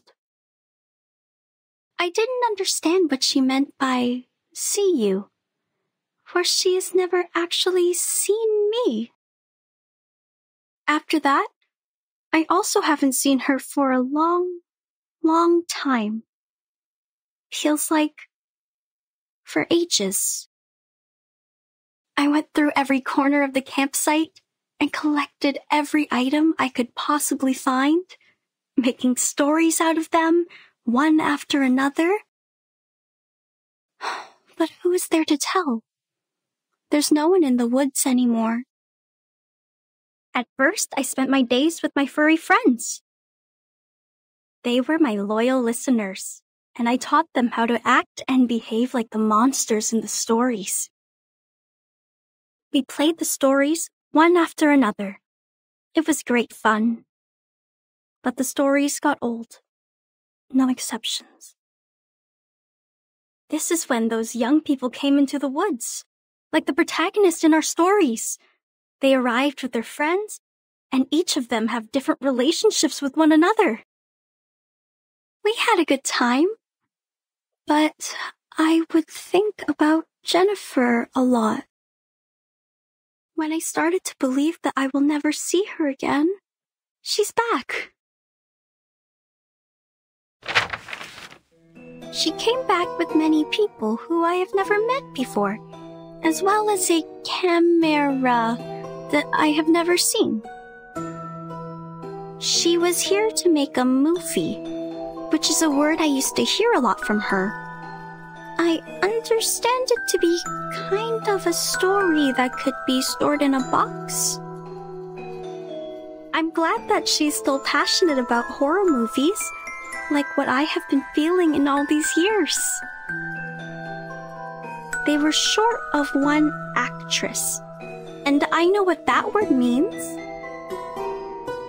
A brilliant idea came to my mind. I joined them. I was like the monster in the stories that hides in the group. She will be so surprised when she finds out what I did. However, an accident happened. There were other people in the forest. Oh, misfortune. What a misfortune. Jennifer was upset. She got into a fight with a strange man. I called upon the rain, bringing these people into my story too. They accomplished a good story. The man who knows a lot about horror movies, the woman who is always calm, the woman who seems strange, and the woman who smells like a puppy. They are all very interesting people. I think I start to like them. They are different to the people I met before who always cried and fainted very quickly, not long after my story started. They are interesting and of great fun. So I want to tell them the truth and make friends with them. I have to let them know about this. That my real name was never Anne. It's Jessica.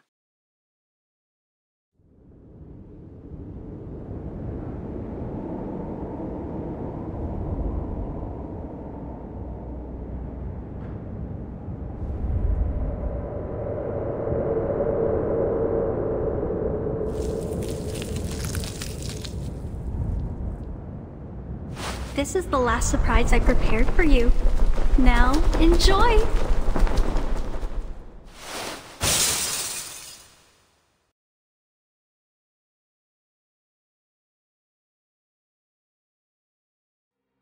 Anne! She jumped! Lonnie! Watch out for the critters!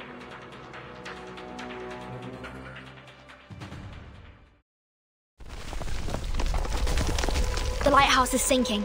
Everyone move and leave now. Anne! She was the last girl. She was our only means to survive in this horror story, and we have lost her. No, she was never with us.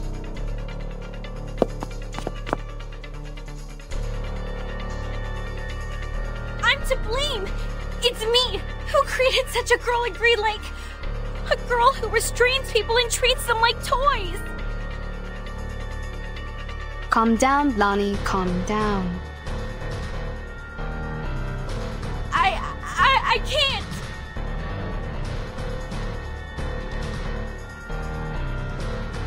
It's too late, Tooth Fairy. We have lost all the cards. We still have a chance. You don't understand. It was me who created the stories. I created that monster. I've drawn many monsters in that notebook, and with all those stories I told, I created her. I turned our last girl into the biggest villain. What should we do now? How are we gonna... You are right. This is the story created by you. They are all created by you. It's your story, your monsters, your past, your arcane skill, and your identity as an arcanist. They all belong to you. Belong? To me?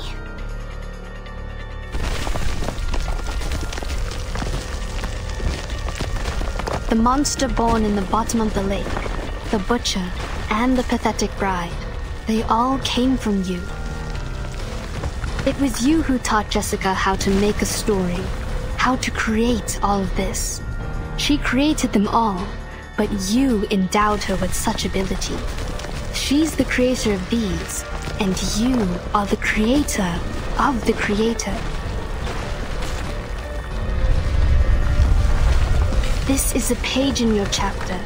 You created it, so you should learn to accept it, control it, not fear it.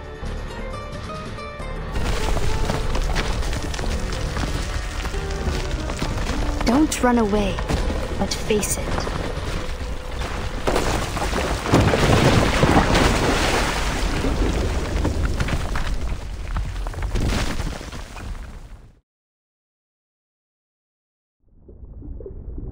Blondie!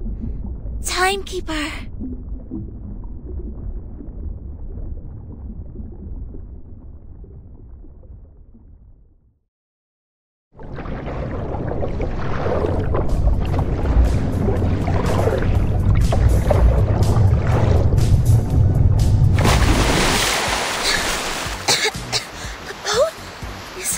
Is Blondie's? It's her arcanum. Now, she's doing her utmost to keep the ship in balance. Damn it! I knew I shouldn't be so ostentatious! There's no way that I can have control over such a big boat! If I keep doing this for any longer, I would die of headache before making it to Aunt Jessica! I've warned you so, haven't I? But don't worry, the reliable Horopedia will save your neck. Using this amazing tool. Good! Hooked onto the rock! You might feel a bit seasick. Please try not to vomit. If you fail, at least don't puke on me. Set sail and hold tight! We are heading towards the riverbank!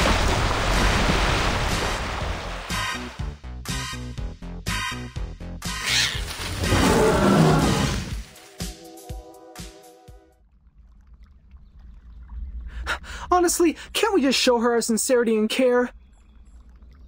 To share something from the bottom of our heart, to cure her agony caused by the antagonist's lonely childhood?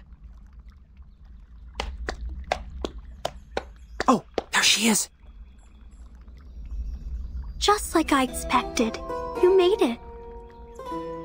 Did you enjoy the story? Oh, I didn't give you any background information in advance. But it's okay. You will see a familiar face or two. I believe you haven't forgotten them. Just like I can't forget you, Jennifer. Come with me. I've prepared you a new home. A home where you may sleep on beds made of soft moss and drink clear, cold spring water. I will get you toffees, coffee, and so many teeth in beautiful shapes. You can even have mine if you like. You will stay here with me happily ever after. Till a time even I don't know of. Jessica, let us talk. You've been thinking of me, haven't you? Of course I have. You were fond of me, as well as the stories I made, aren't you? Yes, I'm fond of you, Jennifer.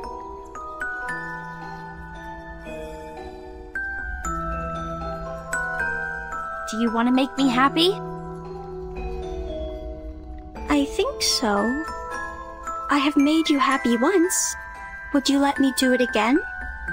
Do you like my story? Let us go then. Including Jason, Freddy, and Michael, let all of us go. Why? You have made a mistake. You hurt people, and that is unacceptable. This is not funny. I was to blame for misleading you. I can't let you keep on doing this. Don't you like my story? Yes, I like it very much. It resembles a lot of the stories I wrote when I was a kid. You must have really liked them. So much that you would remember them, as well as me, for such a long time. I will not leave you alone again.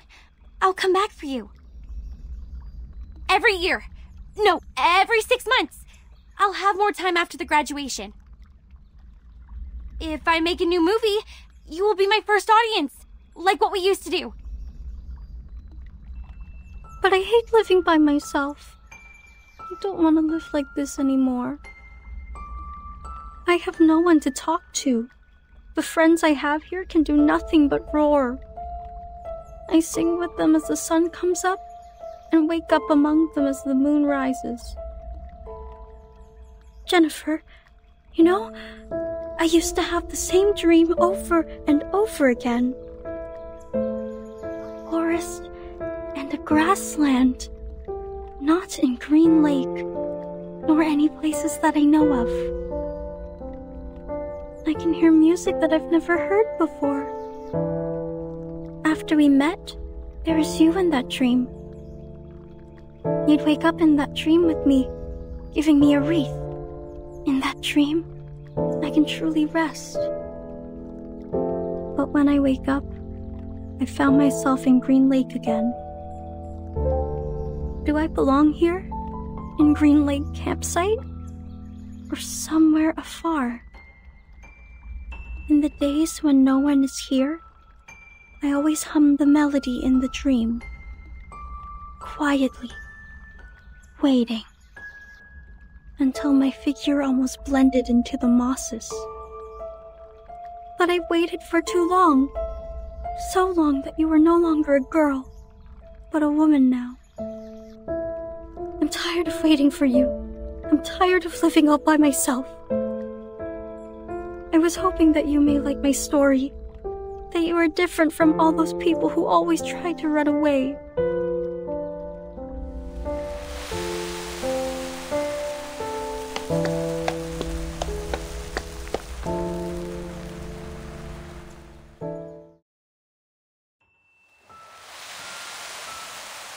The fog starts to gather around her. Step back. Cover your mouth and nose. Don't breathe the fog in. Her wounds are healing, and I sense her arcanum is getting stronger. We need to leave now, Timekeeper. No! Please don't go!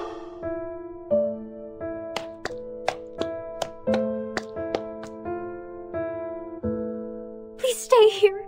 I will get you the best beds, honey, and fruits. I will search for foods for you. I will take the responsibility to take care of you. Jessica, we will not stay! Now listen to me carefully! No, I hate living alone. Well, come with me!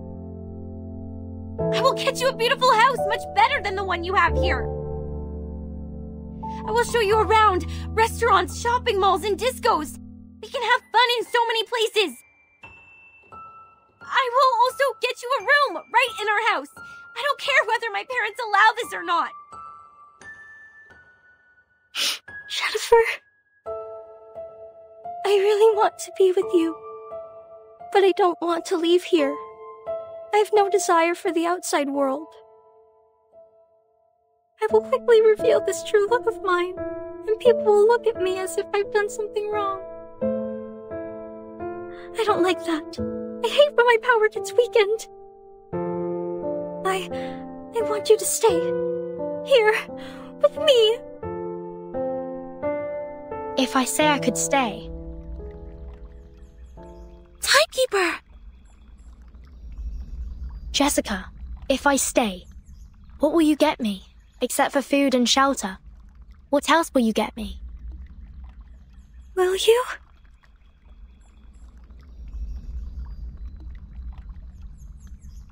If you stay, I will share my critter friends with you. Along with my cave, my keys, my little buttons, anything you want. Sounds great. We will definitely have great fun. But Jessica, where are the people who once chose to stay here? When they stayed for long enough, after you ran out of all available games, they were no longer attractive to you, and no longer adored by you. I can stay longer than them, but with no exception. I will become boring one day. you will be alone again. Every day waking up, falling asleep, roaming in the dream alone. No, I don't want that. I don't want to live like that anymore. You can lead a different life. You can embrace a diversified and meaningful life. A diversified, meaningful life? When you were Anne, you asked what my wishes were. Now I know the answer. I know what I want. It's you. Do you want to come with me? I will find you a good place to stay, where nobody will consider you to be weird, nor will they keep staring at you. You will see the world with us, the amazing and unique outside world. This outside world? What else will it have? There are a lot of people and fantastic things out there. Some people eat gold bars. Some others dance on the crocodile skin. Some people ride a rocket, dashing into the sky, and eventually fall into an unknown zero-G. Even the grassland and the anonymous music in your dream, they truly exist in the outside world. If you are willing to come with me, you will have them all. Will you really take me to that place? Of course. Why would I trust you? I promise, with everything I can offer. Promise. I know that word. It means words that cannot be broken.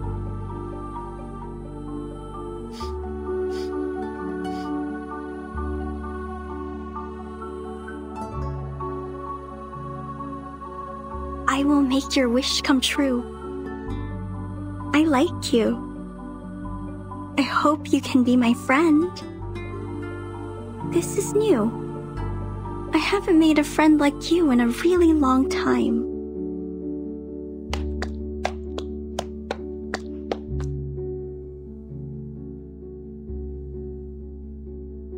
What's this? This is a gift to you. Press it. You will find out. I see.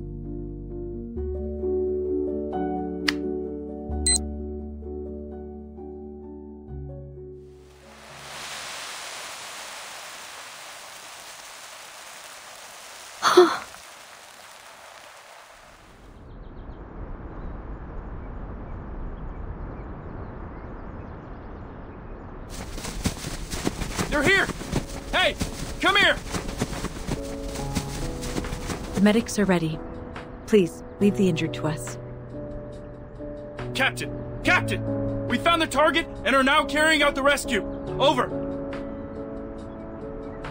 There are no enemies here.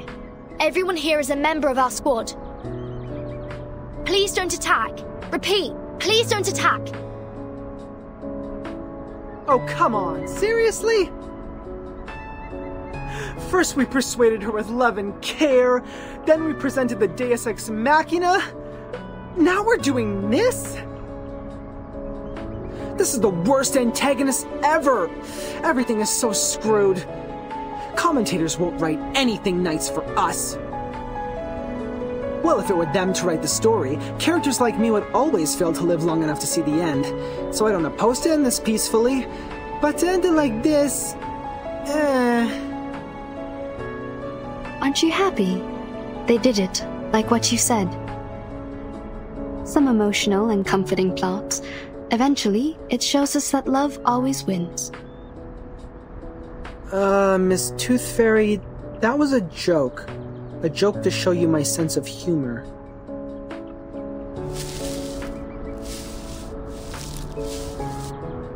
Timekeeper, it's great to see that you are fine. And Mr. Horopedia, Madam Z is waiting for you in the car outside the woods. Please, come with us. What? Madam Z? She's here? Oh! Ah, my wounds! Ah, how painful! Medics! Where are the medics? What are these? People from the outside world. Don't worry, they won't hurt you. You might receive some training for a period. It might be a bit boring, but I promise it won't last too long.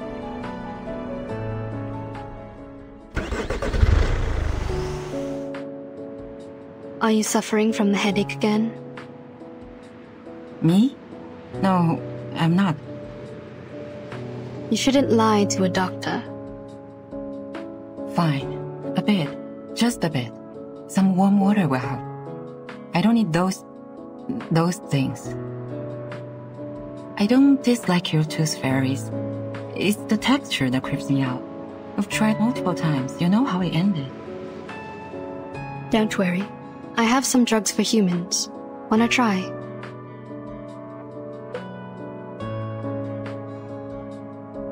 Oh, that's surprising. Thank you. How about the future of those kids?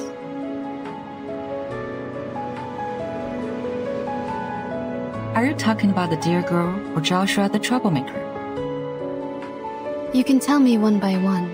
It's a long trip back to the headquarters. We have plenty time to chat. Joshua will pay for what he did. Absent from duty without permission is a severe violation of the regulations. He will face a demotion and be grounded for 3 to 5 months. Of course, I'll apply for lenience for him, but I think it won't make much difference. We don't have many means to help him. Burton might be a good choice. You mean assigning him to Verton's team? Exactly. If we can make Burton apply for that, he'll be put through a much milder punishment. After that, he'll be free to leave with Burton. This is a good idea. How about Jessica, the dear girl? She needs to receive some education to become adequately socialized. Based on her result of the amended Arcanist Risk Evaluation Chart, this little girl is very dangerous.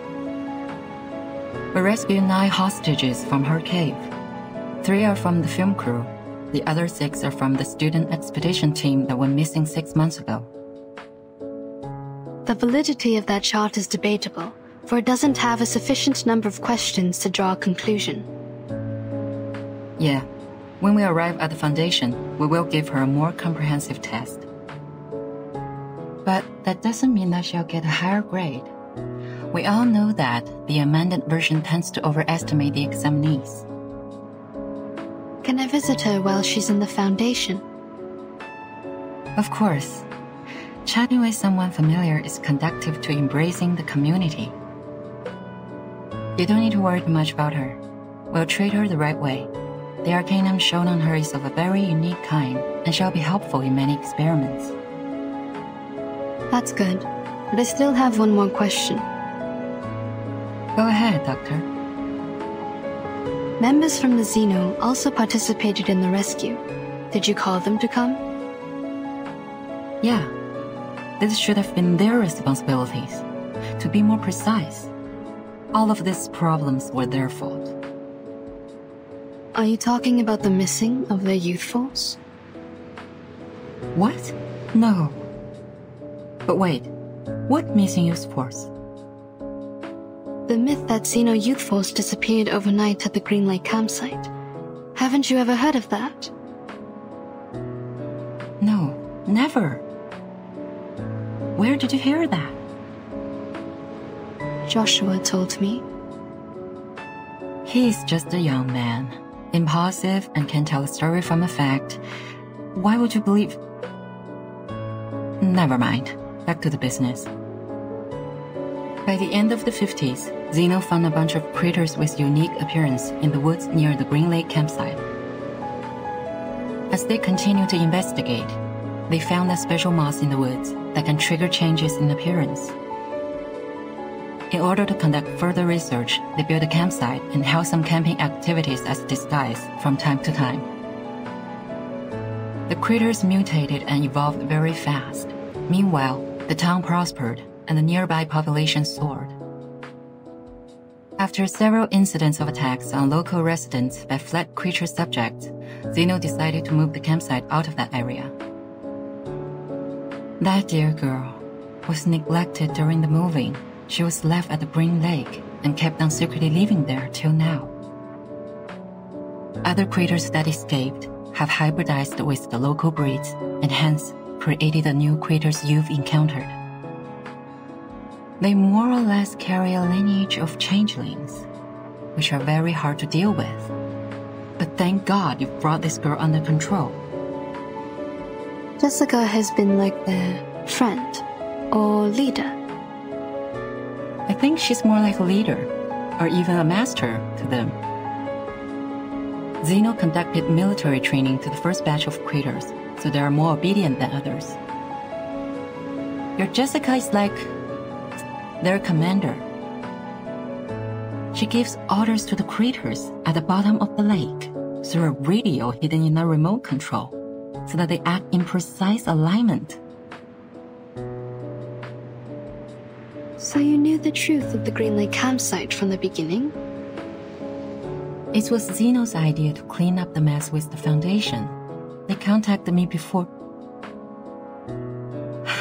If you could have asked me earlier, like, before you depart, we wouldn't have to go through so much trouble. Kids were ignorant for lack of knowledge, yet adults were ignorant for their cognitive inertia. In a story where truth and falsity are mingled together, it is hard to tell which is which. What did you say? Nothing important. Have you heard of what happened to my brother? Huh? Your brother? What happened to him? Do you know how his teeth disappeared? I don't want to offend anyone, but wasn't it because of the curse of the tooth fairies? What? What are you laughing at? Nah, nothing. As for my brother, I will tell you more later. Hush now. Give me my camera.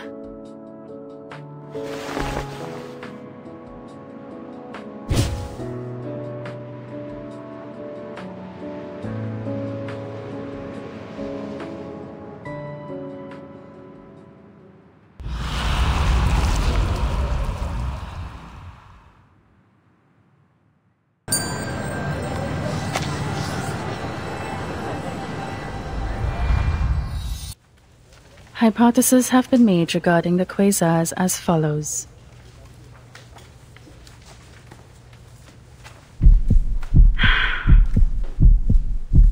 The darkness below the podium is boiling. The eyes with the questions and inspection.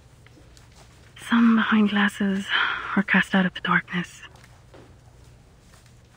Just like the signals beamed from several light years away and received at the top of the observatory. Good. Based on the data of its redshift, Dr. Schmidt deducted that it is moving away from us at a recessional velocity of 1/6 of light speed.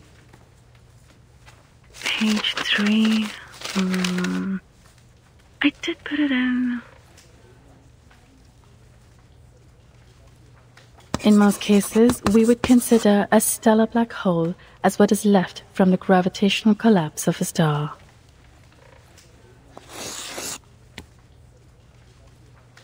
They fight, attract each other, and merge into a supermassive black hole to which the stars in the nearby galaxies will be eventually pulled by gravity. Page 3. Oh, here it is. Did Komor put it here for me? Then there was neither existence nor non-existence. There was neither the realm of space nor the sky beyond. Then there was neither death nor immortality. There was neither day nor night. Inside the quasars, there is a violent activity occurring that is close to a supernova. It devours stars, and the gas cloud turns into stars out of gravitational driving. Thus, a new star is born.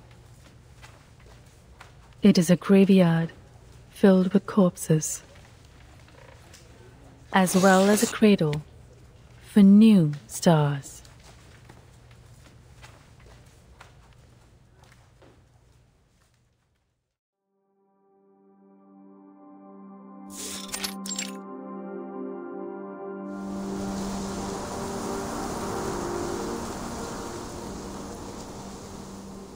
That was a successful lecture, Calabauna.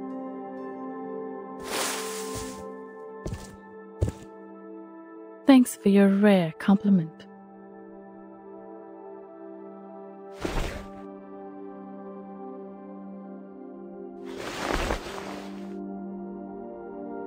I can't believe the first thing you do after the long absence is listening to my embarrassing speech. You see, this is not my thing. I'm still struggling with the word I should use in part 3. Oh, but you know I won't pass up a good chance to sit in the audience. To be someone who can smile knowingly at the argument made by the lecturer, knowing full well the thinking process behind, while staying close to other whispering opinions. This is the perfect spot for observations, like a perfect observatory from which we witness the events in the universe. I'd rather not give a comment on your personal taste. Kumar, I think we should make some adjustments to the details of the following observation. Here's an idea. How about we put away the work for the moment? Forget those things. Just look at the stars. Simply fix your eyes on them. Move over. The grass beneath me feels like pine needles. When you were away, Donnie from the institution had paid a visit here. Based on his attitude, I may tell he was doubting my identity as a human. If it goes on like this, we are likely to be kicked out of our own project. I've destroyed all the observation data of that special celestial body. At least through this, we can keep the observation method between you and me.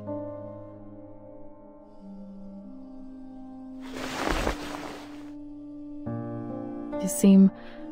Have I done anything wrong? No. As a research student, you did an excellent job, though no more than I'd expect from a student of mine. That's just what we've been doing, isn't it?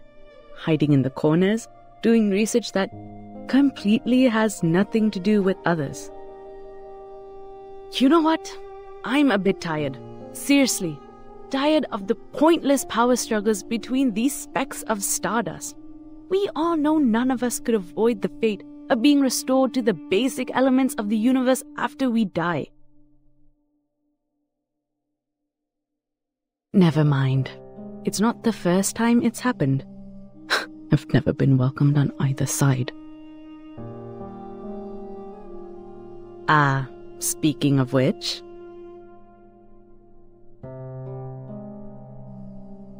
My parents. Yeah, I told you about them. They abandoned me because I had little so-called talent for arcanum. And now they are showing remorse for what they have done. There's more. My stupid younger brother knew nothing about what happened to me. He didn't even recognize me, his own sister. You paid them a visit this time back in your hometown? Visit them? No, sweetheart. I went home to do many things except to hear some old people's apology. I've never cared about those things. I went there to deal with a little business, and it was done smoothly. So smoothly that I have taken care of everything there is to be done. Kalabona, if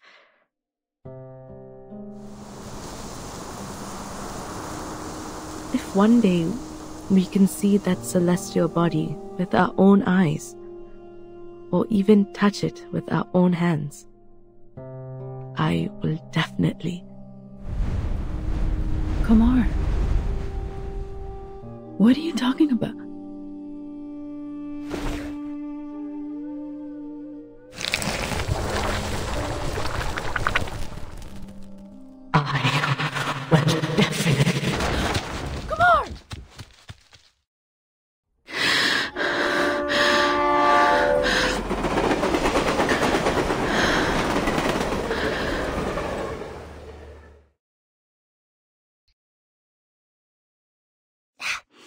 Excuse me?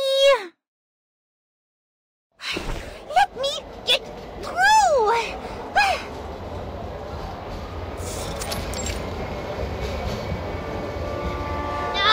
Will you move, please? For the sake of Marianne Lenormand!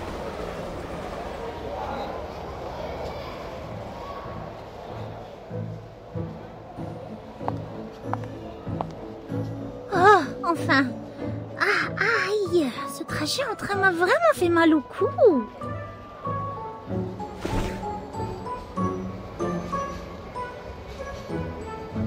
Comment ce serait bien si je pouvais dormir dans mon lit par un temps aussi frais et agréable, ou alors autant rester à Delhi avec maman pour vendre ses topazes.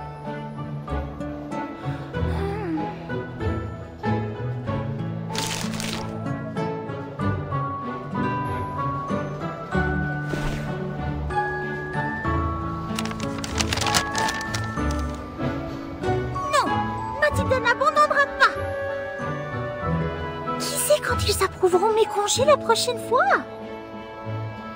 En ce moment, l'énergie céleste semble être parfaitement forte et la meilleure zone d'observation se trouve être proche de Delhi. Quelle occasion providentielle pour ce génie de la divination! Ce serait de la folie ne rien faire. Attends voir, quand j'ai trouvé le bon endroit pour méditer.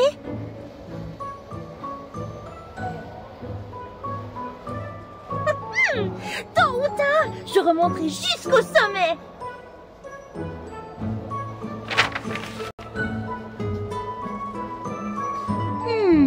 Voyons voir de quoi il est question sur cette affiche.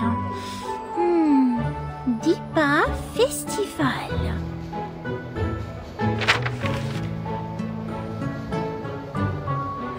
People in Mopank hold the Dipa Festival during the meteor shower period every year to seek the blessings of Vendre. Oh, alors c'est en fonction de la pluie de météorites ici. Vendre.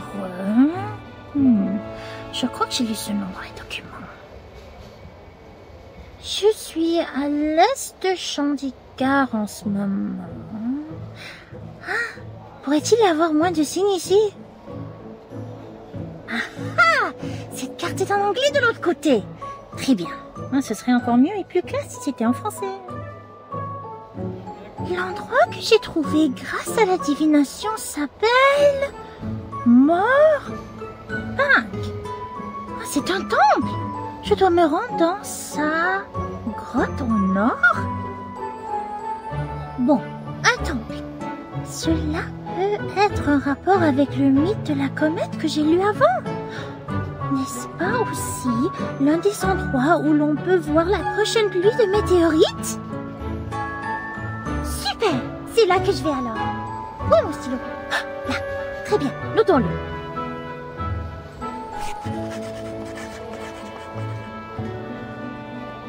Ouf! Bien joué! Tout est beaucoup plus pratique dans la nouvelle ville.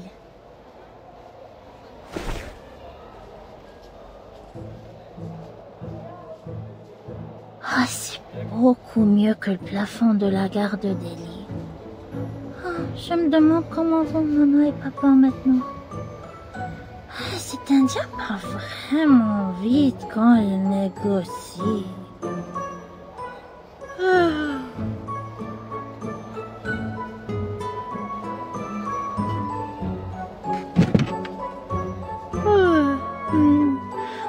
petite sieste rapide. Très courte. Très courte.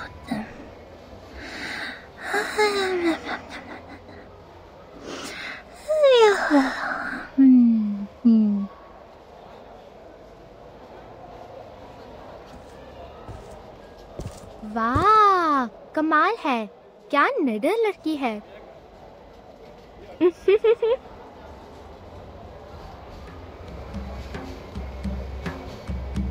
दोस्तों, वो देखा? वो लड़की बहुत ही बिंदास होगी जो train station पे ही सो रही है। अरे, मुझे कुछ नहीं दिख रहा है बॉस। आपकी तरह हर किसी की नजर इतनी अच्छी नहीं होती। ओह, धन्यवाद।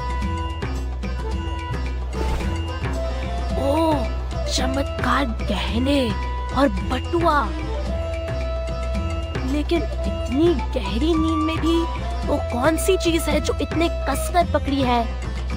ये तो वो नक्शा है जो रेलवे स्टेशन पर मुफ्त में देते हैं।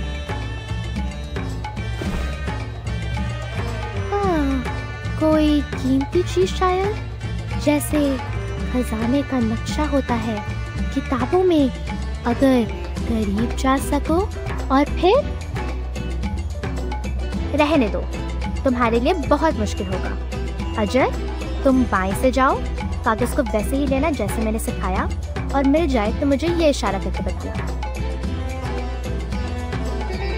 कोई बात नहीं। ध्यान से छोटे, ये तुम्हारा पहला कदम होगा हमारे इस काम में। ओह, मिस्टर चा को कभी मत बताना कि मैंने तुम्हें ये काम सिखाया था। जाओ जाओ, तुमसे पहले कोई और ना जाके ले ले।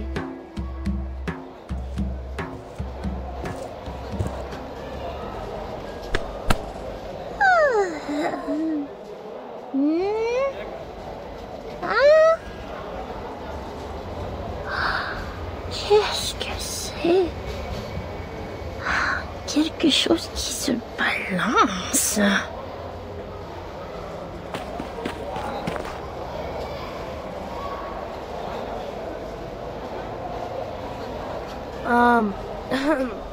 Is this yours, miss?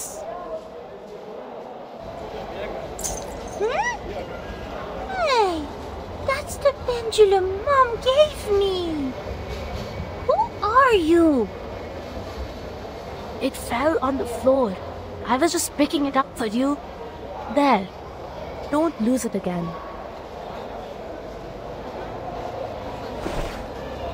Thank you.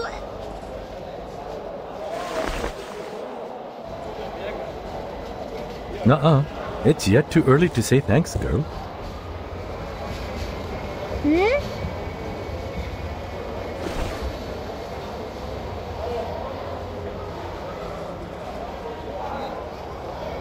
About 3 minutes ago, or 5 minutes ago, this fellow was wandering around you like a sneaky ferret badger. Trust me, this is no friendly encounter.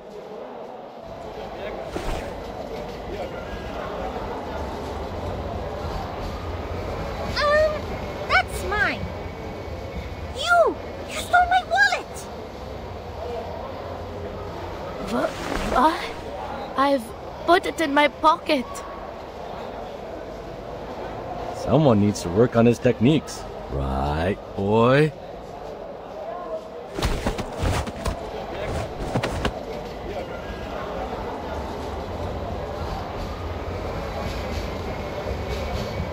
जाने दो, मुझे जाने दो। धिक्कार है। जाओ, अपना खुद का काम करो। Unfortunate for you.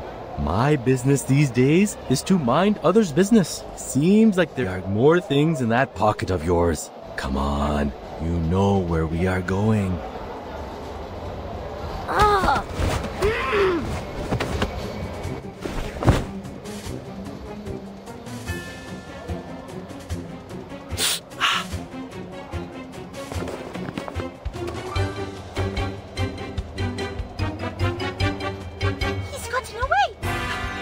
Pendulum! He had my pendulum! Stop! You!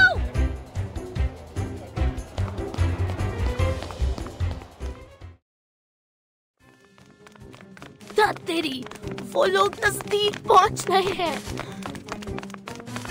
Stop right there, you little thief!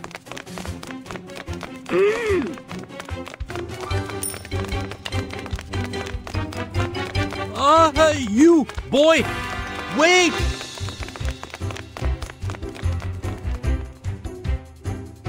You!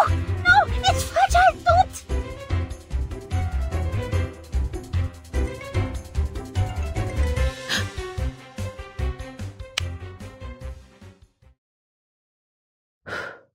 Just in time.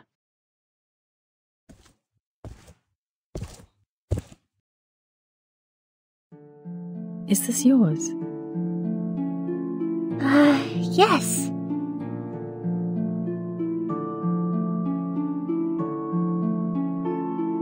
Put it away, kid.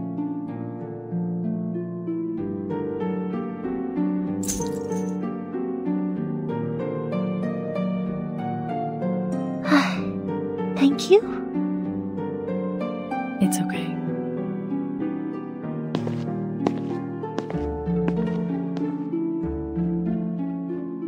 Elle est partie si vite. Ah, les documents. Bon, j'espère que je ne les ai pas abîmés lors de la poursuite. 1, 2... Il manque 2 pages. Où sont-elles passées?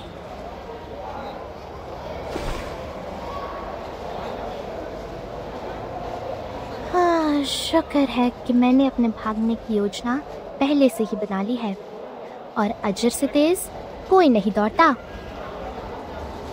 ध्यान से भाग जाओ, बेचारा अजर।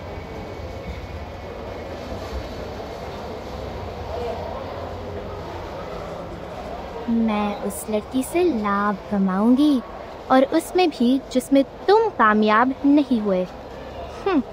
तो वो सुनहरे बालों वाली एक आसान लक्ष्य है। तुम देखोगे कि कैसे कंजीरा। अरे ये मैंने किस चीज पर पैर रख दिया?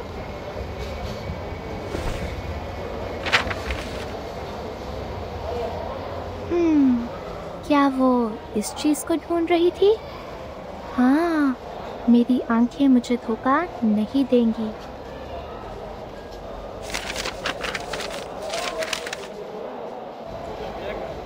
ये तो सचमुच किसी खजाने का नक्शा है।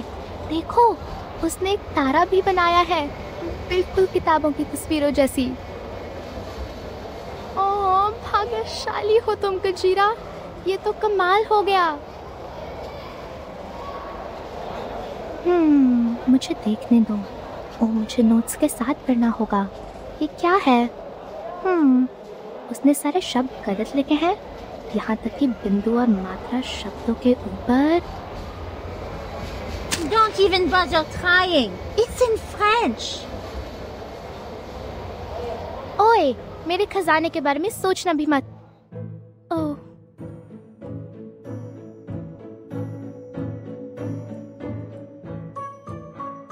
What were you muttering about with my map?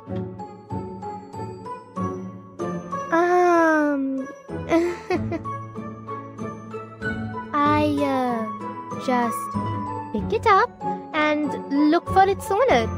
Hope I can help. Help? Matilda needs no one's help. Not to mention from a girl who just showed up out of nowhere. Hey! Don't touch me!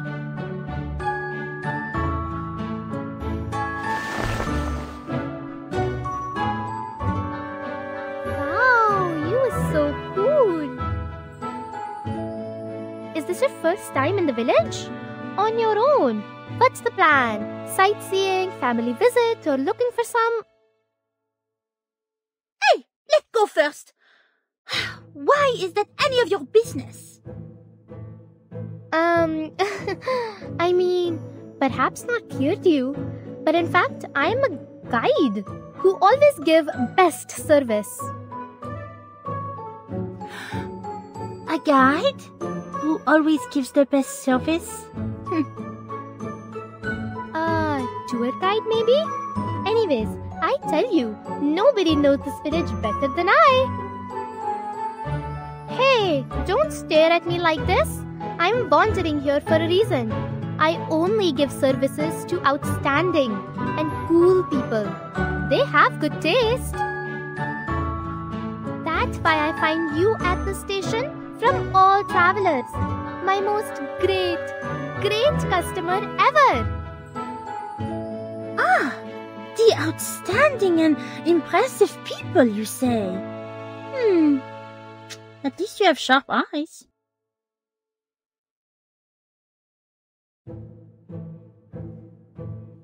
See, the place you was visiting is different from others.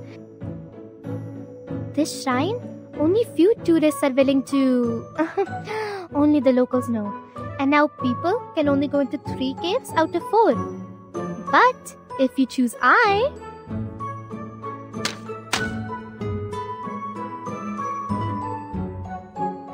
I can take you to North Cave, even if it's not open.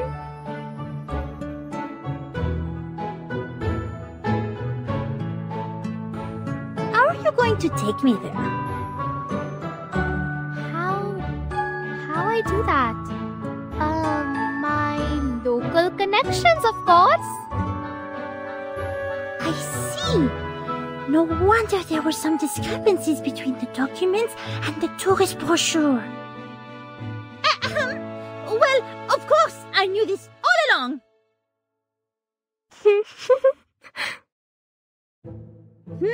What are you laughing at? No, my dear guest. It's just a sneeze.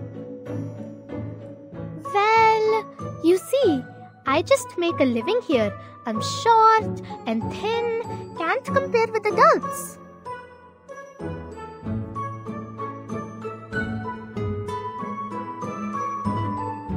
And you is so great. You will not let I, weak, poor kid, get hungry for no money. Will you? Even if you look at me with those puppy eyes. First sight I know you are the lady with great taste. Just like a sand cat. Brave and smart.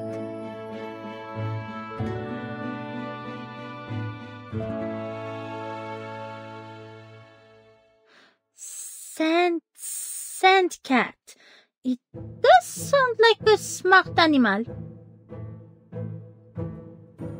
Anyways, you is lucky to meet me, my lady.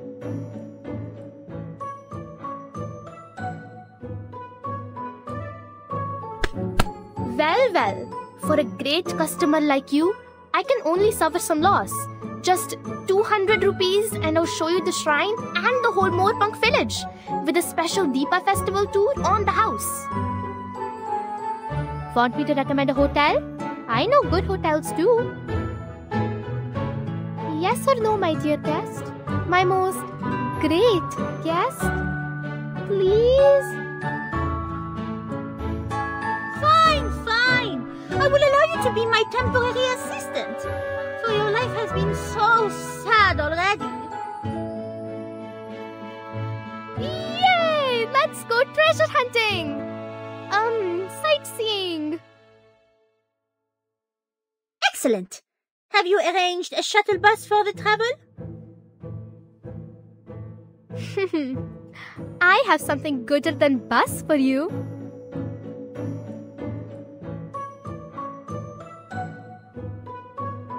And I promise you, quick like flash.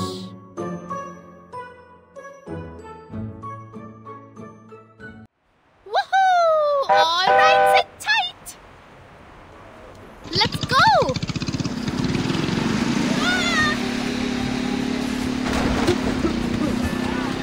Joke again? Fixing up for one last time. Don't borrow that annoying human thing to her.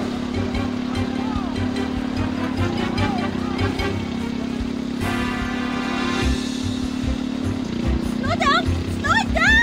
We are going too fast! Wow! Is this thing really under control?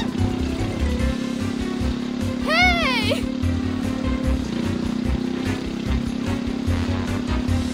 Not yet, best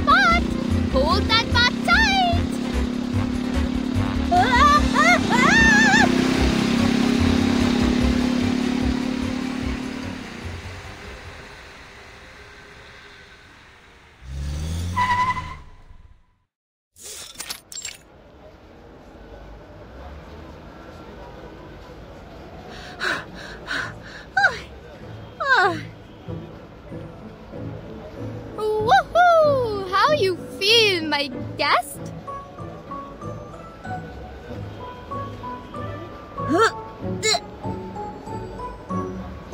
Oh, I'm sorry. You must not be used to this. Here, use it.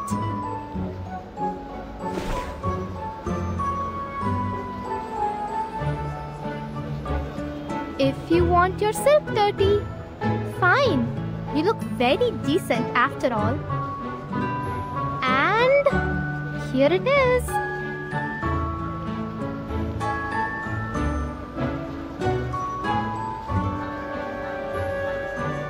What's this smell? Is it...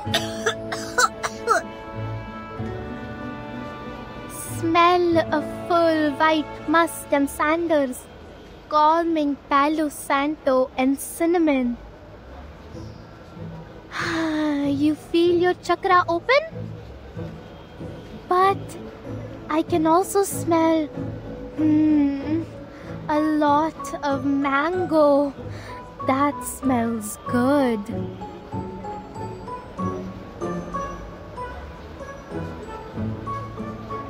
Okay, jump over this wall and we're in. Jump over it? I thought there is at least a hidden side door. To see the closed cave, you must pay a price. Ah, so this is your local connections. Well, that means tuk-tuk, my guest. No tuk-tuk this village is faster than that. Uncle Sinha is not so nice and lend me if I don't give him my lunch money. My route don't need entrance ticket. Shouldn't you give me credit?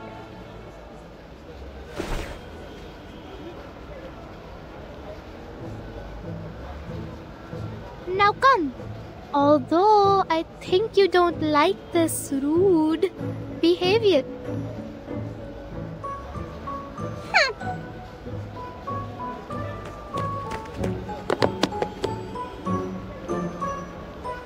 Huh? I was thoughtful and considerate enough not to wipe my nose on your skirt. Yet you repay my kindness with contempt. Climbing over a wall of this height is really a piece of cake.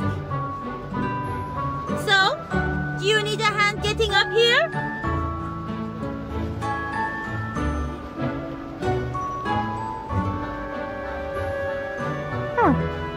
Weirdo.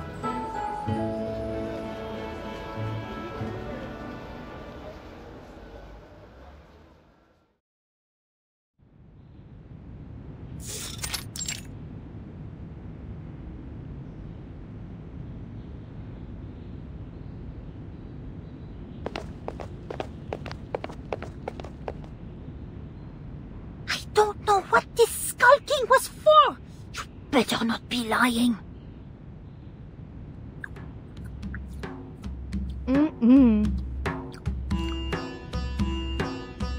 Hey! What's that in your hand?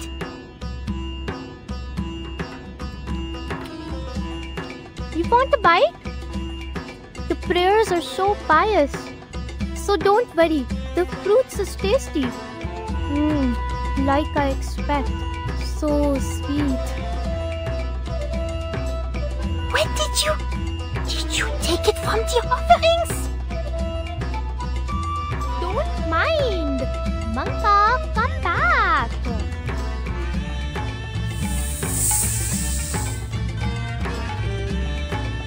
By the way, I hope you is not afraid of snakes. I'm a special kind. And I'm curious about what exactly you are referring to. Specially rude or specially annoying? Why so angry?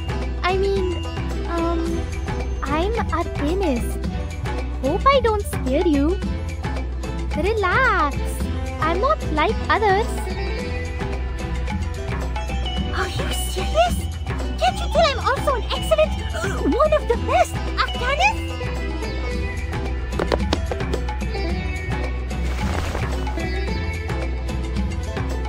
So you were lying to me! Spoke about all those good virtues you can see in me!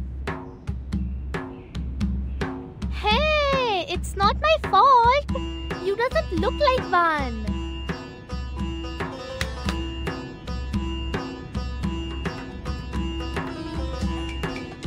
I thought all arcanists except me are like... Like what? Like the villagers. Those old mans yell when they see humans like annoying monkeys or crowing chickens. They even drive humans away. Don't dare theirs here to help. Why you think only the train station is tidy and clean? Humans in other places is all drive away. I not like them because... Anyways, I never thought there is more arcanist like me.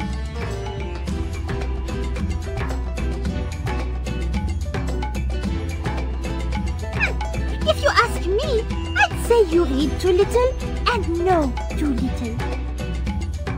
I suggest you follow my example and adopt the style of a real arcanist. Fine. Oh, Monka say there is just a few people outside.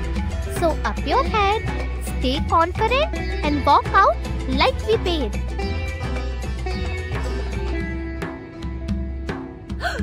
Have you been listening or not?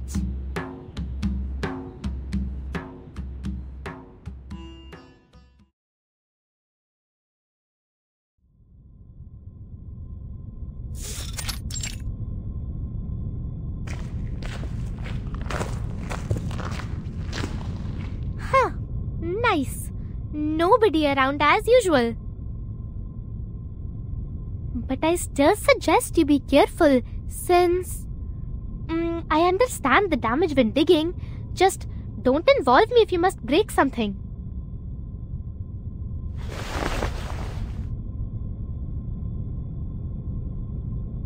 So this is the head of Vindre?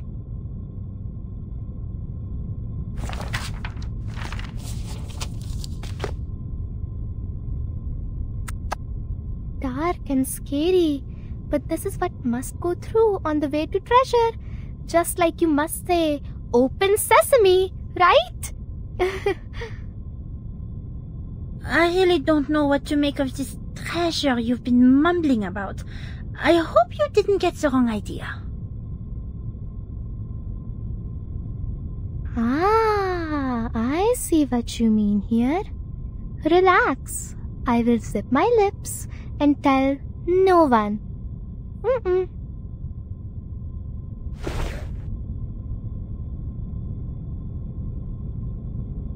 I'll just stay here then. Everything good luck.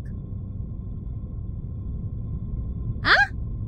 Anyway, despite all the strange things you've been talking about along the way, you have successfully taken me here as promised. I guess here is where we part. Thank you.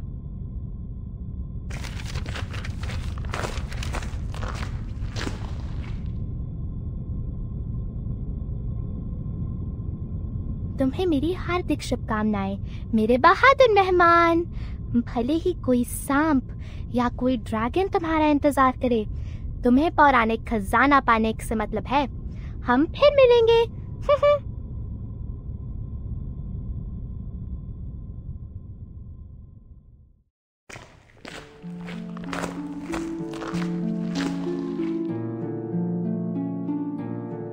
Cette peinture murale semble être en rapport avec ce mythe.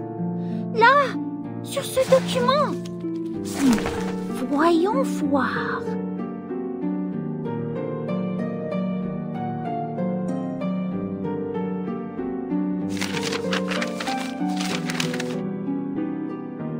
J'ai trouvé. Before the serpent struck in night sky, the stone house of Azura rose to the north of the head of Vindre. The master of the stone has acted with countless feet, with countless eyes, to trip, to pry, in bringing the blessed house of men to rest. Wow! Impressionnant! impressionnant. C'est peut-être l'origine d'une créature mystérieuse. Le coup du serpent, c'est-à-dire le meilleur moment pour s'entraîner sur l'énergie céleste est lorsque la comète traverse le ciel. Long darkness reaches the man as the serpent's tail reveals itself. Some are sent down the great slopes and never return. For desire is the infallible devourer. Le désir. Je devrais méditer avant de m'entraîner. The circle of everything ends at the tip of the great tail. All...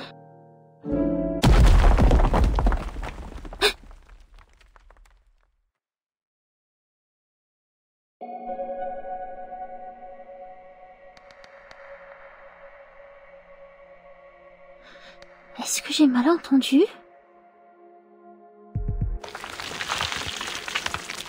Non. Come into the light! Who is there?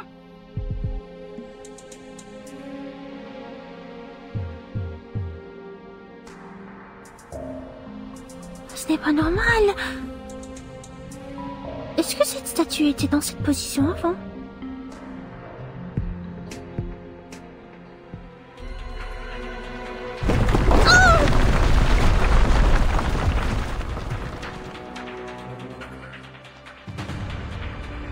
C'est pas bon. Il est temps de se replier.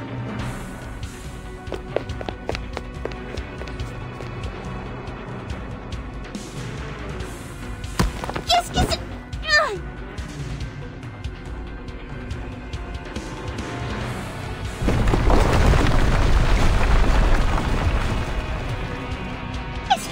Qu'est-ce que c'est?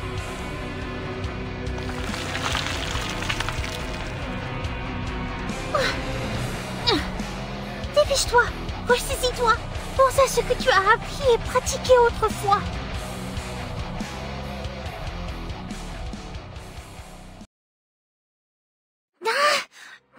Aïe, ça fait mal.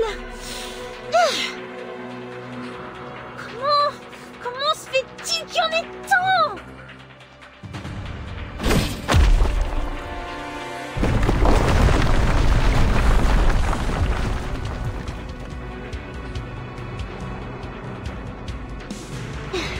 C'est pas bon. C'est pas bon. Réfléchis, Mathilda.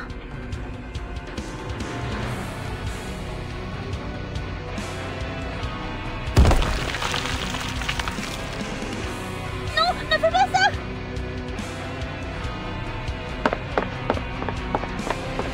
Get on your feet. Hein?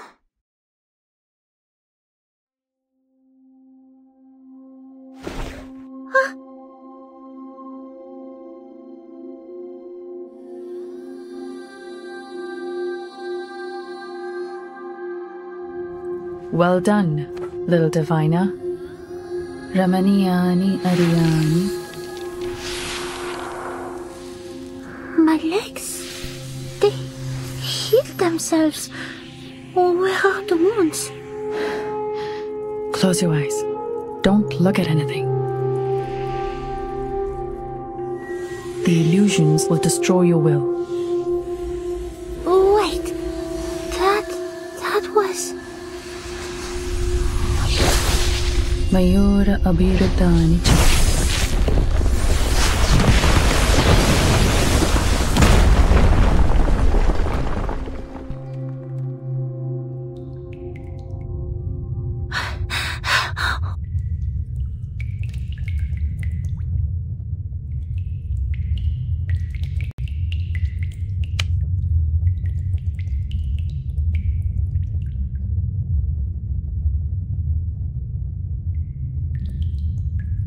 Est-ce une sorte de compétence arcanique hallucinante?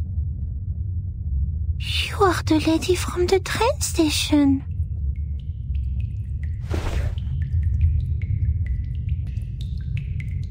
Looks like part of our destinies are now tied together, kid.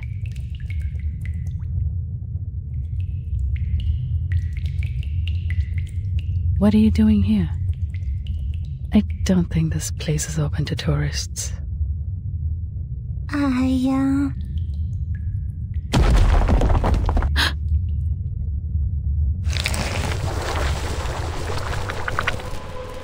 are coming again! Is it another illusion?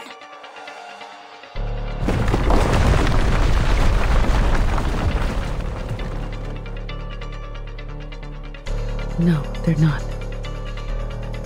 Please, stay behind me.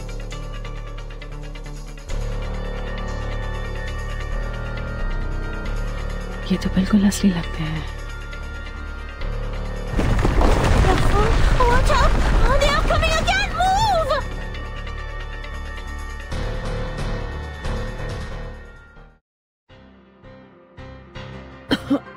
Are you alright?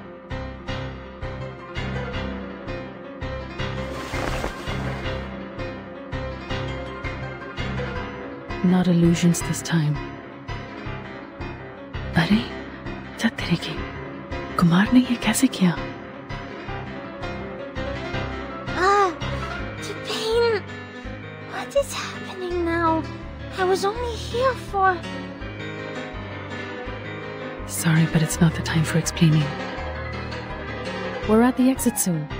Remember, leave this village as soon as possible after you're out. Do not...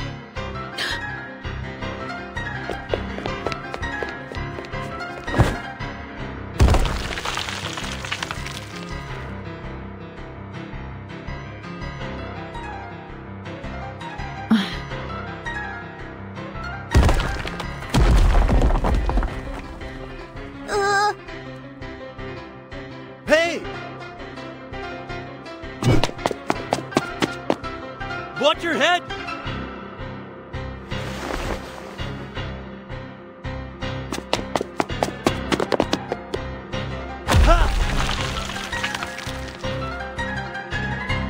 Huh. Harder than I thought. Dad hadn't told me those statues could move. Again.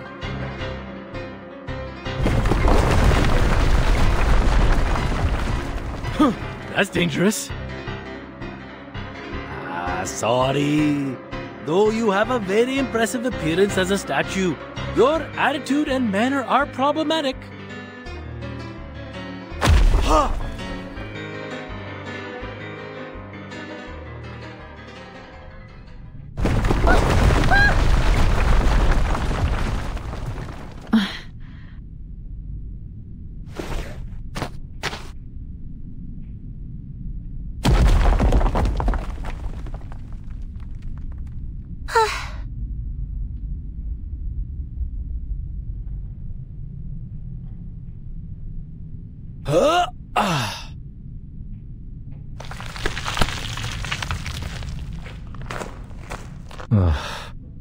मात के मुंह से लगभग बच निकले.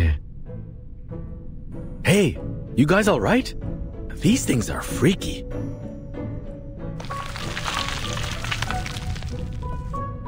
So, do you know where they came from? My head almost got smashed when I reached the entrance.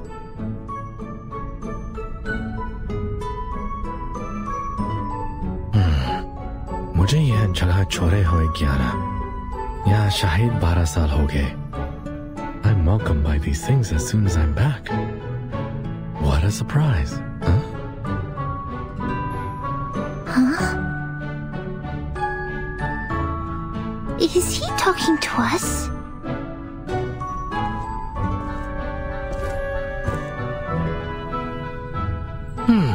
Wait.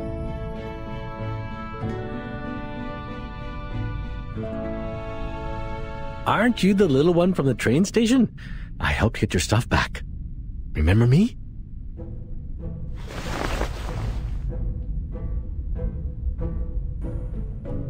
Huh? Oh!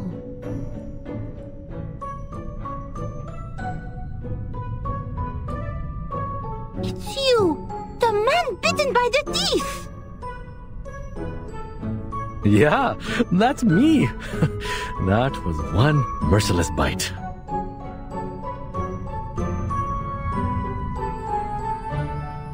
Huh. What a happy coincidence. Well, maybe this is not the best place for a reunion, but the occasion is not for us to decide. Oh, I should introduce myself this time. The name is Shamaine. Sorry, I wasn't much of a helping hand earlier and let that kid get away. But this time I have made it up to you. Huh? Huh? Oh,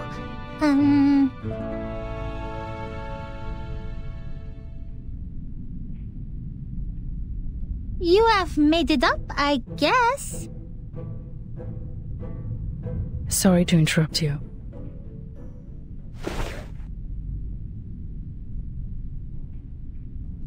But I think this place is safe only for now. It'd be a wise choice to leave as soon as possible.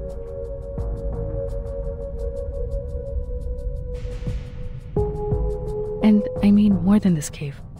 Actually, are you tourists? I'm hoping you can leave this village in a couple of days.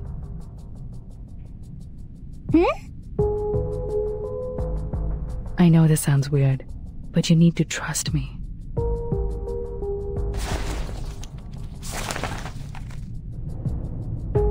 Huh? That कहाँ है मेरी पहचान?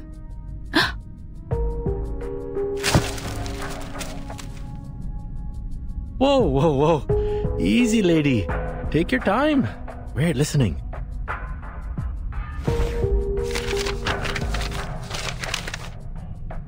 Oh, here's your ID. Miss Kala Bona. Hold it. Thank you.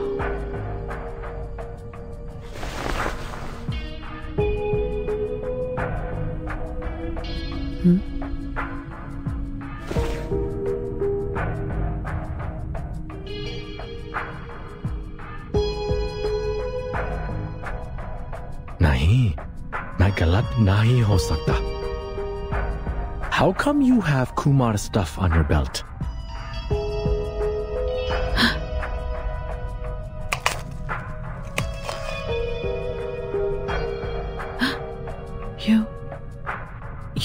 You know Kumar? Kumar? Who's that?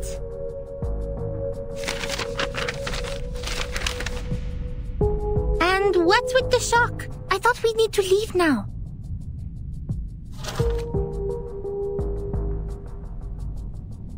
Bon, c'est le dernier. Laisse-moi voir. Page 1, page 2...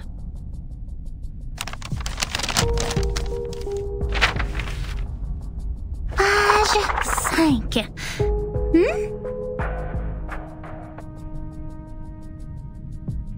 Quoi?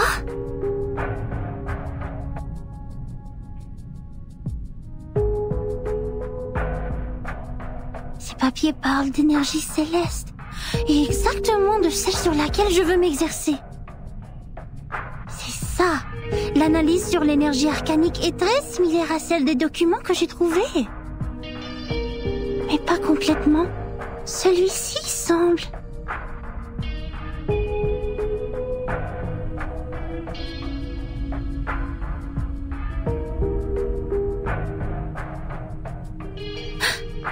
Manus Vindicte? Quoi?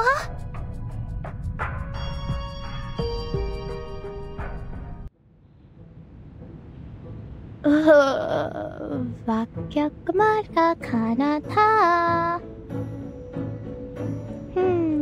कुछ होना चाहिए था ना.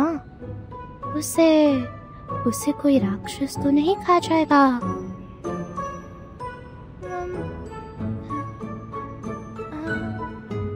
जाने दो. हे भगवान, रक्षा करना उस घमंडी मूर्ख की जो भाग निकला और मेरे लिए सारा खजाना छोड़ गया.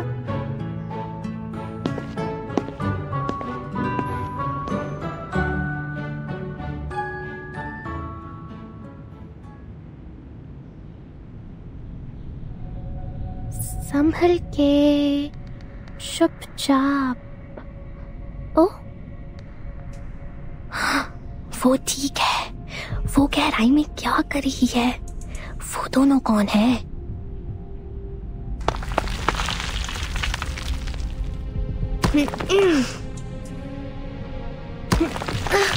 मुझे नहीं पता था कि यहाँ इतनी सारी चट्टानें हैं। ठीक है, चढ़ते रहो। लगभग पहुंच गए।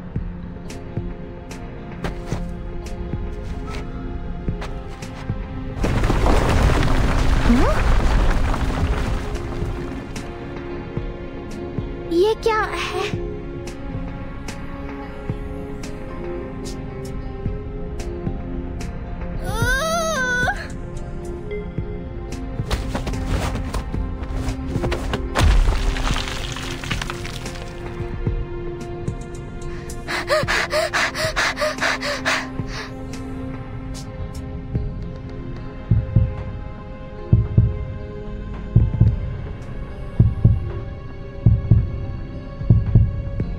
ये पत्थर है क्या?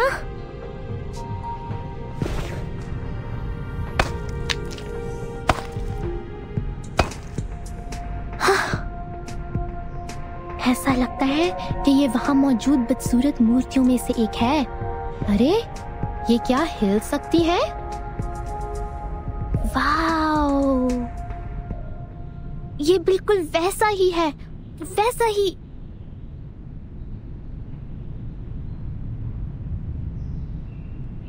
किताब की कहानी की तरह। हाँ, ये सही है। वो खजाने की रखवाली करने वाले गोलेम।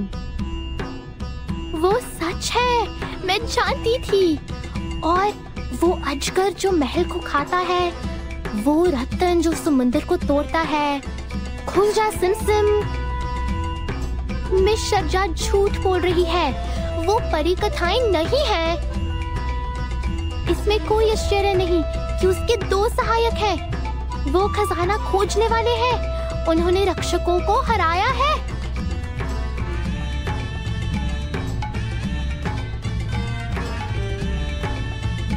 ओह हाँ, बस छुपकर उनका पीछा करो और मुझे कम से कम थोड़ा सा खजाना मिल जाएगा जो वो पीछे छोड़ गए हैं, जैसे कासिम ने तराजू से सिक्का निकाला था।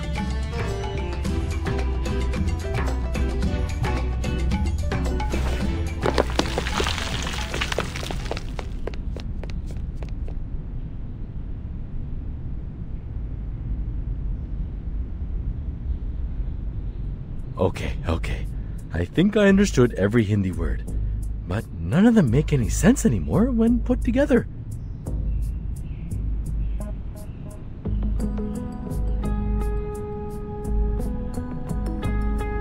You're saying Kumar. That Kumar I know, the sister whom I've only seen once in my life, is also my tutor in the university. She's a bad guy associating with the Manius.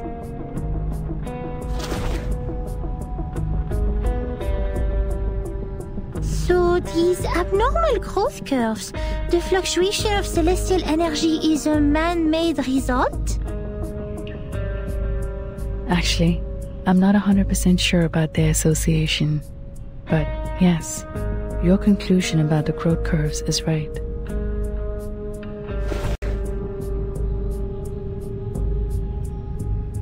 Fluctuation was caused by an unnamed celestial body, and its existence is only known to Kumar and me.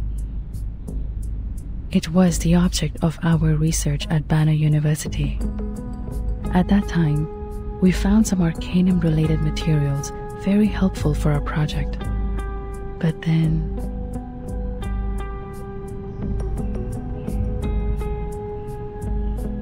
she was way too radical. Arcanum is strictly prohibited in the field of human science, and we were expelled from the university. After that, our disagreement got even worse.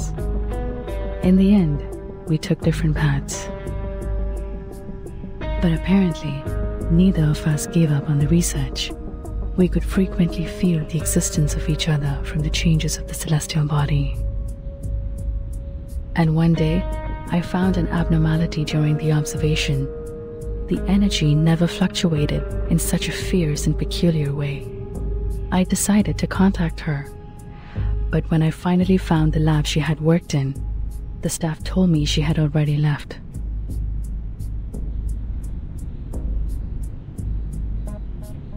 Our common friend told me she had seen Kumar by coincidence.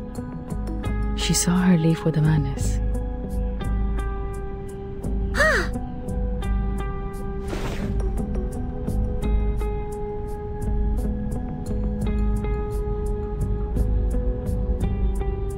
And I found this from what she left behind. I compared it to the hole in the wall. It does come from this cave, and it has something to do with the Arcanum-related materials on that celestial body. But Kumar never makes mistakes. This one is more like a clue she left to me. I don't understand her. Judging from the situation, apparently I'm not the only one invited.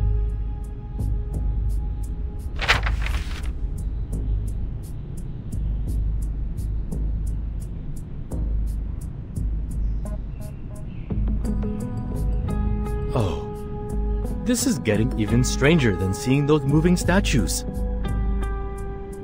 Like I said, I am, well, to be more precise, I almost am the last living member of my family.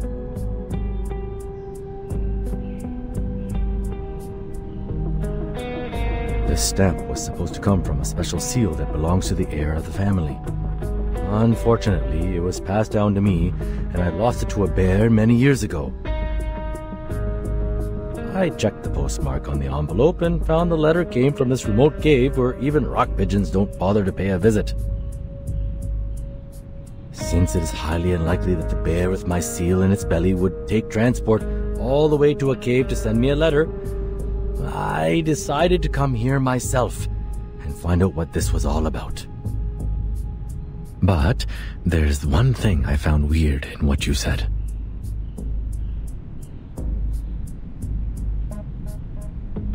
As far as I know, my sister is even worse than unqualified.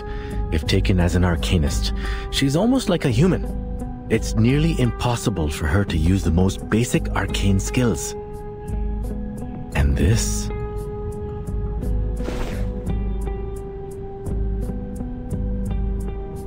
this is not something a random person from our world can do. Is she really able to control these things? No, she can't. But she has a solution. A solution even I'm not aware of.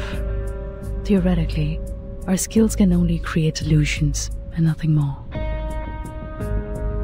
But if the man is really offered to help her, even though I don't want to think this way, she may be able to do that. Oh, I forgot the Manus part. Alright. All I know is, if this letter is really an invitation from her, I guess this won't be a delightful trip for me. I've heard about that incident in her family, and I don't think her ultimate purpose is just to gather us here.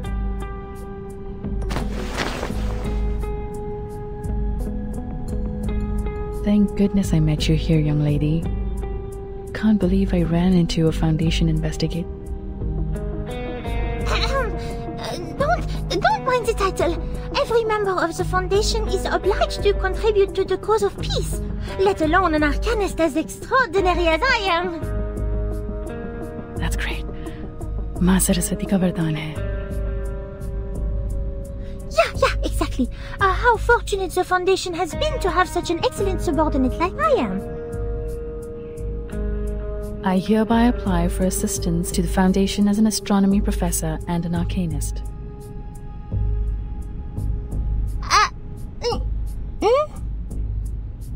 Yes, Miss Kalavauna? Rather than find Kumar and the Manus, we have something more important to do now. Something more important? We need the Foundation's assistance to evacuate the villagers and tourists in Moorpunk Village as soon as possible, because that near-Earth No, it's not an asteroid. That celestial body we study, not able to be observed by human technology, is approaching this village at a dangerous speed. It reaches level 5 on Torino scale and 0.01 on Palermo scale. What? In brief, the meteor shower that is occurring during Deepa Festival will become a disaster of meteoroids. I tried to ask organizations in the surrounding areas for help, but this village is out of Chandigarh's jurisdiction. Besides, the villagers refuse to accept help from any social organizations related to humans. The good news is, there are still days before the Deepa festival starts. We still have time to evacuate the people. Meanwhile, I will do whatever I can to find Kumar and stop her, no matter what her next step is. If the Foundation offers its assistance, I will provide any support when needed. So, this is her real? Yes. In this case, what happened in the caves was probably nothing more than an experiment. I'm not sure why she's doing this, but I won't allow such an abuse of our hard work. It is our work after all. That's why I must stop the star from falling.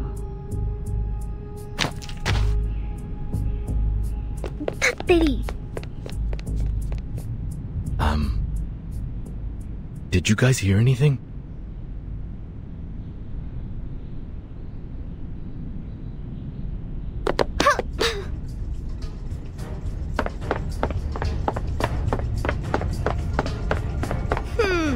ये अब तक की सबसे खराब परिकथा है। यहाँ कोई खजाना नहीं है और अब तो यहाँ चट्टानें भी नीचे गिर रही हैं। मुझे वापस जाना है और सभी को चेतावनी देनी है।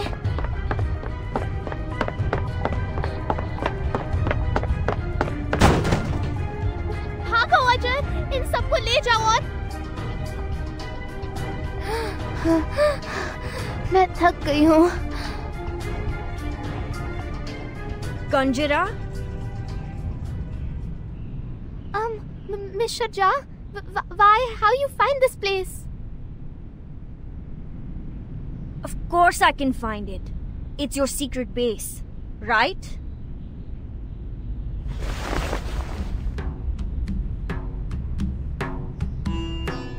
A secret base in others' house without the owner's permission? Well.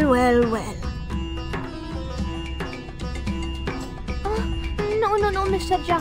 It's not time to judge me. Something huge just happened. Sorry, sweet jalebi. Your tricks never worked on me.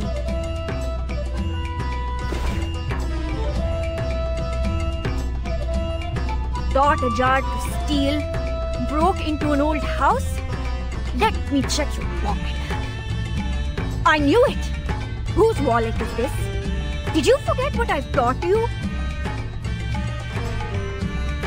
Yes, I do all these. I'm sorry, Mr. Jha, but let me down. It's too late. If we don't leave now, the village is going to destroy. What are you babbling about this time? It's real, not lie. I even run all the way back from the shrine like idiot and leave tuk-tuk I borrow from Uncle Sirha there. You went to the shrine and ate the offerings again? Young miss? I'm really sorry, but you must believe me this time. Where are the others? Where they go? We must tell them now. They must take train and leave this place today. They went to the street for business. What on earth is happening? Listen to me.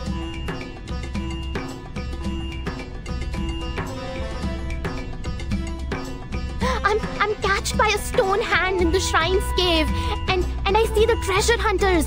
I hear what they say. They say a big stone called meteorite will fall and smash the village when Deepa festival starts. Honey, I told you, they're just fairy tales. No, it's true. Those statues actually move.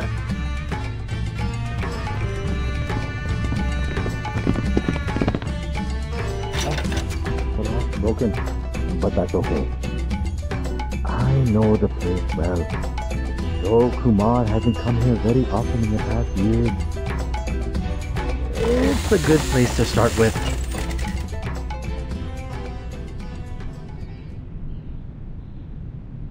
You are...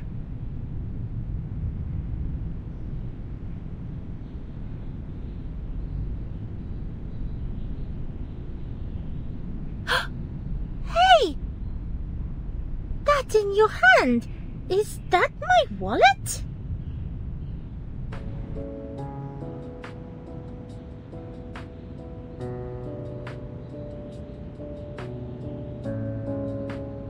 Thank you so much for your understanding, Mr. Sharma and Miss Bhuwanish.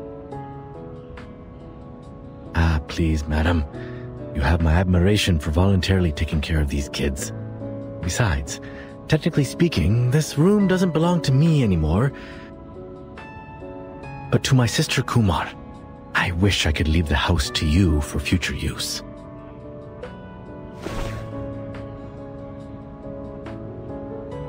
But you heard what the lady said. I don't even know if the house will survive the meteor.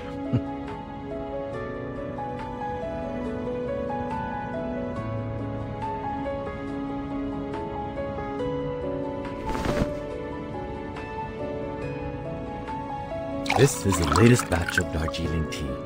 Some locals gave it to me when I went across their village. Careful. It's hot.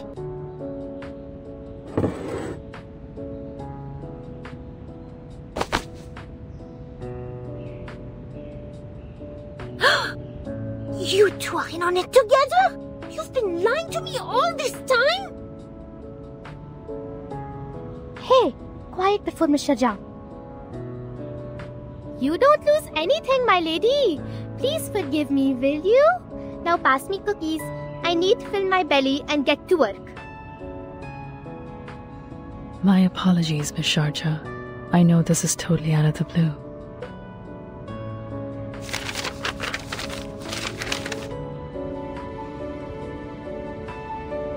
And the details are yet to be verified. But our valuable time is running out. The last thing we should do is keep on waiting.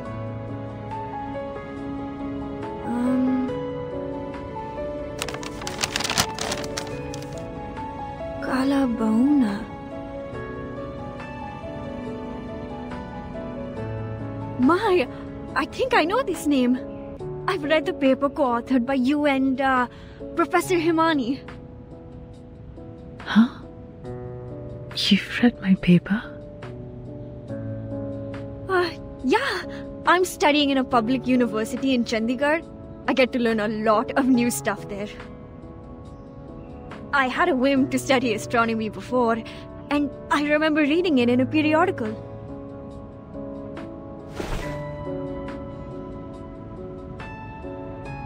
Yes, I'm sure. It's the same name.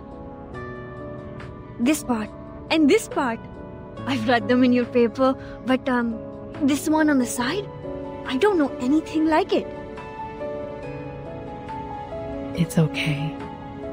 That one involves the knowledge of Arcanum.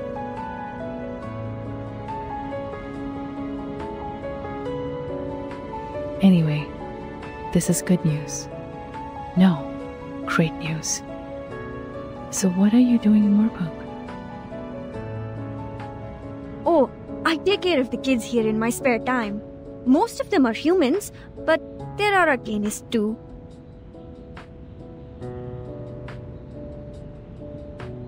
I see. So, what are you going to do now?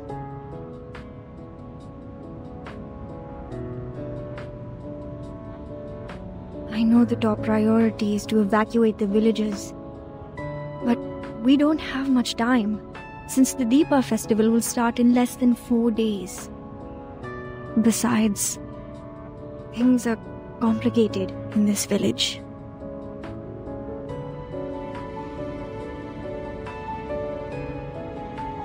Most of them, including me, had moved to Chandigarh. And the rest of them...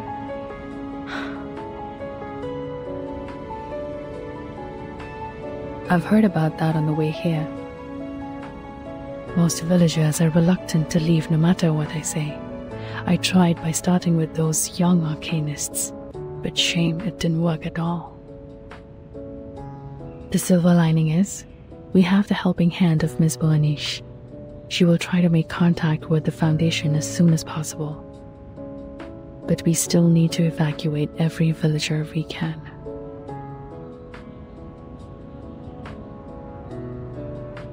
We know almost nothing about Kumar's plan now.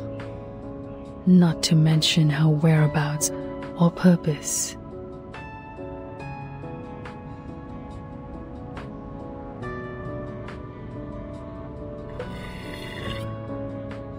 Relax. For now, we have 2 solutions to the problem.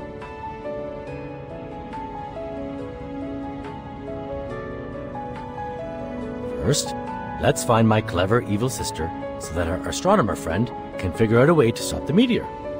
Or spread the word and tell everyone to take the earliest train and leave the impact area. It's hard to be optimistic given the situation, but at least there is something we can do to reduce the damage.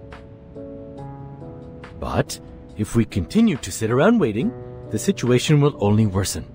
Come, let's think.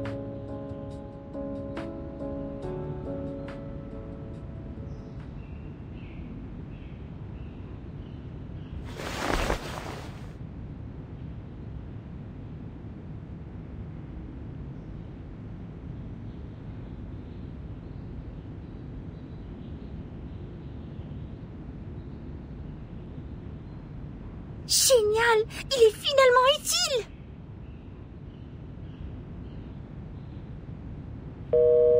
SPF-1 portable contact device activated. Welcome. Arcane skill verification activated. Please make sure you are not equipped with any wands. Read out the random incantation displayed on the screen clearly. Make sure your tone remains stable. Fuego!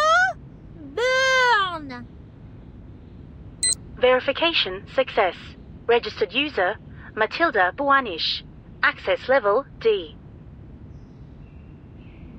No abnormal arcane skill fluctuation detected in the area so far. Level D, access only supports quick report. Accès insuffisant? La description dit... Donc seul un enquêteur peut demander un renfort via ce système.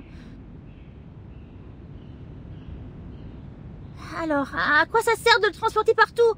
Je pensais que ce serait utile pour les urgences.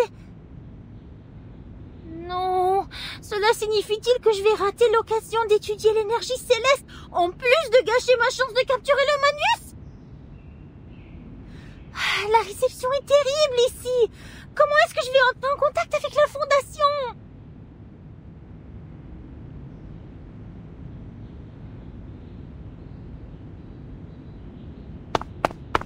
Oh, that doesn't sound like any progress with her. And what I have here is only books. Books and books and books. Nothing else. Calf feeding and management. Is my sister really an astronomer? Was I mistaken about anything? Hey, Matilda, if you like, there should be the last 2 pieces of Plera J on the table. Remember to have them with tea, or it's going to hurt your throat and ruin your beautiful voice. Kanjira was ecstatic about those cookies. She even took 3 pieces with her when she left. I hope that kind human girl will get to the train station safely with those kids. Now, let's take a look at you. What are you doing? Is this the stone Kumar left to you?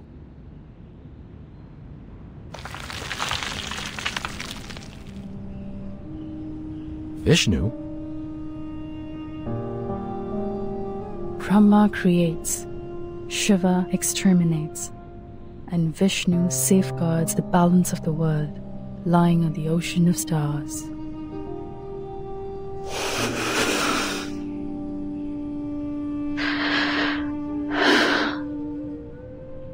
According to the materials, well, maybe I should explain it with mythologies for non-researchers.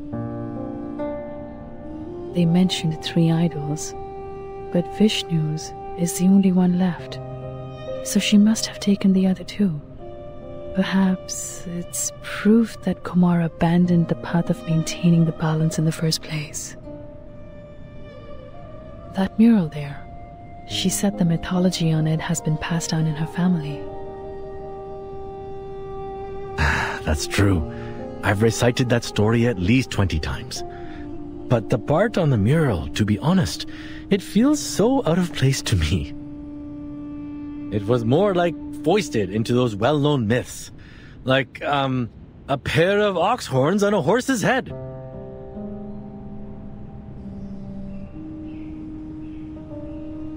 An unusual metaphor.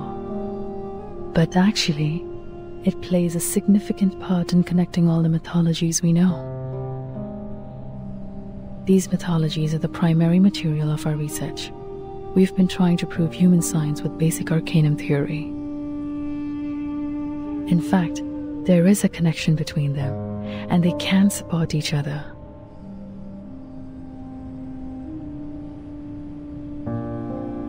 If arcanists and humans could get along, I suppose the world would have developed faster than it does now.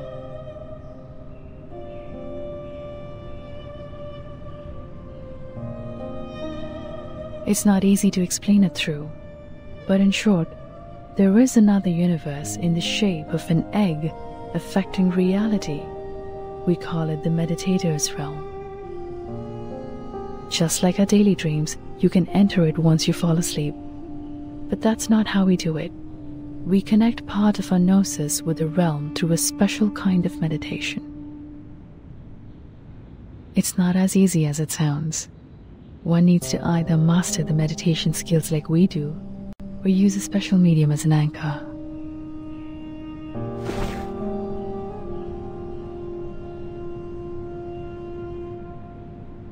Some mythologies are the original translation of the realm. An existence that cannot be observed through the methods in this world can be located as long as it is included in mythology. That's how we located that star. Sadly, if we can't prove its existence with data recorded by human technology, our discovery is useless. I'm surprised. For all this time, she has never given up on studying the old arcanum tale of our family. You can even say she's fanatic about it. It's just... Indeed, we can do a lot of supernatural things in the realm.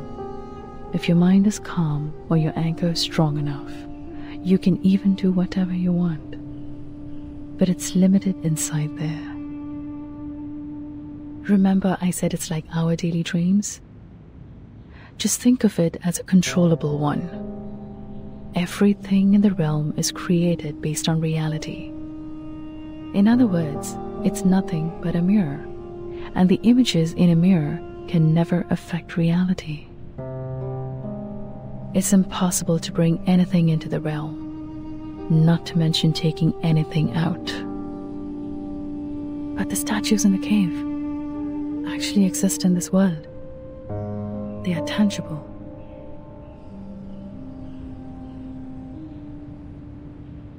That means she's gone much further than I do. She mastered a method I'm not aware of. What bewilders me is her arcane skill. How did she do that if not for the Manas's help? Oh, come on. She also knows that cave a lot better than I do, right?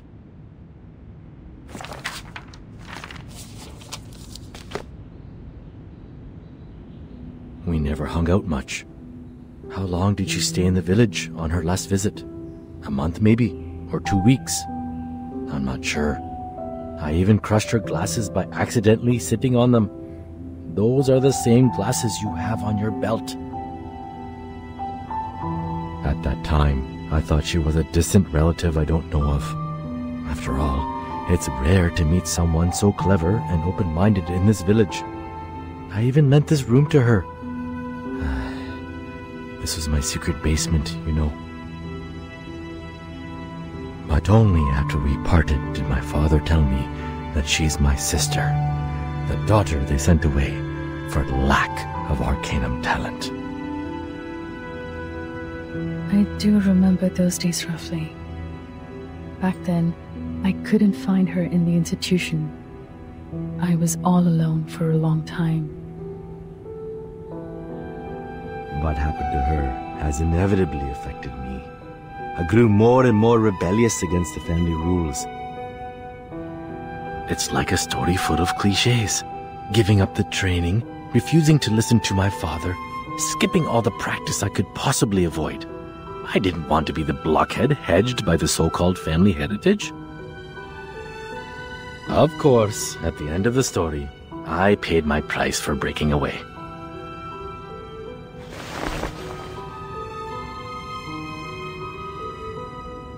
But I think for her, it is even harder to break free.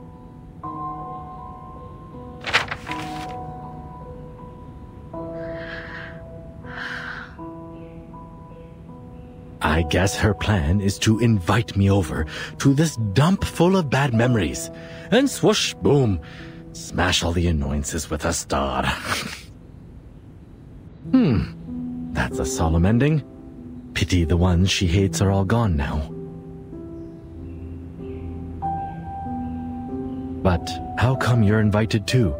Did you upset her as well? That's a good point.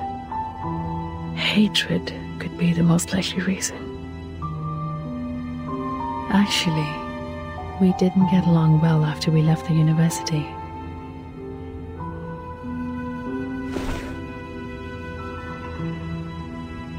Ever since our identities as arcanists were exposed, we couldn't stay in the institution anymore.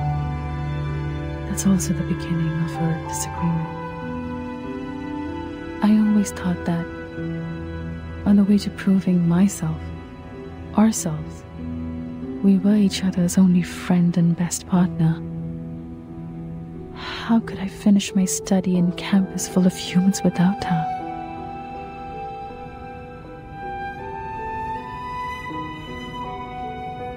But then my mind was changed.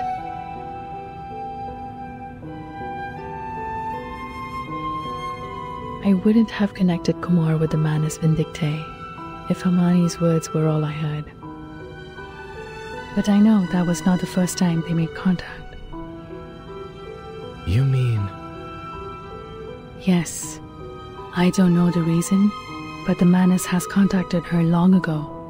She gave them the cold shoulder at the time. But I knew something inside her had changed. Soon after that, she left me, taking all the materials with her.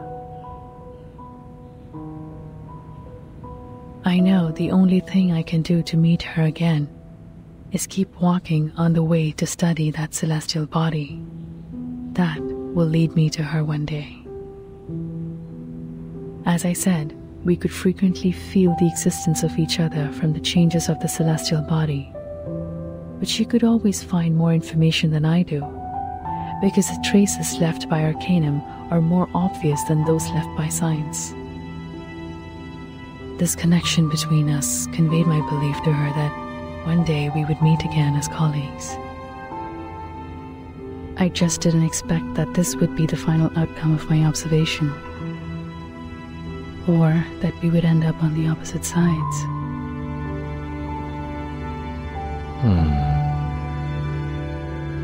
Can there be any lamer stories to tell than these two? For now, we can't find more clues in our house. Maybe we should go to the shrine again? How much do you remember the myth of your family? As I just said, that was the primary material of our study.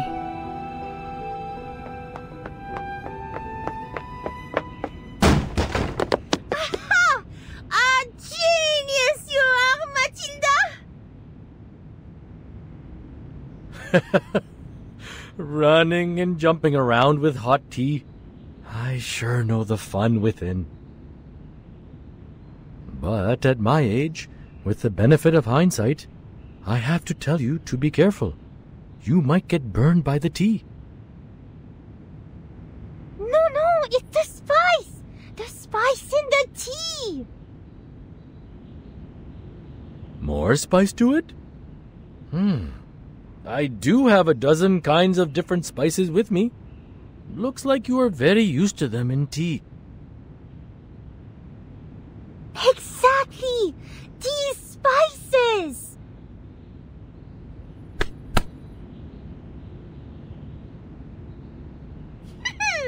Now it's time for Matilda to show you her best shot!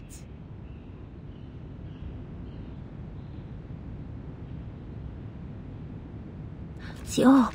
Cumin. Oh, you also have clove blossom here. Fantastic.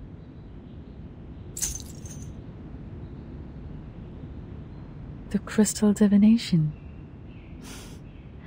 I've spent too much time in the human world to remember the convenience of arcanum. If I can foresee any sign about Kumar, our problem will be ended. With the help of the great Matilda, of course. Okay, take a deep breath. Give me your hands. Rest them on top of mine. Yes, like that. Now, think of Kumar in your head.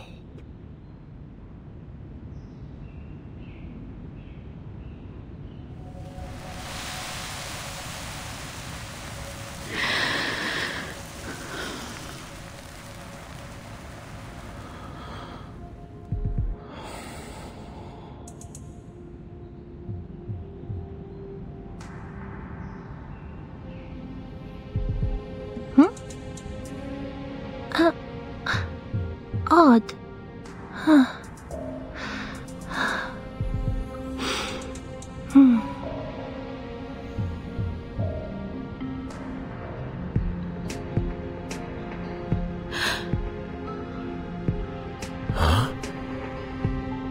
What is this? Is that the train station?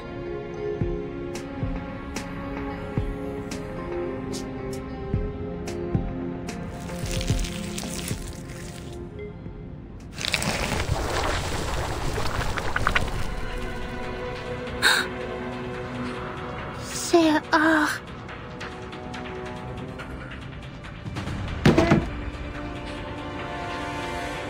The manners already reached Moorpark?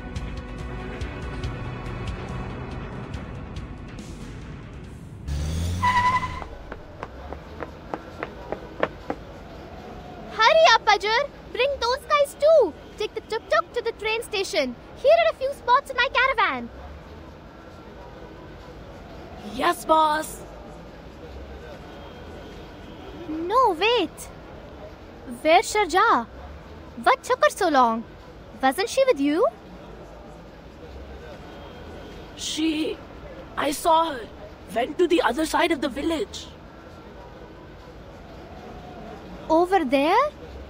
I remember. That's...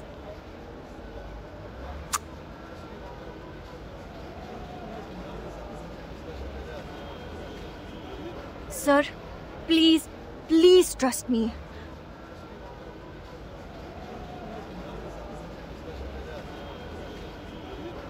You have to convince your father. It's not like before.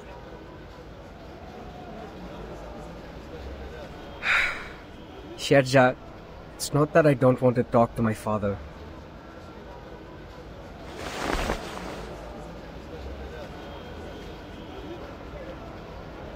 You have come to me, I don't know, so many times. Father has already scolded me several times for letting Gina learn all those unorthodox stuff from you. You know, those human books. You can see, even Gina's mother has no help in the kitchen now. I even have to prepare the candles for Deepa festival myself. No matter what you say, I'm not taking your advice this time. You would better leave before my father comes out. You know how mad he gets when he sees a human. Hey Rajesh! तुम किससे बात कर रहे हो? तुम फिर से? देखिए, कृपया मेरी बात मानिए। ये आपात स्थिति है। पूरी बात समझने का वक्त नहीं है। बस इतना समझा लीजिए कि ये सारा गांव उल्कापन से तहस नहस हो जाएगा। आप और आपके परिवार को तुरंत यहाँ से चले जाना चाहिए। बस, बहुत हो चुकी ये बातें। हम जान गए हैं तुम्हारी योजना। हमें यहाँ से निकालना चाहते हो? कभी नहीं। नहीं पिताजी, आप जानते हैं कि शर्जा हमेशा। मैं इससे बात कर रहा हूँ। चलो जाओ, वरना।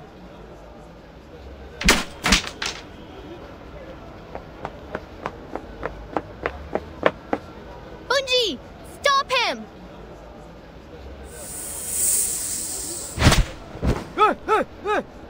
तुम कौन हो पागल? और इंसानों की दाल में क्या कर रहे हो? कंजरा! क्या? उसकी नहीं तो और किसकी सहायता करूं? तुम्हारी एहसान फरामोश बुढ़े?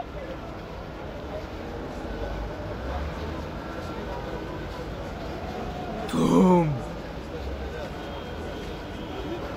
कितनी बार शजा ने तुम्हारी सहायता करी है और जिना को ना जाने कितनी बातें सिखाई है।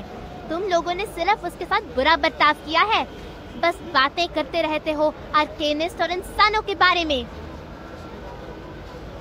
रहो यहीं अगर रहना है तो। शर्जात तुम सबको बचाने की कोशिश कर रही है, पर कोई सुनना नहीं चाहता। गिरने दो उल्का पिंड को ताकि तुम सब कुचल जाओ उसके नीचे। चलो। मुझे माफ कर दो। ये तो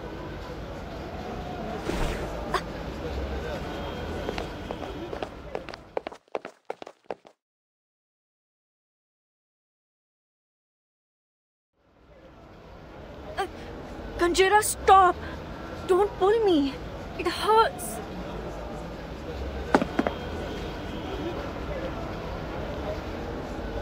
They is always mean to you and bullying you. Why you must look for trouble? Kanjira. After all the things you do for them, how can they treat you like that? Just leave them alone. Come with me. I still have your spot on my caravan. The time for entering and exiting the trains at the station is the same every day. I remember it well. There will be a train leaving here soon. There's still time. Kanjira, take a deep breath and listen to me.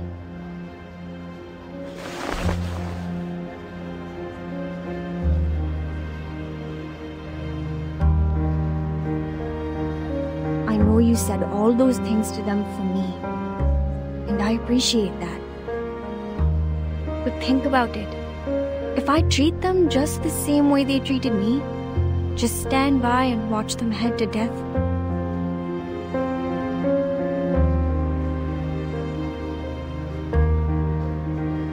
even if I'm doing this out of understandable fury, how would it make me any different to them?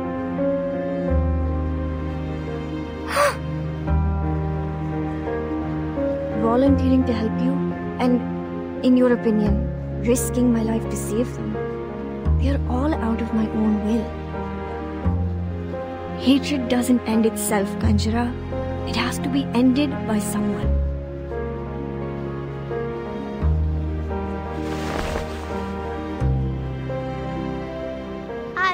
I don't understand. Do I Do we mean nothing to you? How come? What gave you such an idea? You are my most precious children. All of you are my treasures. This is not the first time you prefer they over we. You always put they first when there's a problem.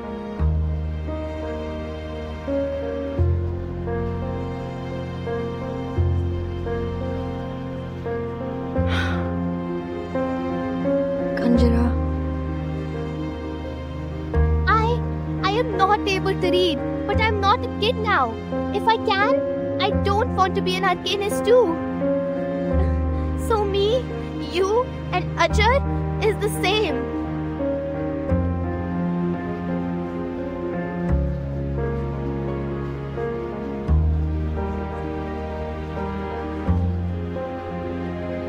Kanjara, don't cry, Kanjara. So you've been thinking, oh, little one, you're just like us. We are your family. No, you don't understand, Miss Sharja. Enough talk. Maybe I don't understand any of your lectures, but you can't stay here.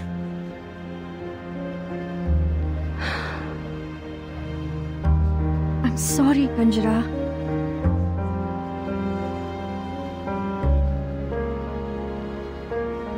I have to admit they're unreasonable. But as I said, we should put that aside now. It's a matter of life, Kanjara. I can't.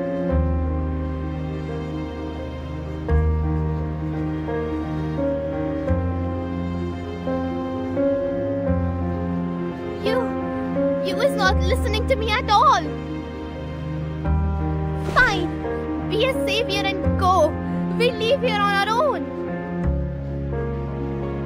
Kanjara!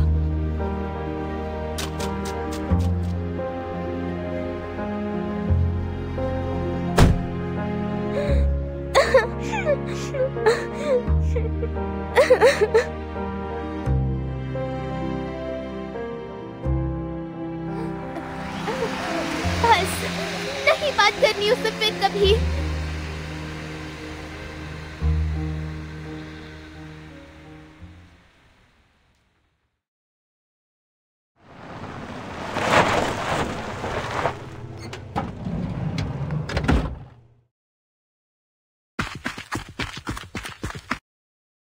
Ajay, Sinha ji. कहाँ है सब? इतना सन्नाटा क्यों है यहाँ? बहर को तो बहुत भीड़ थी.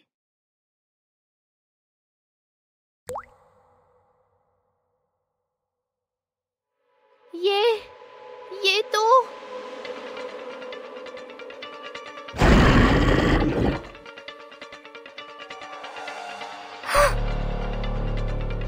खून, इतना सारा खून.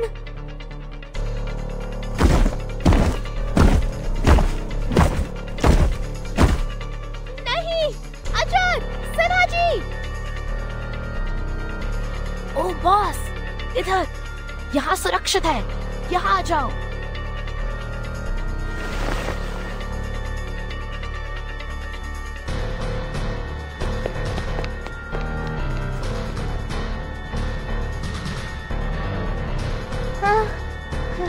मेरी तो जान ही निकल गई थी. शुक्र है तुम ठीक हो. क्या हुआ यहाँ? पता नहीं, कुछ भयानक से लोग अचानक आ गए. उन्होंने चेहरों पे मखौटे लगा रखे थे. वहाँ उस प्लेटफॉर्म पर कुछ और लोग हैं. पता नहीं कहाँ से आ टपके और यात्रियों पर बिना मतलब के हमला करने लगे.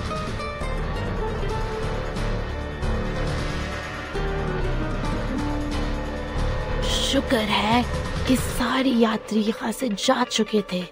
मिस्टर जाक की वजह से बच गए.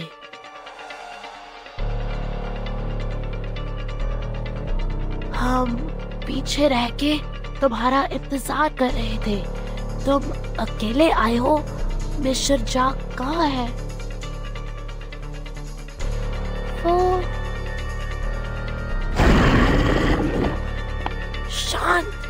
वो लोग आ रहे हैं, तुम्हें देख न ले। धत तेरी, मेरी चंदी की।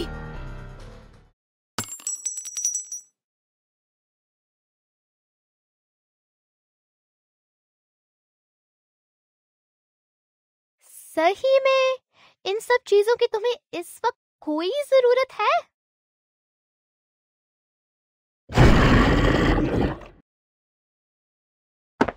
भागो!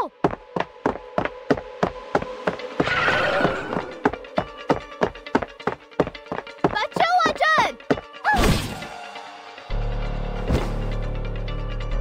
बॉस!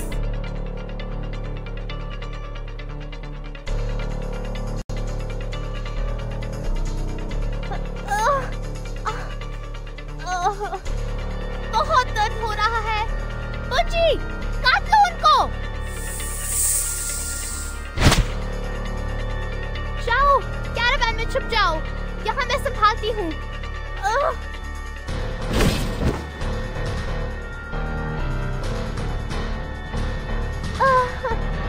बहुत दर्द हो रहा है। अब तो मर गई पक्का।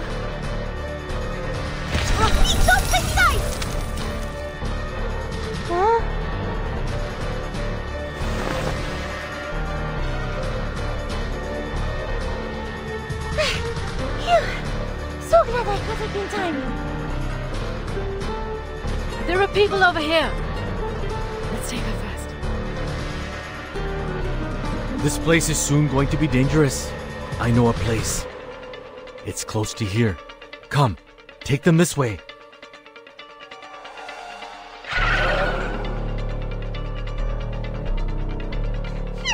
You dirty, filthy, less than elegant mugs!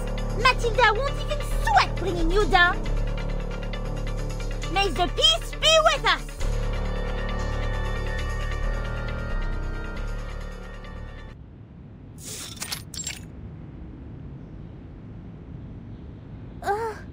Ouch! Is your medic skill really okay? Huh? Are you questioning my skill?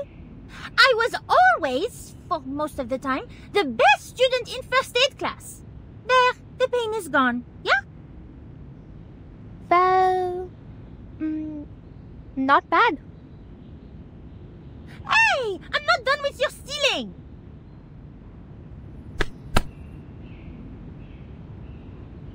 Hey! I already apologize.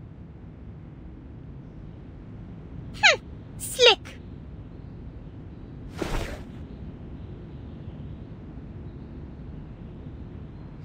I didn't expect to see this. What a spacious yard for a house located right next to the train station.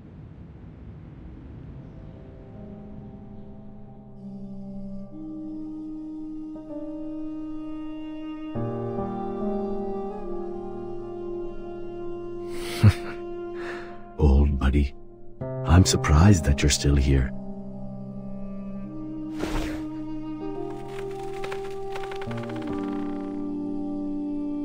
We have settled everyone so far. I didn't expect so many men as members here.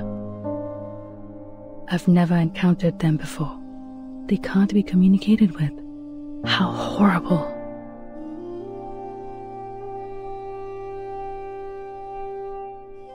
And since we meet them here, it means... Kumar did cooperate with the menace. Shoot, it's completely out of control. The incantation in the cave. She must be able to detect the fluctuation caused by it, and that gives away. But what in the world is her purpose? Did she think I would stop her? So she deployed these things to slaughter the village. Does revenge matter that much to her?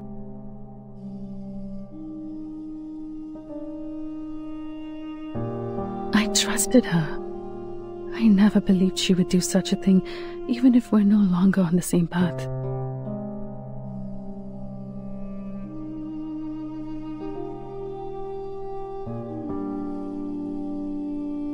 But the reality tells me my trust in her is nothing but a joke. Hatred changes people.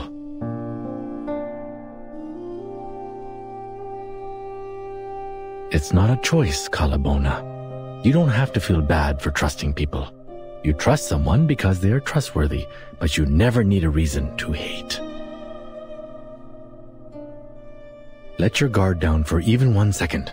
The toxic idea will sneak into your mind, and it would be impossible to get rid of it. It will burn your mind and sanity until you become an animal living for revenge, even forget your own name.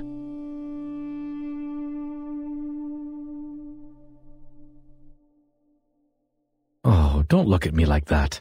It's nothing personal. In my mind, she is still my cool and scholarly sister. I was young and easily fooled back then. What I said was based on my real-life experience. I was way more outrageous than her. I mean, we were all young once, right?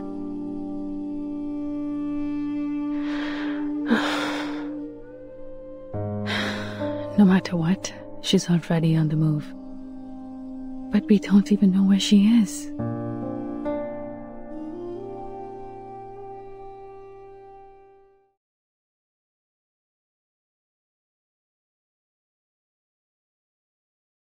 Don't even think about it! The painkiller won't last long! There's no way you can drive with a wounded foot!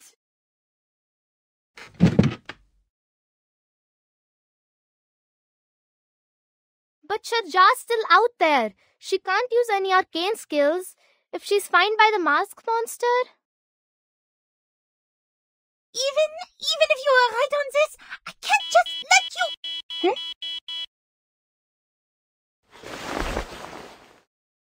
SPF-1 portable contact device activated.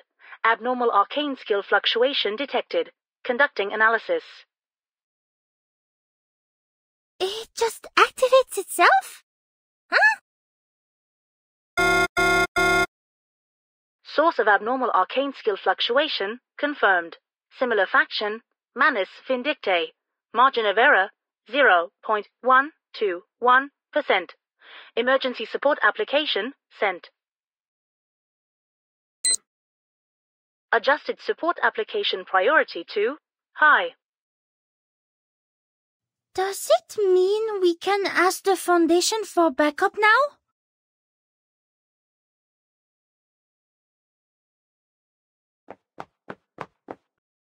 This is great! People, I finally got in touch with the Foundation! Yeah? That's good news. But the Manus are still wandering out there. Before the Foundation evacuates them, the village will be destroyed. We can't just sit around and watch.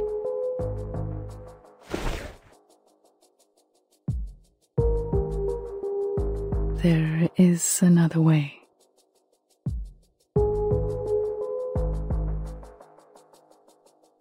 Way? What way? If she can do it, I can do it too. Maybe I can find traces of her if I enter the realm. Because I also mastered meditation skills.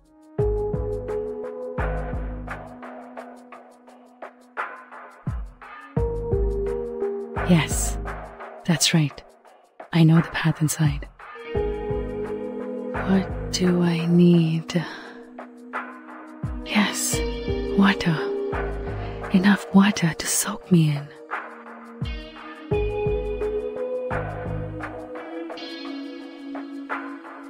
Miss Calabona? Now hold on. Please wait.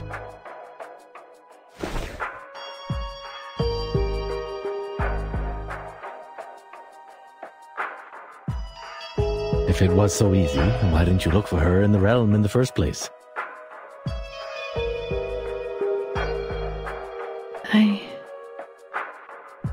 It is a risky move, am I right? How did you know? Oh, just my instincts or experiences, perhaps?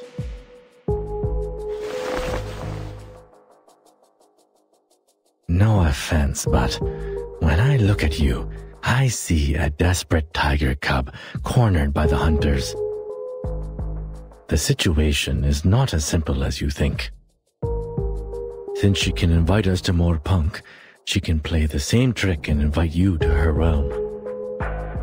This could be a trap to keep you stuck inside the realm. You are right. It is a risky move. With the other two idols as her anchors, she's the true dominator of the realm now.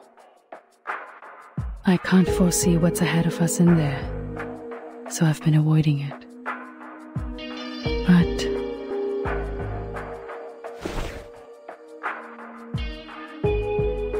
we don't have other choices, do we? Now we are talking. You seem ready. But,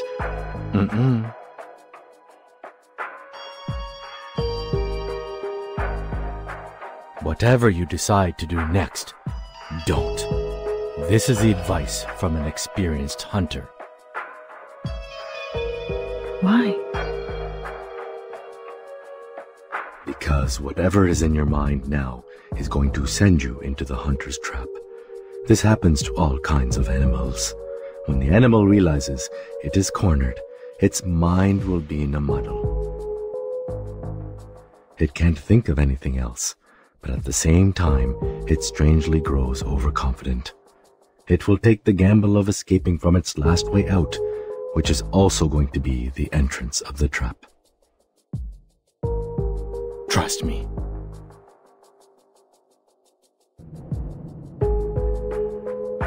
I know how you feel.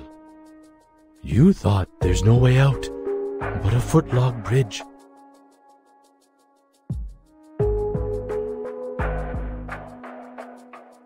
The Manus followers are still wandering about, and some villagers haven't been moved to safer locations. But sometimes, we must take the risky path to get out of the dreadful situation, even though it is full of traps.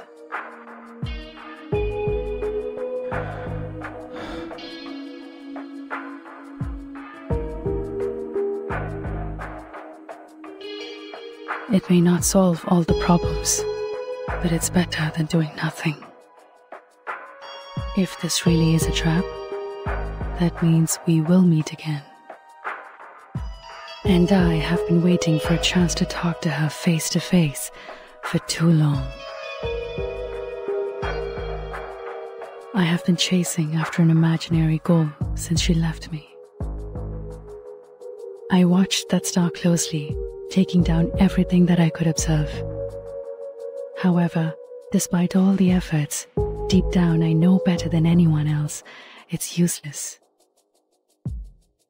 I remember those days, almost half of which were like living in a mist. But now, I can feel it. Her silhouette is right there in front of me. To be honest, this is not the best time to seize this chance. Miss Calabona. But no matter how I look at it, this is too good an opportunity to pass up.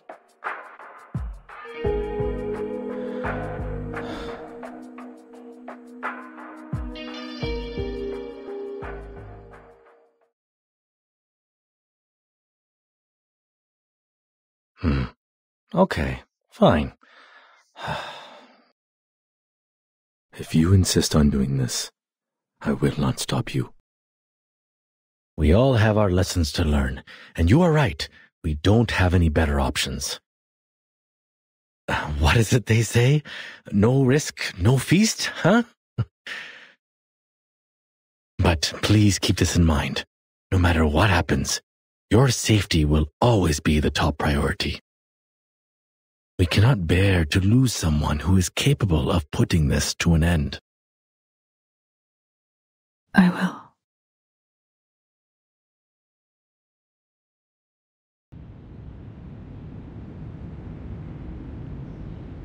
Are you sure? To use this? What's wrong with it? It has enough water to soak me in.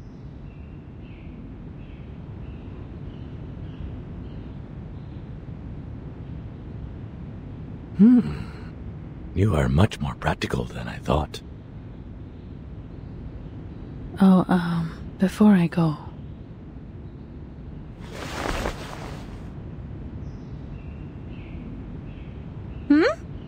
Aren't you going to take it with you, Miss Calabona? No.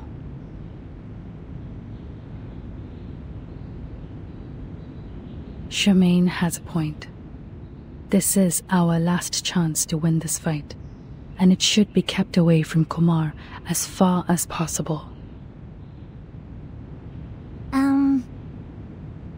Miss Calabona? Take this with you then.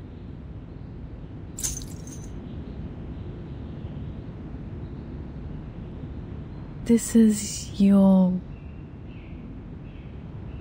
My pendulum. It's one of my collections. One of the purest. Even I don't have a lot of them around. I realized that the theory of meditation you've talked about is quite similar to some of the crystal divination theories. So perhaps this will help you in the water if the crystal can stabilize the magnetic field and guide you in there. You... No need to be surprised. This is how quickly a genius can think. Thank you. Ah, great. So it's only me who can't understand this meditation in water thing? Well, it takes all sorts of rocks to form a mountain.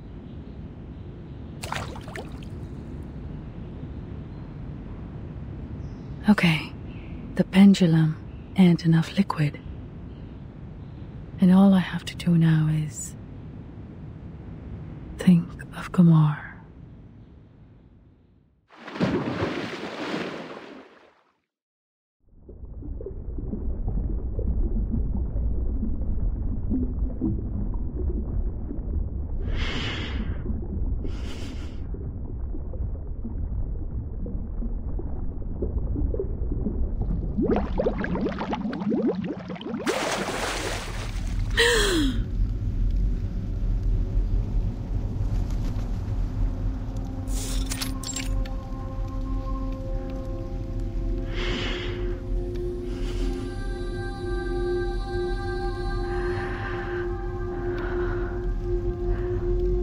Where else could it be more suitable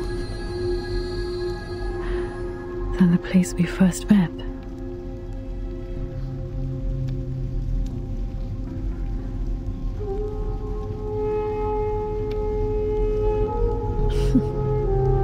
How thoughtful you were, Kumar, to recreate the observatory in the realm.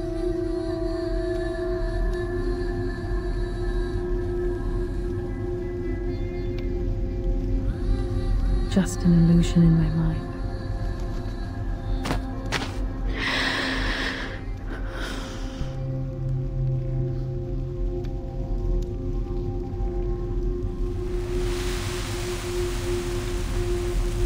She remembered almost every detail of me as a child.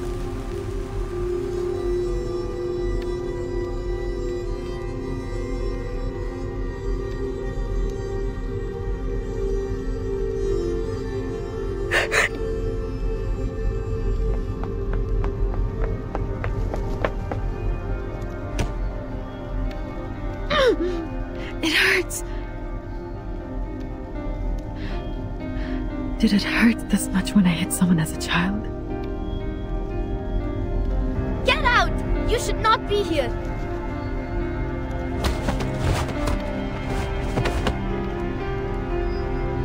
Ah, yes. Mom had taught me a few moves to deal with those brats at that age. Leave!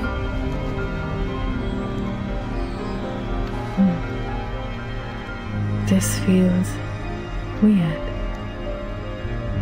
Did Kumar put you here to guard this fragment of memory?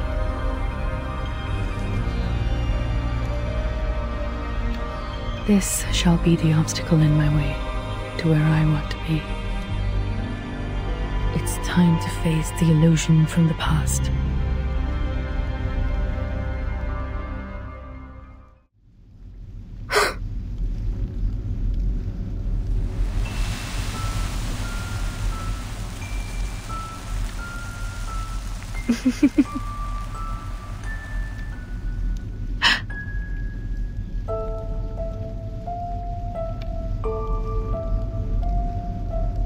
From the past to the present and the future. The thing you are clinging on to, facing and chasing. Think what it is.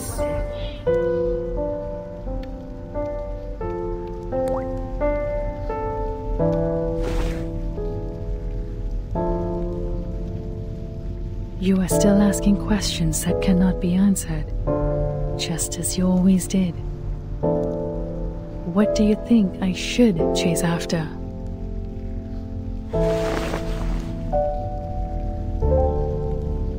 इस बार मैं धोखा नहीं खाऊंगी, Kumar.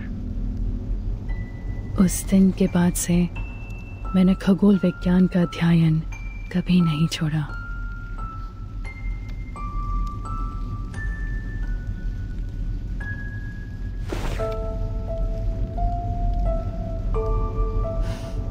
Keep moving.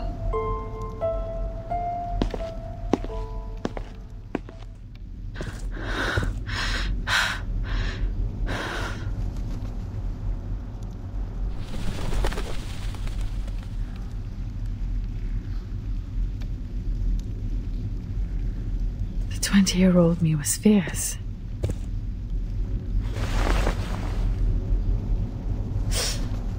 That pain feels real. You came here sooner than I expected, Kala Puna.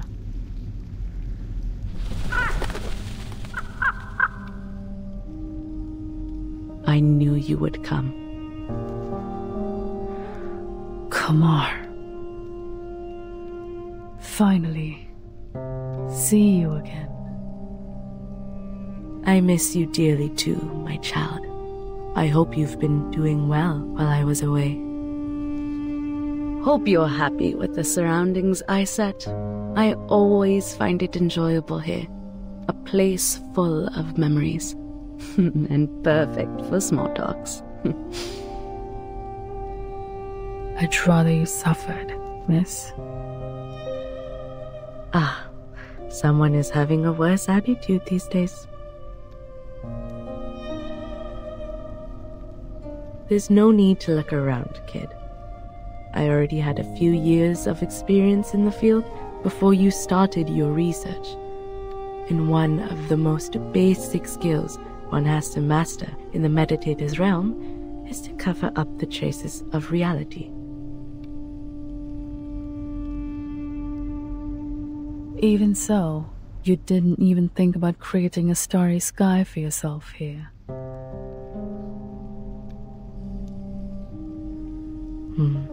That would be unnecessary. You can see it any time outside this realm if you like.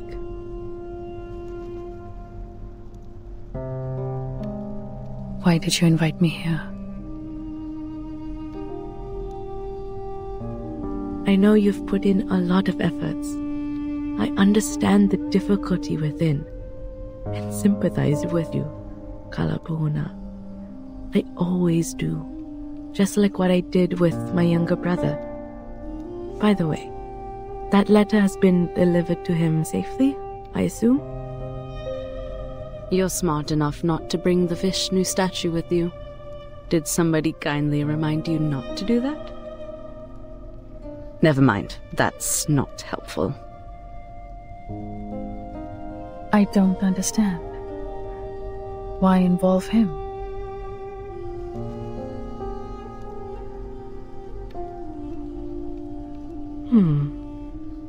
Maybe I was being vindictive out of hatred, like you said. After all, they precluded me from doing anything even before I give it a try. Although my misfortune was not my brother's doing, there's no one else left in the family to take my anger. So ask me now. Ask me anything you wish to know. I can tell you everything.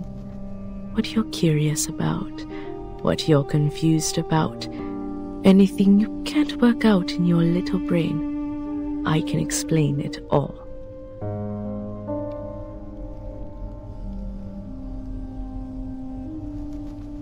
Hasn't the idea that I might locate you bothered you for even a second?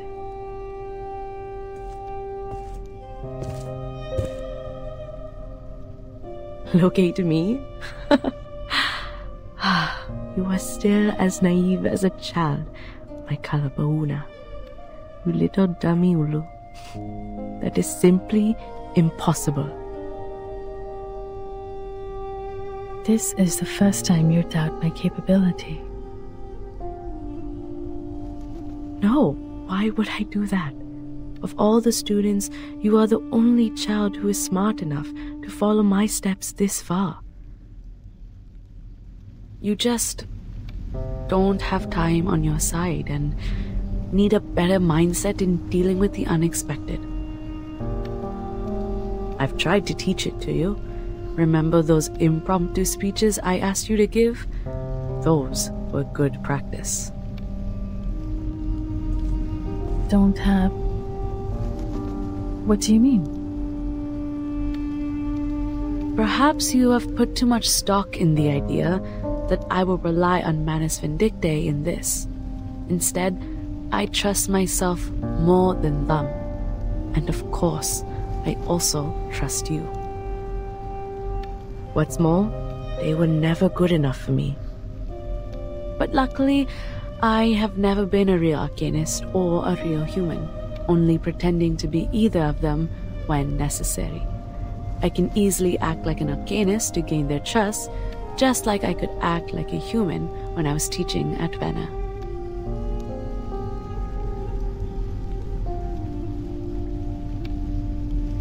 What are you staring at? Take it if you're interested.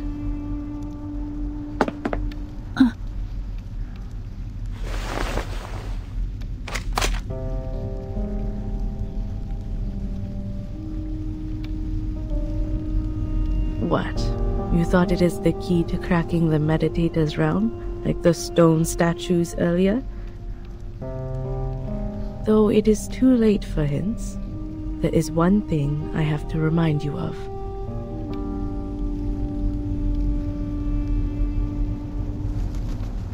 You didn't catch up to the real me, nor did you improve the situation by entering the realm.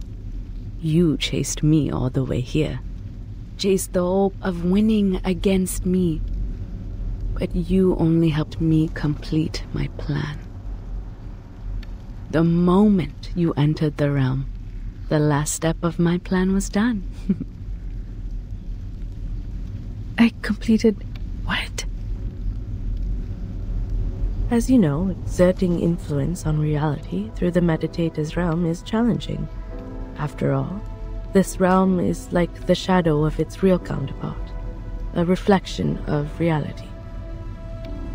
I went to a lot of trouble, even wasted a statue, to finally stick out a corner of the shadow over the boundary of the two worlds. You mean the statue in the cave? Yes. What I needed was an outside-in force to break the realm, which is almost unbreakable from the inside. A mirror can reflect objects, but there's nothing it could do to itself. It can only be shattered into pieces by people not from the reflection, but reality. Whenever there is a shooting star streaking across the sky of this realm. An equally beautiful star will fall on the real Earth. And guess what? You are the force I'm looking for. No. How? So the fluctuation I detected, the energy of the celestial body felt by the Foundation girl, are just false alert? Oh no. I have to admit, that young girl was not part of my plan. But at least you are on the right track about what happened. If anything is to blame, it's your ego. You were trying to win, but not by saving people. The idea of proving yourself to me outweighed their lives. You must be wondering, how could she lay such a trap with her insignificant arcane power? She can barely lift a lump of clay. She must have had the Manus Vindictae on her side to help. All that being said, you don't have to feel yourself to be a lesser version of me. You're still my best student, my best colleague, and my strongest rival. Well, with some room to improve. Even this time, you didn't lose the game for lack of wits, but for the fact that I know you a bit better than you know me. And I simply have more experience hunting a prey. You and the Manus, I've never thought that.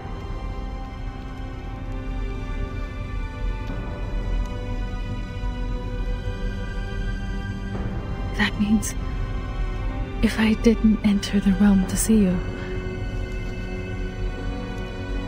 then things are going to be tricky for me. You would be enjoying a happy Deepa festival, while I would be crying in a dark corner nobody knows of. Why? Why would you? Well, time's up. Remember to ask the most important question first next time, chap. Don't thank me for that suggestion, and don't think too much of my kindness. I didn't explain all these things for your sake. I told you everything because only by doing so can I enjoy the victory to its fullest. Your desperation is a good prize for me. You know I have a bad taste for entertainment. Go back to the Deepa festival. At least there's one good thing left for you. You will get to see that beautiful shooting star with your own eyes, just like I will.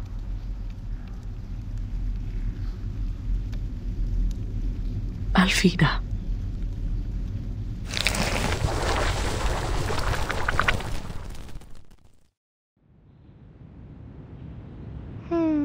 My ankle hurts no more.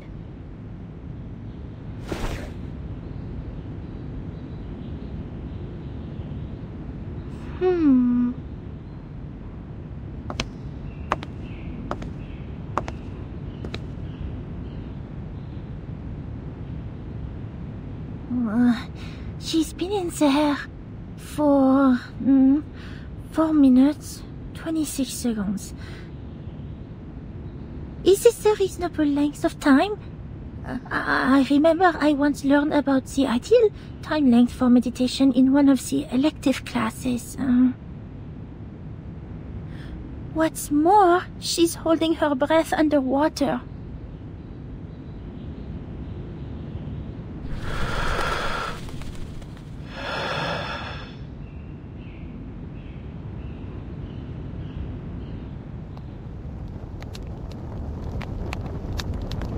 When there is only one way to the destination, you have no choice but to take it.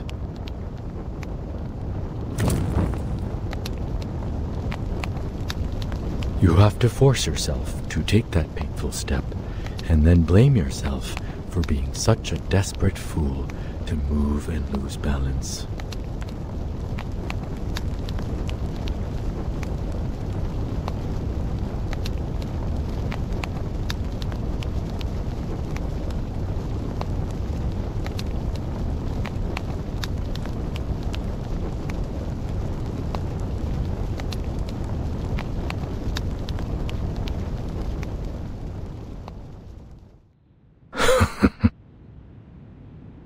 But the silver lining is just a stagger on the solid ground. And you will eventually regain your footing.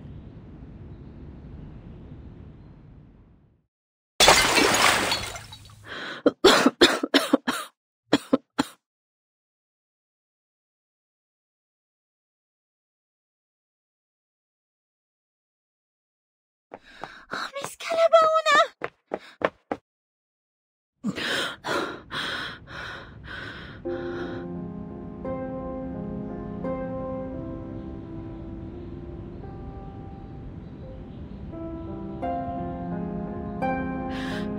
Leave here.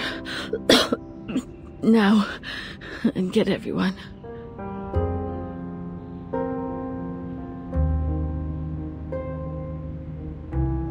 Did you see Kumar? What happened? I'm the one to blame. Damn it.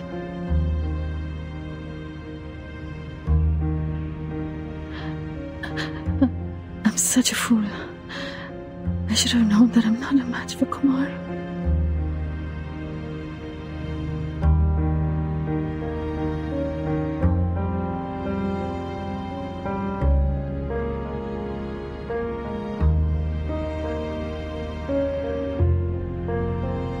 Keep telling myself I did all these things to save the people, to save the village.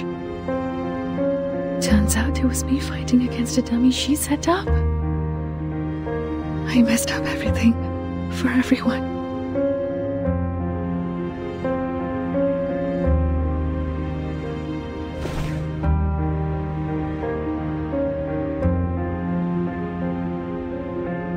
I'm sorry. I should have listened to you. If I were more sensible and just left this path, this stupid doubt trap, nothing would have turned out this way. Oh, is that how you see it? I assume you think it is this way because you have failed in the mission and thus feel depressed and indulge yourself in some negative thinking. Which is totally understandable. Blaming it all on yourself, telling yourself you will be the only one to suffer the consequence so as to alleviate the guilt. Or you didn't understand what I said to you earlier at all. What?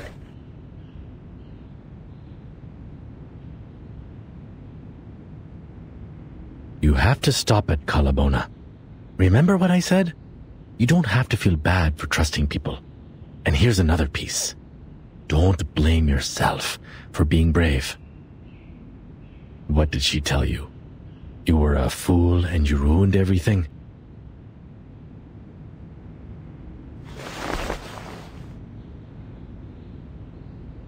Come on. Both of us know this is not the case. Brave or reckless, prudent or cowardly. Comments like these could be predictions, but most of the time are hindsight. The good news is, we still have time to change that. You know what kind of bears the hunters fear the most? The ones which were once trapped, but eventually got away. Nobody can remain a predator forever. We don't know what will happen in the next encounter. What's more, life is a long fight where we outsmart one opponent and get outsmarted by the other. That's the wisdom of nature. Bears eat salmon, wolves eat rabbit, but eventually, bears or wolves, their skin will become our blankets. A tiger might have strength, yet a rat also has its wits. You don't need to defeat her to validate your victory. You can win this war another way, a way to your advantage. When will the wrestling between a fisherman and a fish begin? When the fish bites the bait.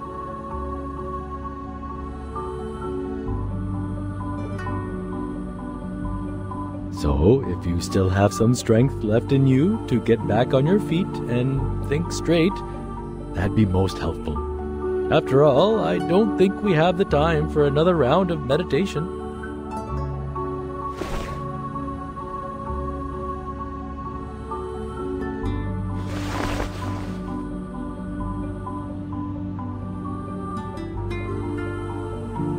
The last time I wiped my face with this, I was wrestling with my mom.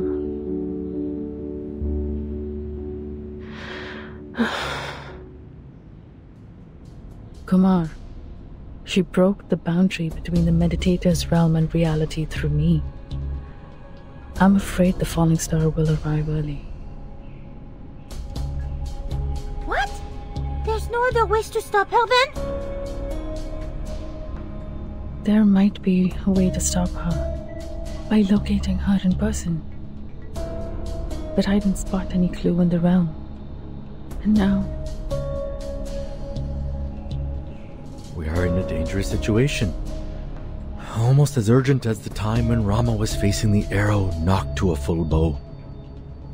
Instead of getting caught up in nostalgia, we should take action and protect what can be saved. The estimated arrival time of the Foundation backup is 6 a.m. It will be too late if the meteor really falls early. We need a shelter that can withstand the impact. Also, we have to gather all the villagers.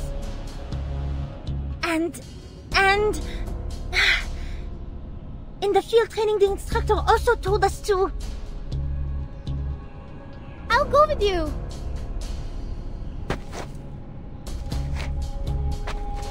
I'll go with you. I know the way better. Besides, Shraja is not back yet. If anything happens to she, I will not forgive myself I say those words.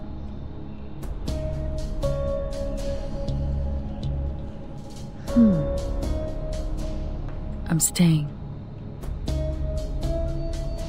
Huh? If I can calculate the range of damage of the comet, we may retreat to a safe location.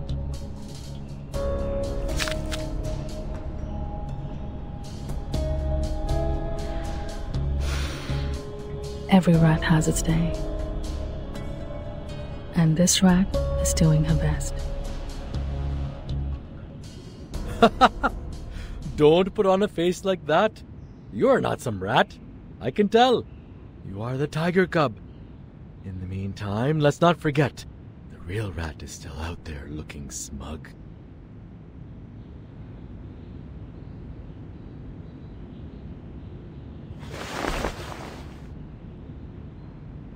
Watch out for the things I knock off. I didn't do it on purpose.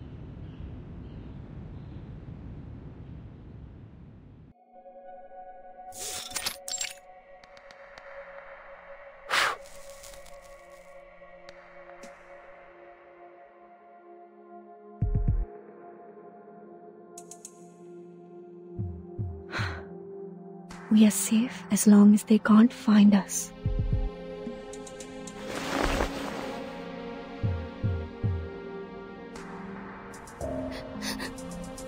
Miss Shraja, I'm scared.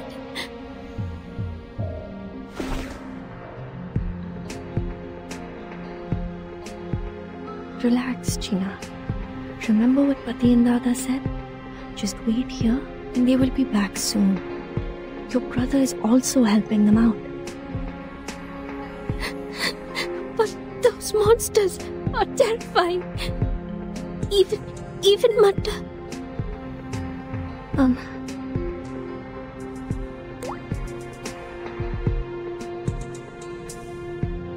Martha just passed out. Don't worry. She will...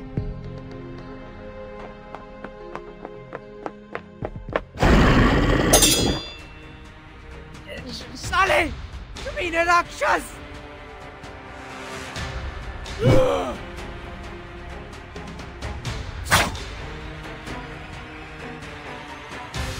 गंदे कीड़े! पिताजी, अभी भी बहुत सारे हैं। इतने बुज़दिल मत बनो राज, मत बनो।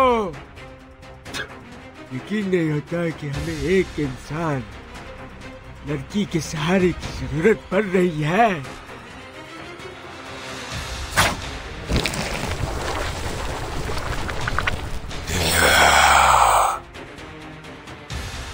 लालच हम पे। पिताजी, ध्यान से।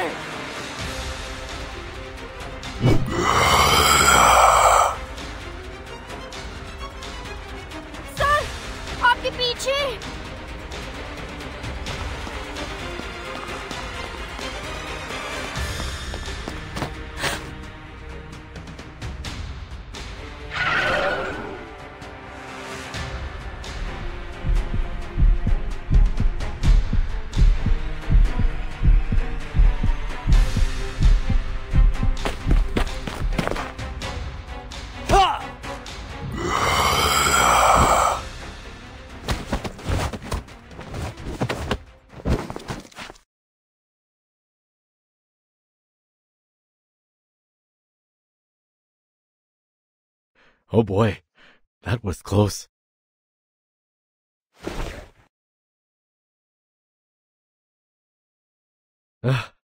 Miss Shirja, I admire you for your courage, but this is getting a bit too nerve-wracking.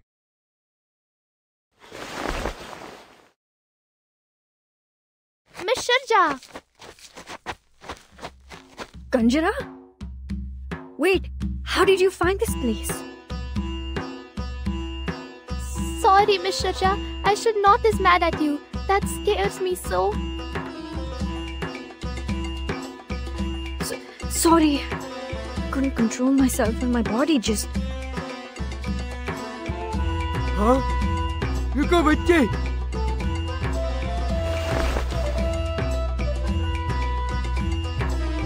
ये हाथ तुम तो शर्मा जी के बेटे हो। अरे आप तो तिकाल चाचा है ना? कितने अरसे हो गए आपसे मिले हुए। तुम कैसे? तिकाल चाचा, बहुत बातें होंगी, पर इस वक्त नहीं।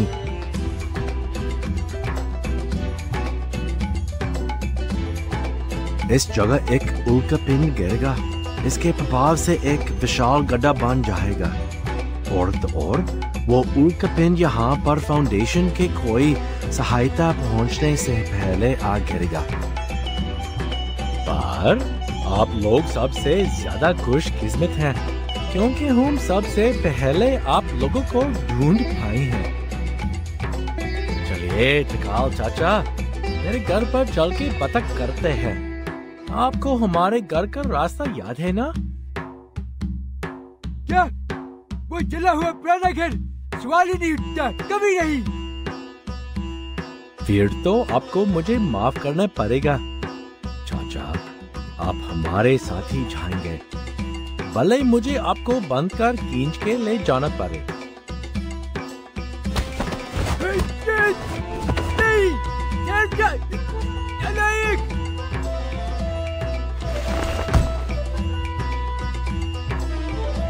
All right, I'm glad to see that you're fine, Miss Shirja.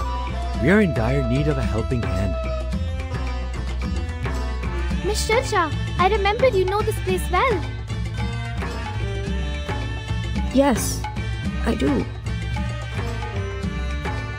We need to transfer everyone here, humans and arcanists, to a safe place. And you're the best person to do that.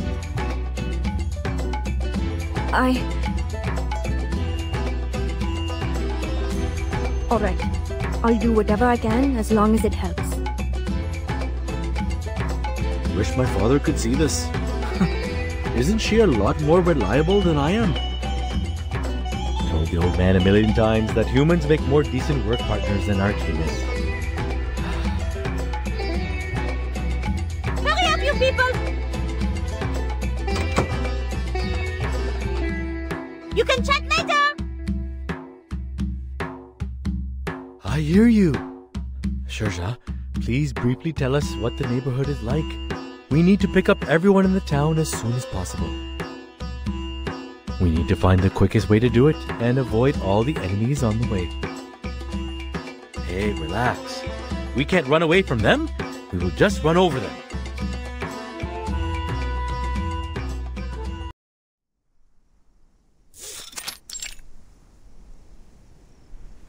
How is everything now? Well, it's going smooth. The young people and tourists left as soon as I persuaded them. Only the old and the children are left here. It's not that easy for them to move, and... Hey! You promised to give me half of it. Now what? The boss cannot keep her own promise? I do most messenger work. More food for more work. These kids were abandoned and driven away by humans. I'm glad to see Kanjra get along with them.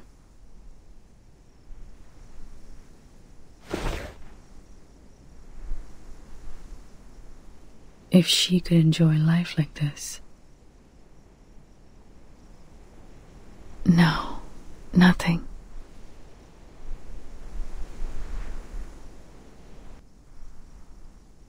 You just reminded me of my mother. Shurja, perhaps people like you are the key to saving all of us.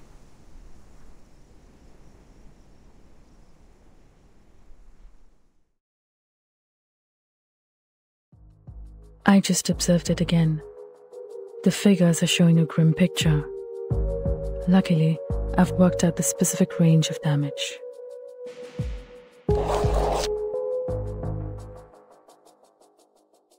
As long as we can get out of this radius, there will be no casualties. As for other losses, they are beyond my ability to cover.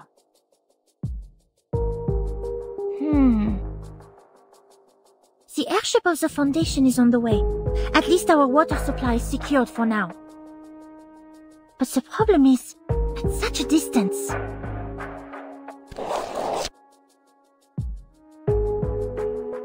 The distance. Even if we follow the straight line, it is impossible for us or the elders and the children to get out of it within hours.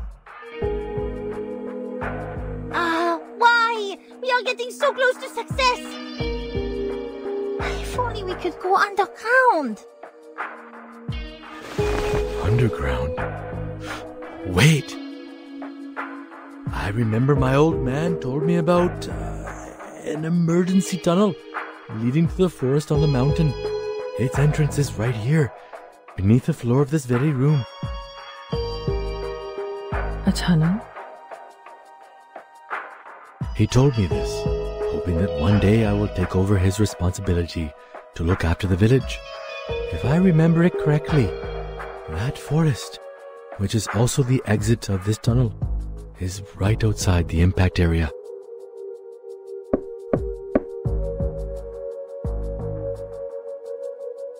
That's great.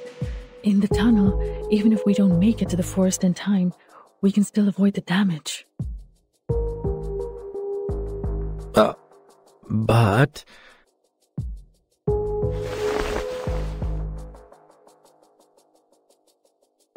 the problem is, there's a gate to the tunnel. Now, just for the record, I'm only quoting my old man. It is a gate which only opens to the leader who has earned his people's trust.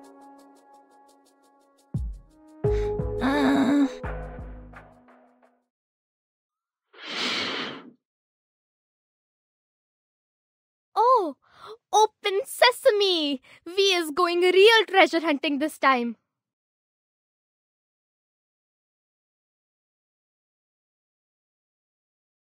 Oh, well, my father's version was hardly as exciting as Open Sesame. I didn't believe him even as a child. I tried to open it by force many times. Well, it never worked. My old man was telling the truth. Things would be problematic for us. Because I don't think I can get that gate open. Firstly, I've never wanted to be a leader.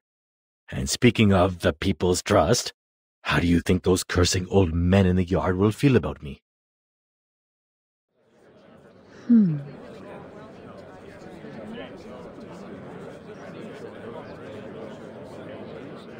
Even so.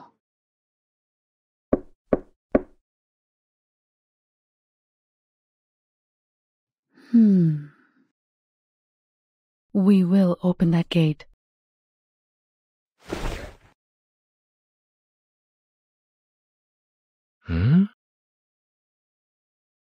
Even if we have to smash it with our bare fists. I'm not sure if you were being sarcastic.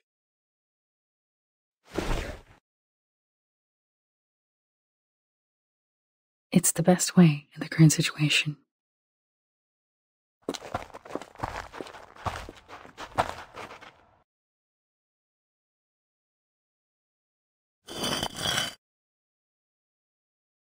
Watch your steps.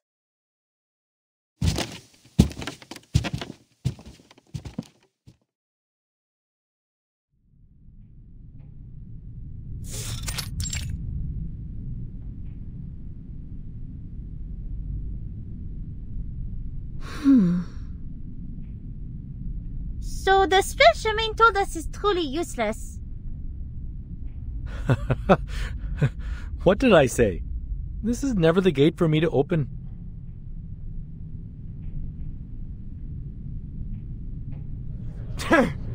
मैं जानता था कि तू हम सबको लेकर डूबेगा।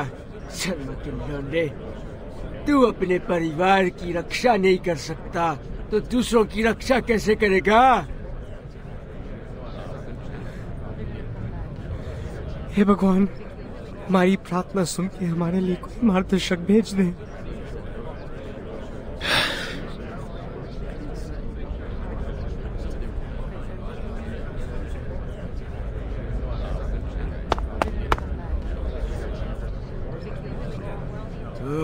इतने सालों इंसानों के भरोसे रख के हमने कहा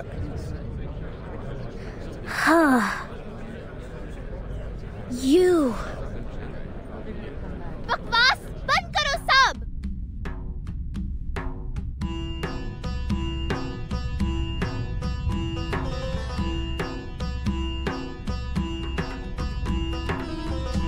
All you talk about is protect family and stuff. Give me a break. And you. Me? Yes, you. What about me? You love talking, don't you? Now you go dumb? Big guy, can't defend yourself? I just don't understand. You feel bad. You say it. Why is you afraid? You don't owe them. See? You talk and you shut them up.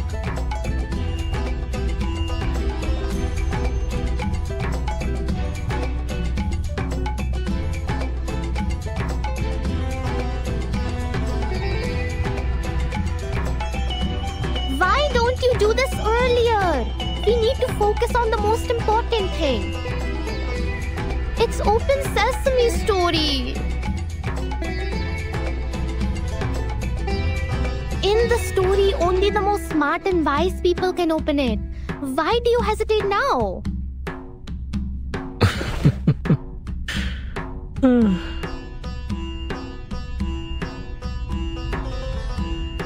Little one, you think I'm the smartest and wisest person? No. Oh. But why ask me? It is your gate. My answer don't matter. Their answer don't matter too. That's why I said you should shut them up. There will be a gate for me, and I will open it my way. I'm the one to decide how to open my gate. My spell will be longer and cooler than some open sesame. I'm not jealous, you.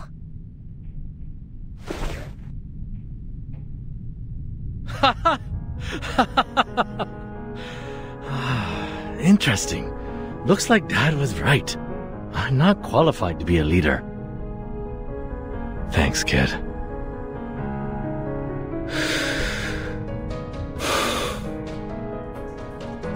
Anyway, times have changed. Forget the spell.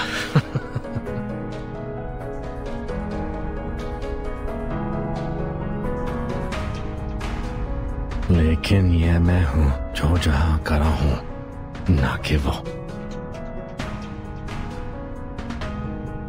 Screw it. I have no idea what my father once promised you.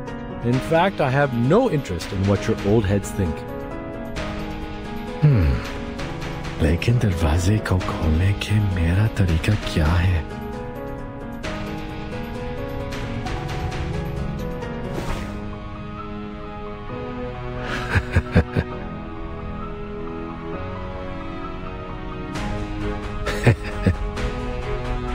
And the one standing right here, right now, is me, not another Sharma.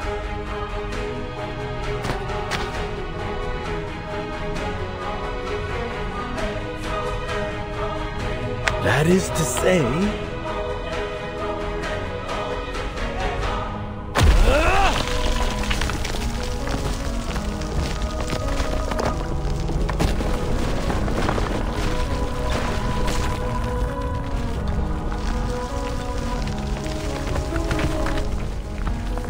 Oh, turns out the gate is much more fragile than I thought.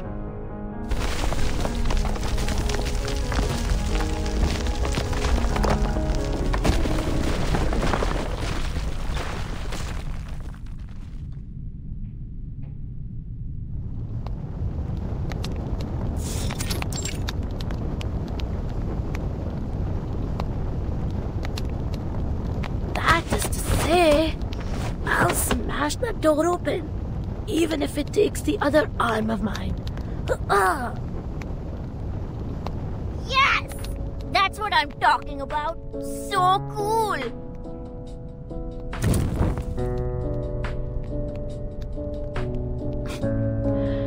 I guess you didn't see that coming. To tell the truth, I had prepared myself to bounce off from that closed gate, like what had happened many times when I was a kid. But wow! See how I burst it open? That was cool!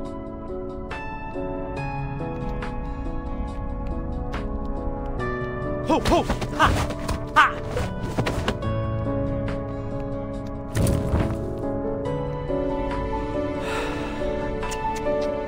So in the end, my dad was just telling nonsense to a kid.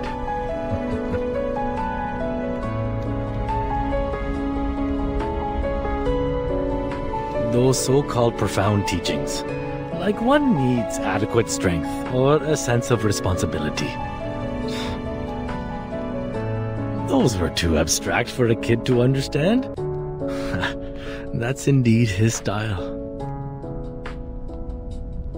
But in the end, the door was opened. That's for sure. That's a good ending for a story. At least 1,000,000 times better than mine.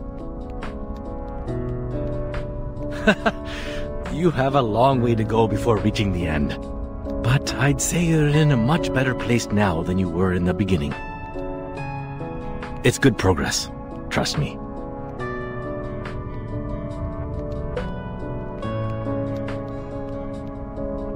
He who only stays behind a closed door will turn away many things, including a chance to survive. All right. Best roast rabbit ever. Mr. Jha, you have the first bite. A person with no family, yet radiates the warmth of family to others.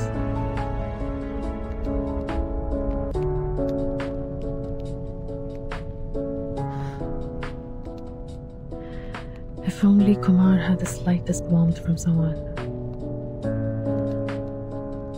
Maybe such an absurd thing would have never happened. I doubt she's upset about what happened. Maybe she has found herself a good seat to enjoy this dance of Shiva. That's true. She's the kind of person who always finds herself the best seat to watch the show.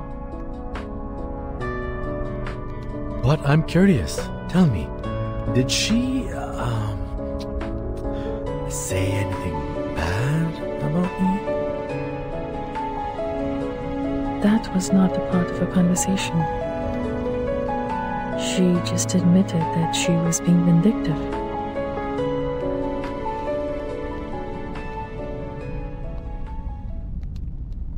Maybe I was being vindictive out of hatred, like you said.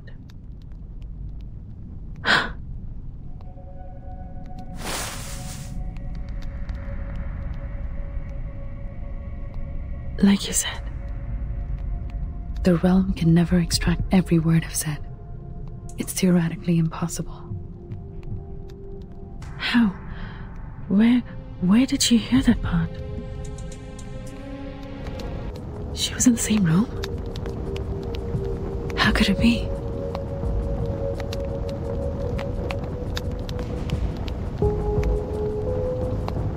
I know that room well. We have searched every inch of it, unless she was hanging on the ceiling right above us. But, as I said, she always finds herself the best seat. To be someone who can smile knowingly at the argument made by the lecturer, knowing full well the thinking process behind, while staying close to other whispering opinions, like a perfect observatory from which we witness the events in the universe.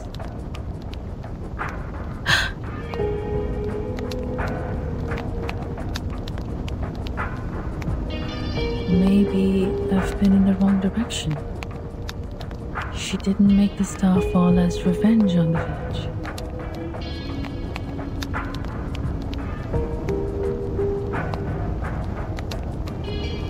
This guy in the realm when we met.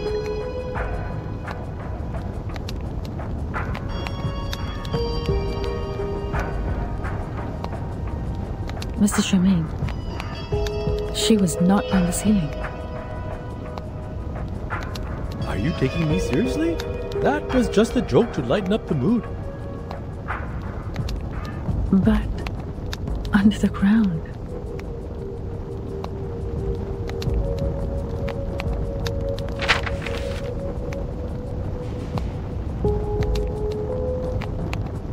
Remember the underground survival guide where we found this photo?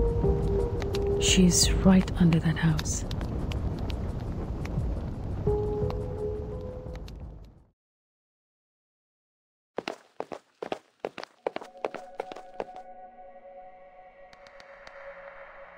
First to the corner.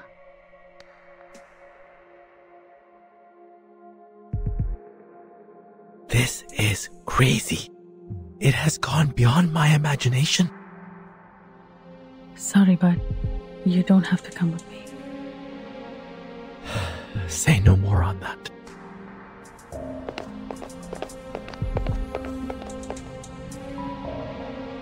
If you don't let me see my own sister, I will be dying for answers. Who would dig a basement here? That reminds me.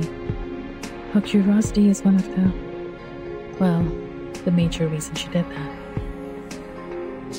It's possible that she was well prepared last time she came back to Morpam. I never thought she foresaw that we would be kicked out from the project. And as you just deduced, she did so to see that star? Almost 100% sure. Without me, she must have asked the Manus to support her with arcane skills. This way.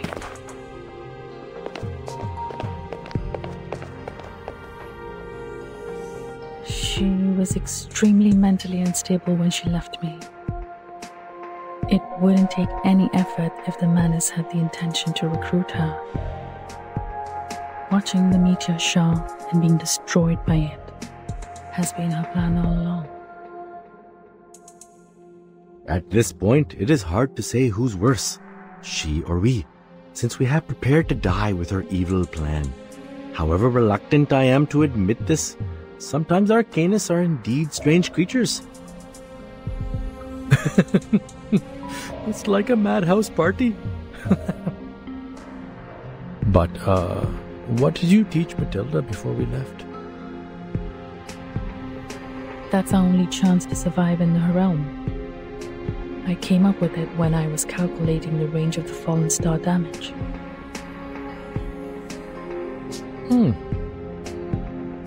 As I said, you are the tiger cub, trying to take a bite in the arm, even when the hunter has had you in her grip. That method was between Kumar and me. There is another theory according to my calculation. If there are more observers, the realm might collapse. It's the only theory Kumar doesn't know. At the same time, it is not yet strictly verified. But I have faith in that girl. She's indeed a genius. I hope it's not too late to make our last attempt. if you ask me, it's not yet the time to make that attempt. What?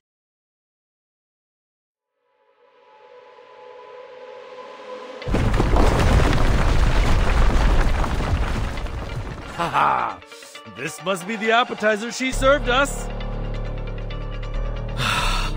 Great Shiva. I hope your fists feel as light and crispy as pani puri when they land on my body.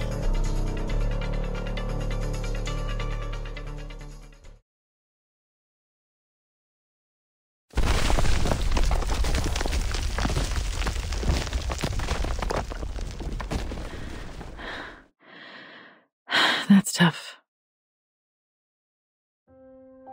Hey, look over there.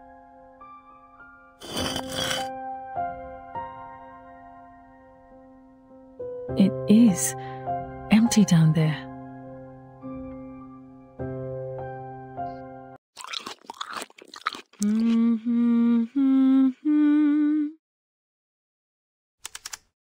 The shower is estimated to fall at 4 a.m. today.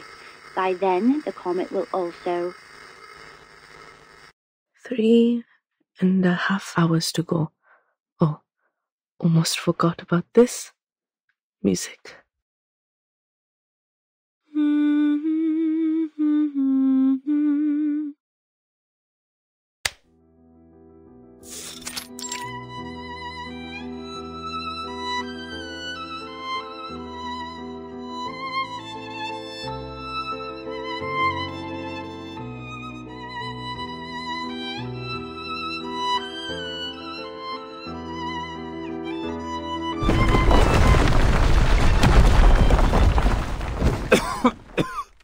You alright?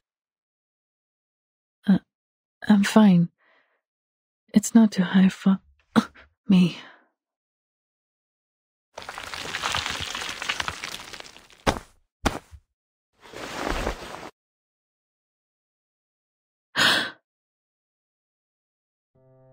Kumar.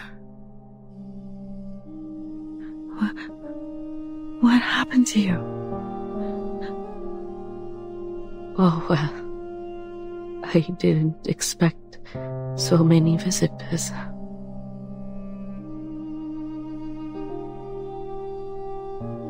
But since you're here, please, take a seat. I built this place by myself. It's not a big room, and not soundproof. Yes. I heard you very clearly under the ground when you searched the room and went through my stuff. What's wrong about an astronomer reading calf feeding and management?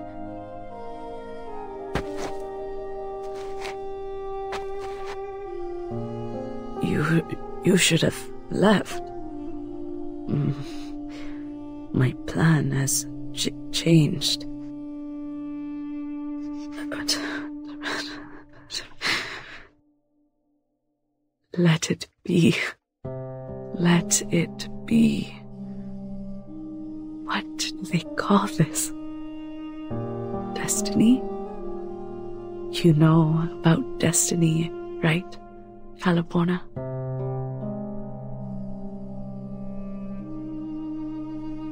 Watching the stars with me. Good. Good. It's like living the old days again.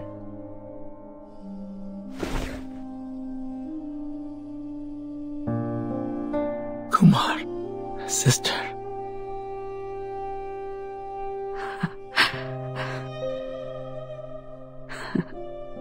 Sister. Sister.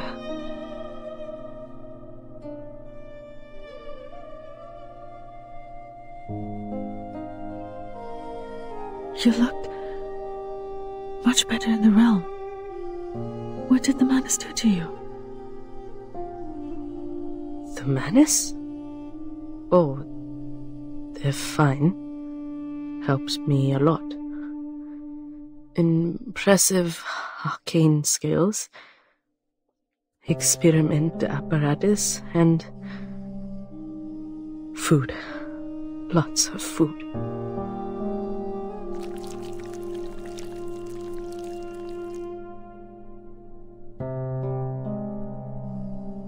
These...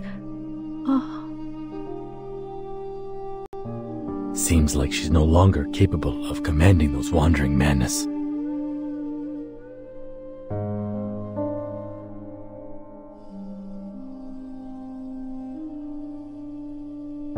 But the priority is to stop that star.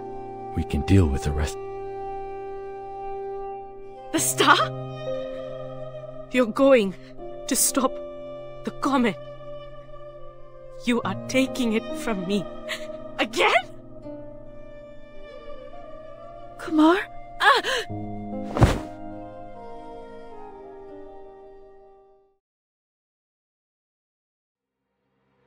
I will never!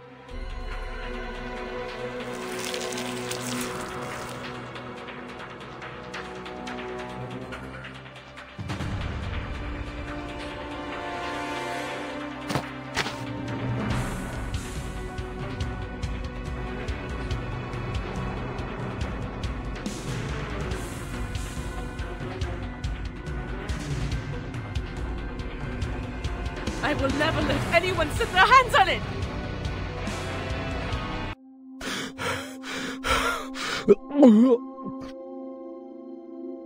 I am gonna throw up. It feels strange in here.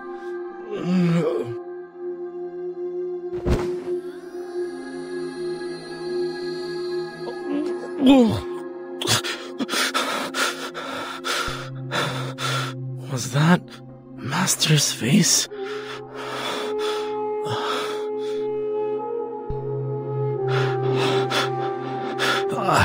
I can keep up.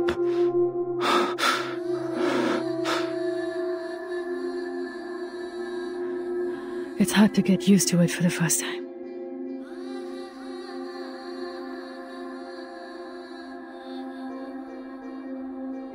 I feel a lot better in here. I'm sorry, Calabona. I don't think this body of mine can hold any longer for a more appropriate meeting in the real world. I'm glad you came back for me. What I said was indeed too harsh.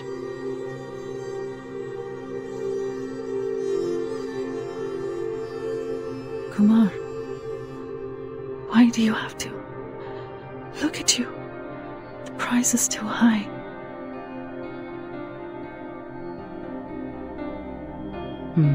In the first instance, I did have other intentions.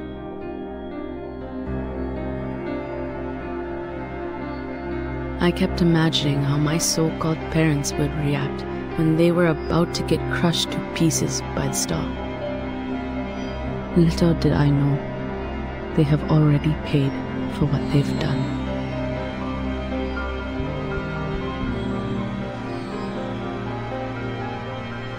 I worked myself to the bone. But who knew I would lose everything, including my purpose? It really sucks. But it's okay, just a minor setback.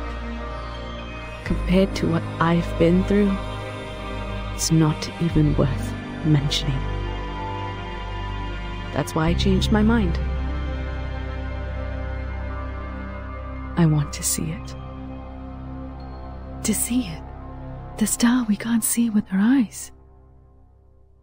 Seems like I was not very careful about my wording when my mind was clouded. It is a celestial body, Calabona, not a star. It could even be a moving black hole.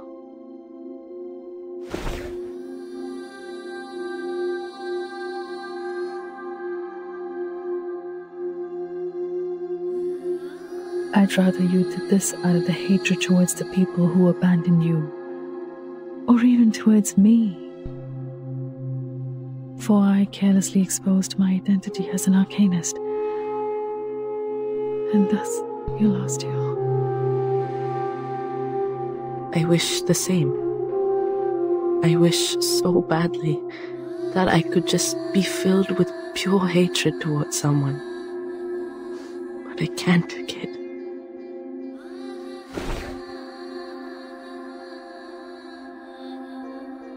You're the lucky one, young brother. I was going to kick your butt in our last encounter, but I just couldn't do it.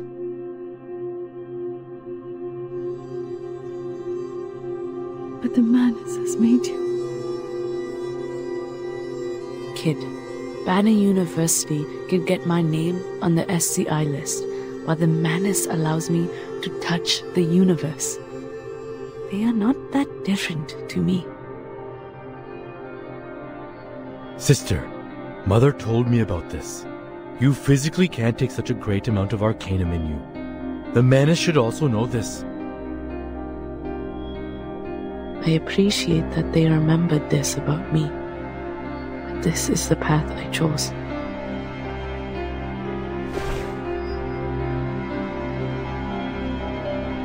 When I look into the sky, I feel myself the freest being in the world. The universe. What a vast, life-embracing place it is. No matter if you're a arcanist or a human, even a grain of sand. It encompassed everything. But I was driven away from studying it, abandoned by my own family, for some insignificant, unimportant reasons.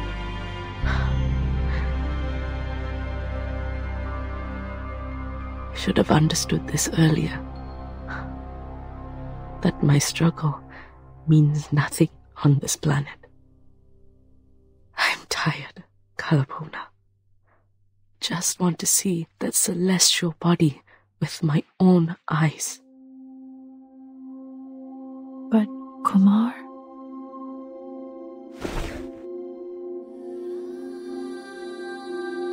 That's not how you look at a star.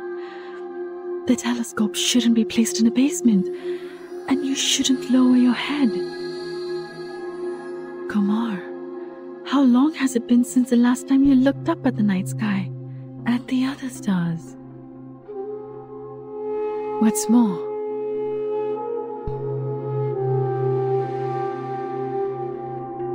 if the star falls, people in the village, including those kids, none of them will survive. The Manus you summoned here has brought disaster to this place, to the people and their families. They are not the sacrifices of your wish. Stop heading down the wrong path, Kumar.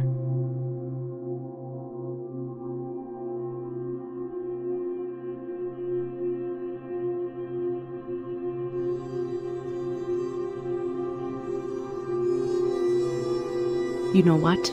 I don't care about them. Just like they've never cared about me, haven't they?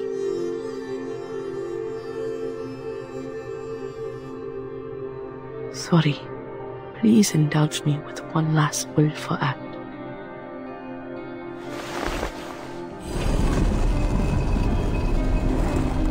This is the path I chose. And you can't stop me, Kalabona.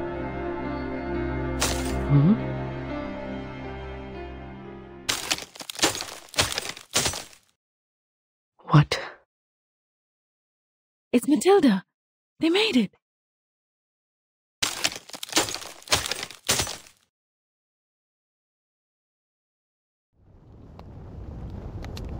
Hurry, quickly! You understand? Yes. That's what Miss Calabona taught me to do. But I can't see anything when my eyes are closed. Don't rely on the eyes. Hold this crystal and take a deep breath.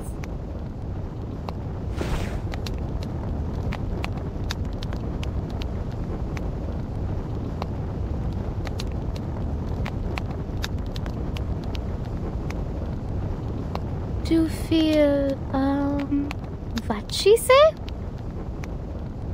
The change of the universe.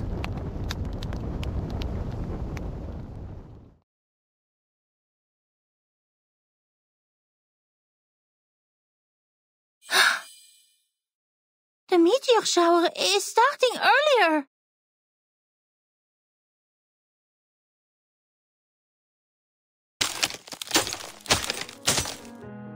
What did you do?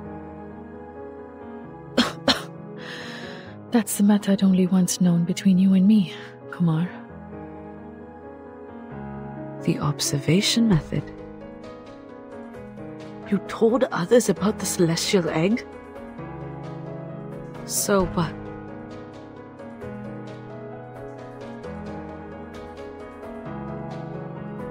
I see. You once pitched that research proposal to me.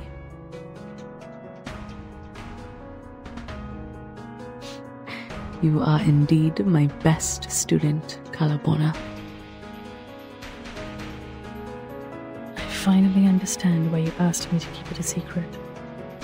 Even if we named it Egg, it's actually a projection of the universe, which has the same feature. The universe is infinite. As long as we observe it self-consciously, think each of ourselves as one of the centers of the universe. The egg will then collapse because of multiple centers, until it puts a quietus in everything, including that star. A shattered mirror will never be pieced together again if there are enough forces to break it. Am I right? Then there was neither existence nor non-existence.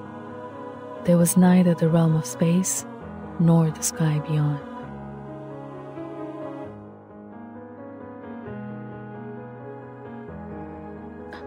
Who could master these skills?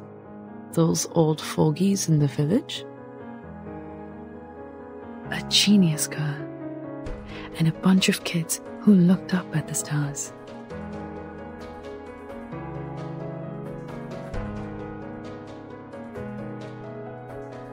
I'm sorry, Kumar. I have to. No, we have to stop you this time. I can't let you destroy more punk.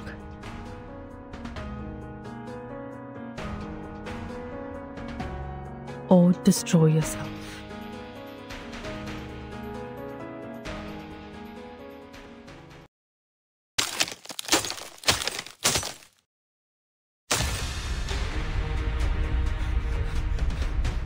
It's about to collapse!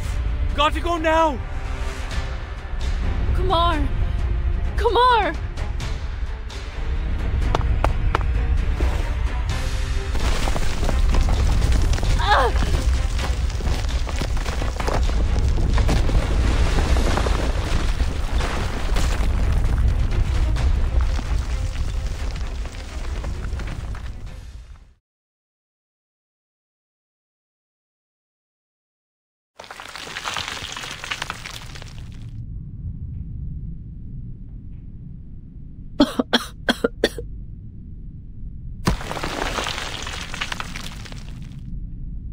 Mr. Germain, you covered me.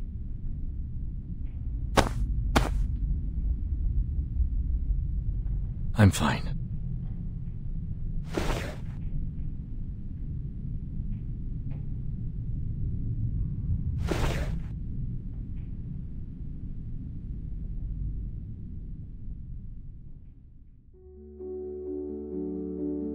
Pretty.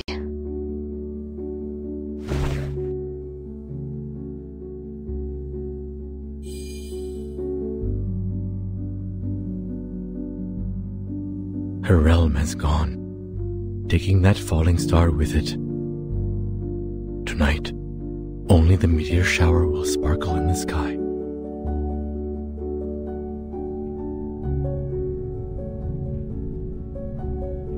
Kumar!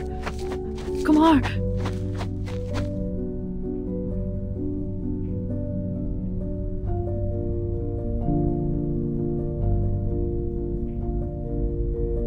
Kumar.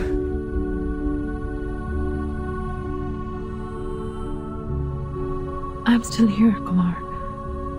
How about we go back first? Go back? Yes, go back.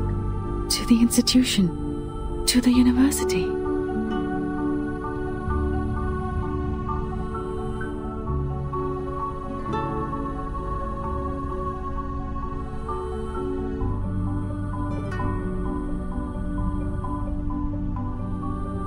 There's no place I can go back to. Yes, there is. You can stay at my place. You can use my lab. We can start over.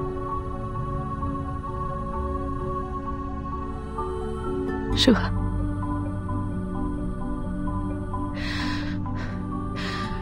Really? You will? Let's go then. Leave this place first.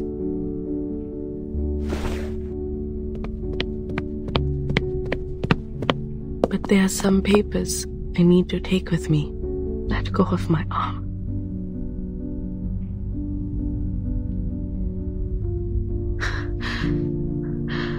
Okay.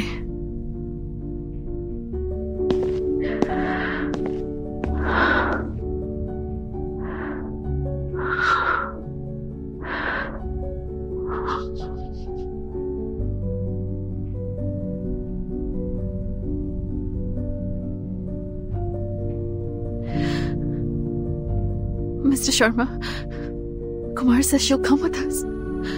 She just needs to take some papers. It won't take long.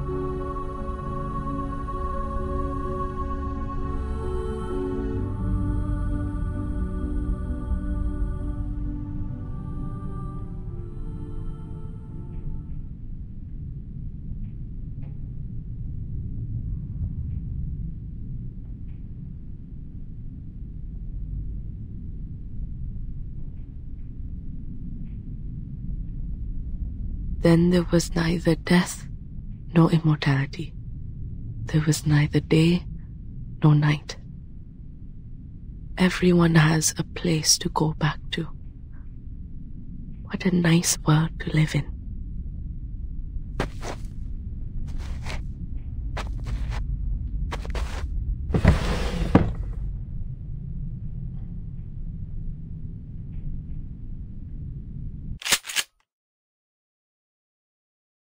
I hope when the universe constructs me for a second time, I will not come to this world again.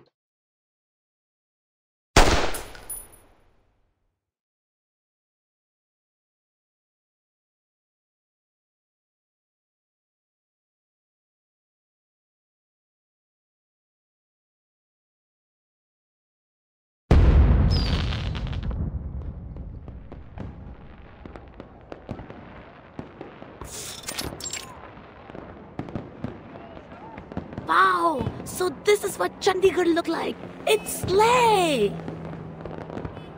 What's this? Candy?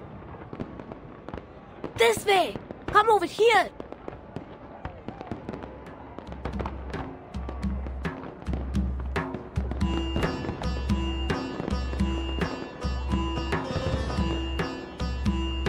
Ah! So you're only an assistant. No wonder they made you go through so many procedures earlier. What? So you was just rookie? Shut up! I won't allow another word of it! You better be careful, otherwise you will regret your doings when you get to the foundation!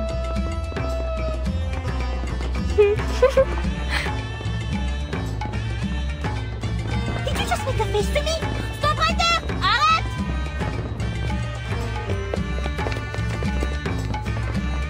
Miss Sharja and Mr. Sharma, thank you so much for helping our staff.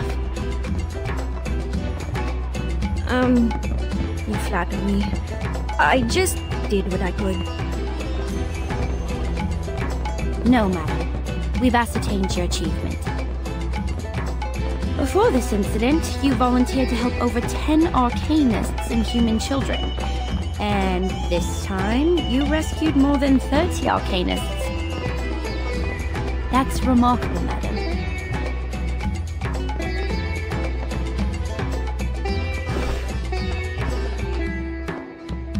What's this? A letter of introduction to the St. Pavlov Foundation.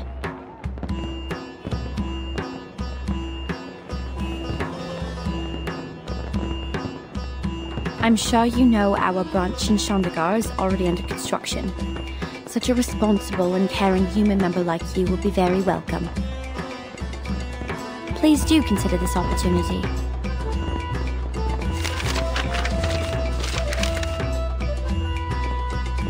According to the record, there's one more arcanist who also provided help for us in this mission. So, where is Miss Calabaona? Oh, she's...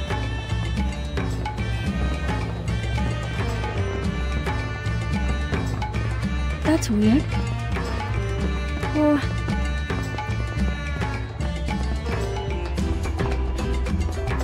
I think it's not a good time for her.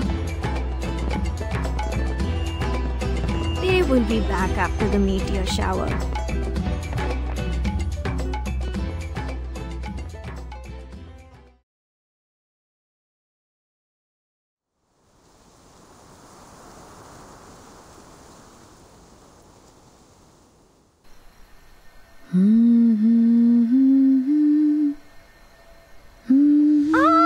Meteor shower!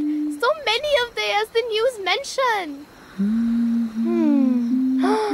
I wish I can have my stomach full every day when I go school. Laisse-moi être une détective, ne serait-ce que pour une fois. All right, people, don't be greedy. One wish only.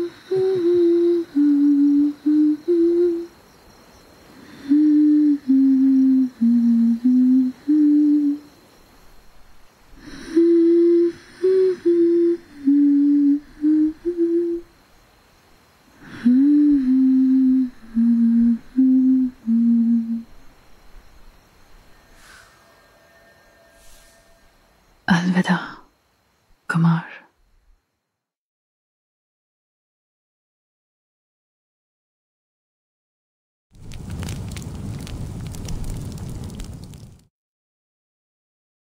可能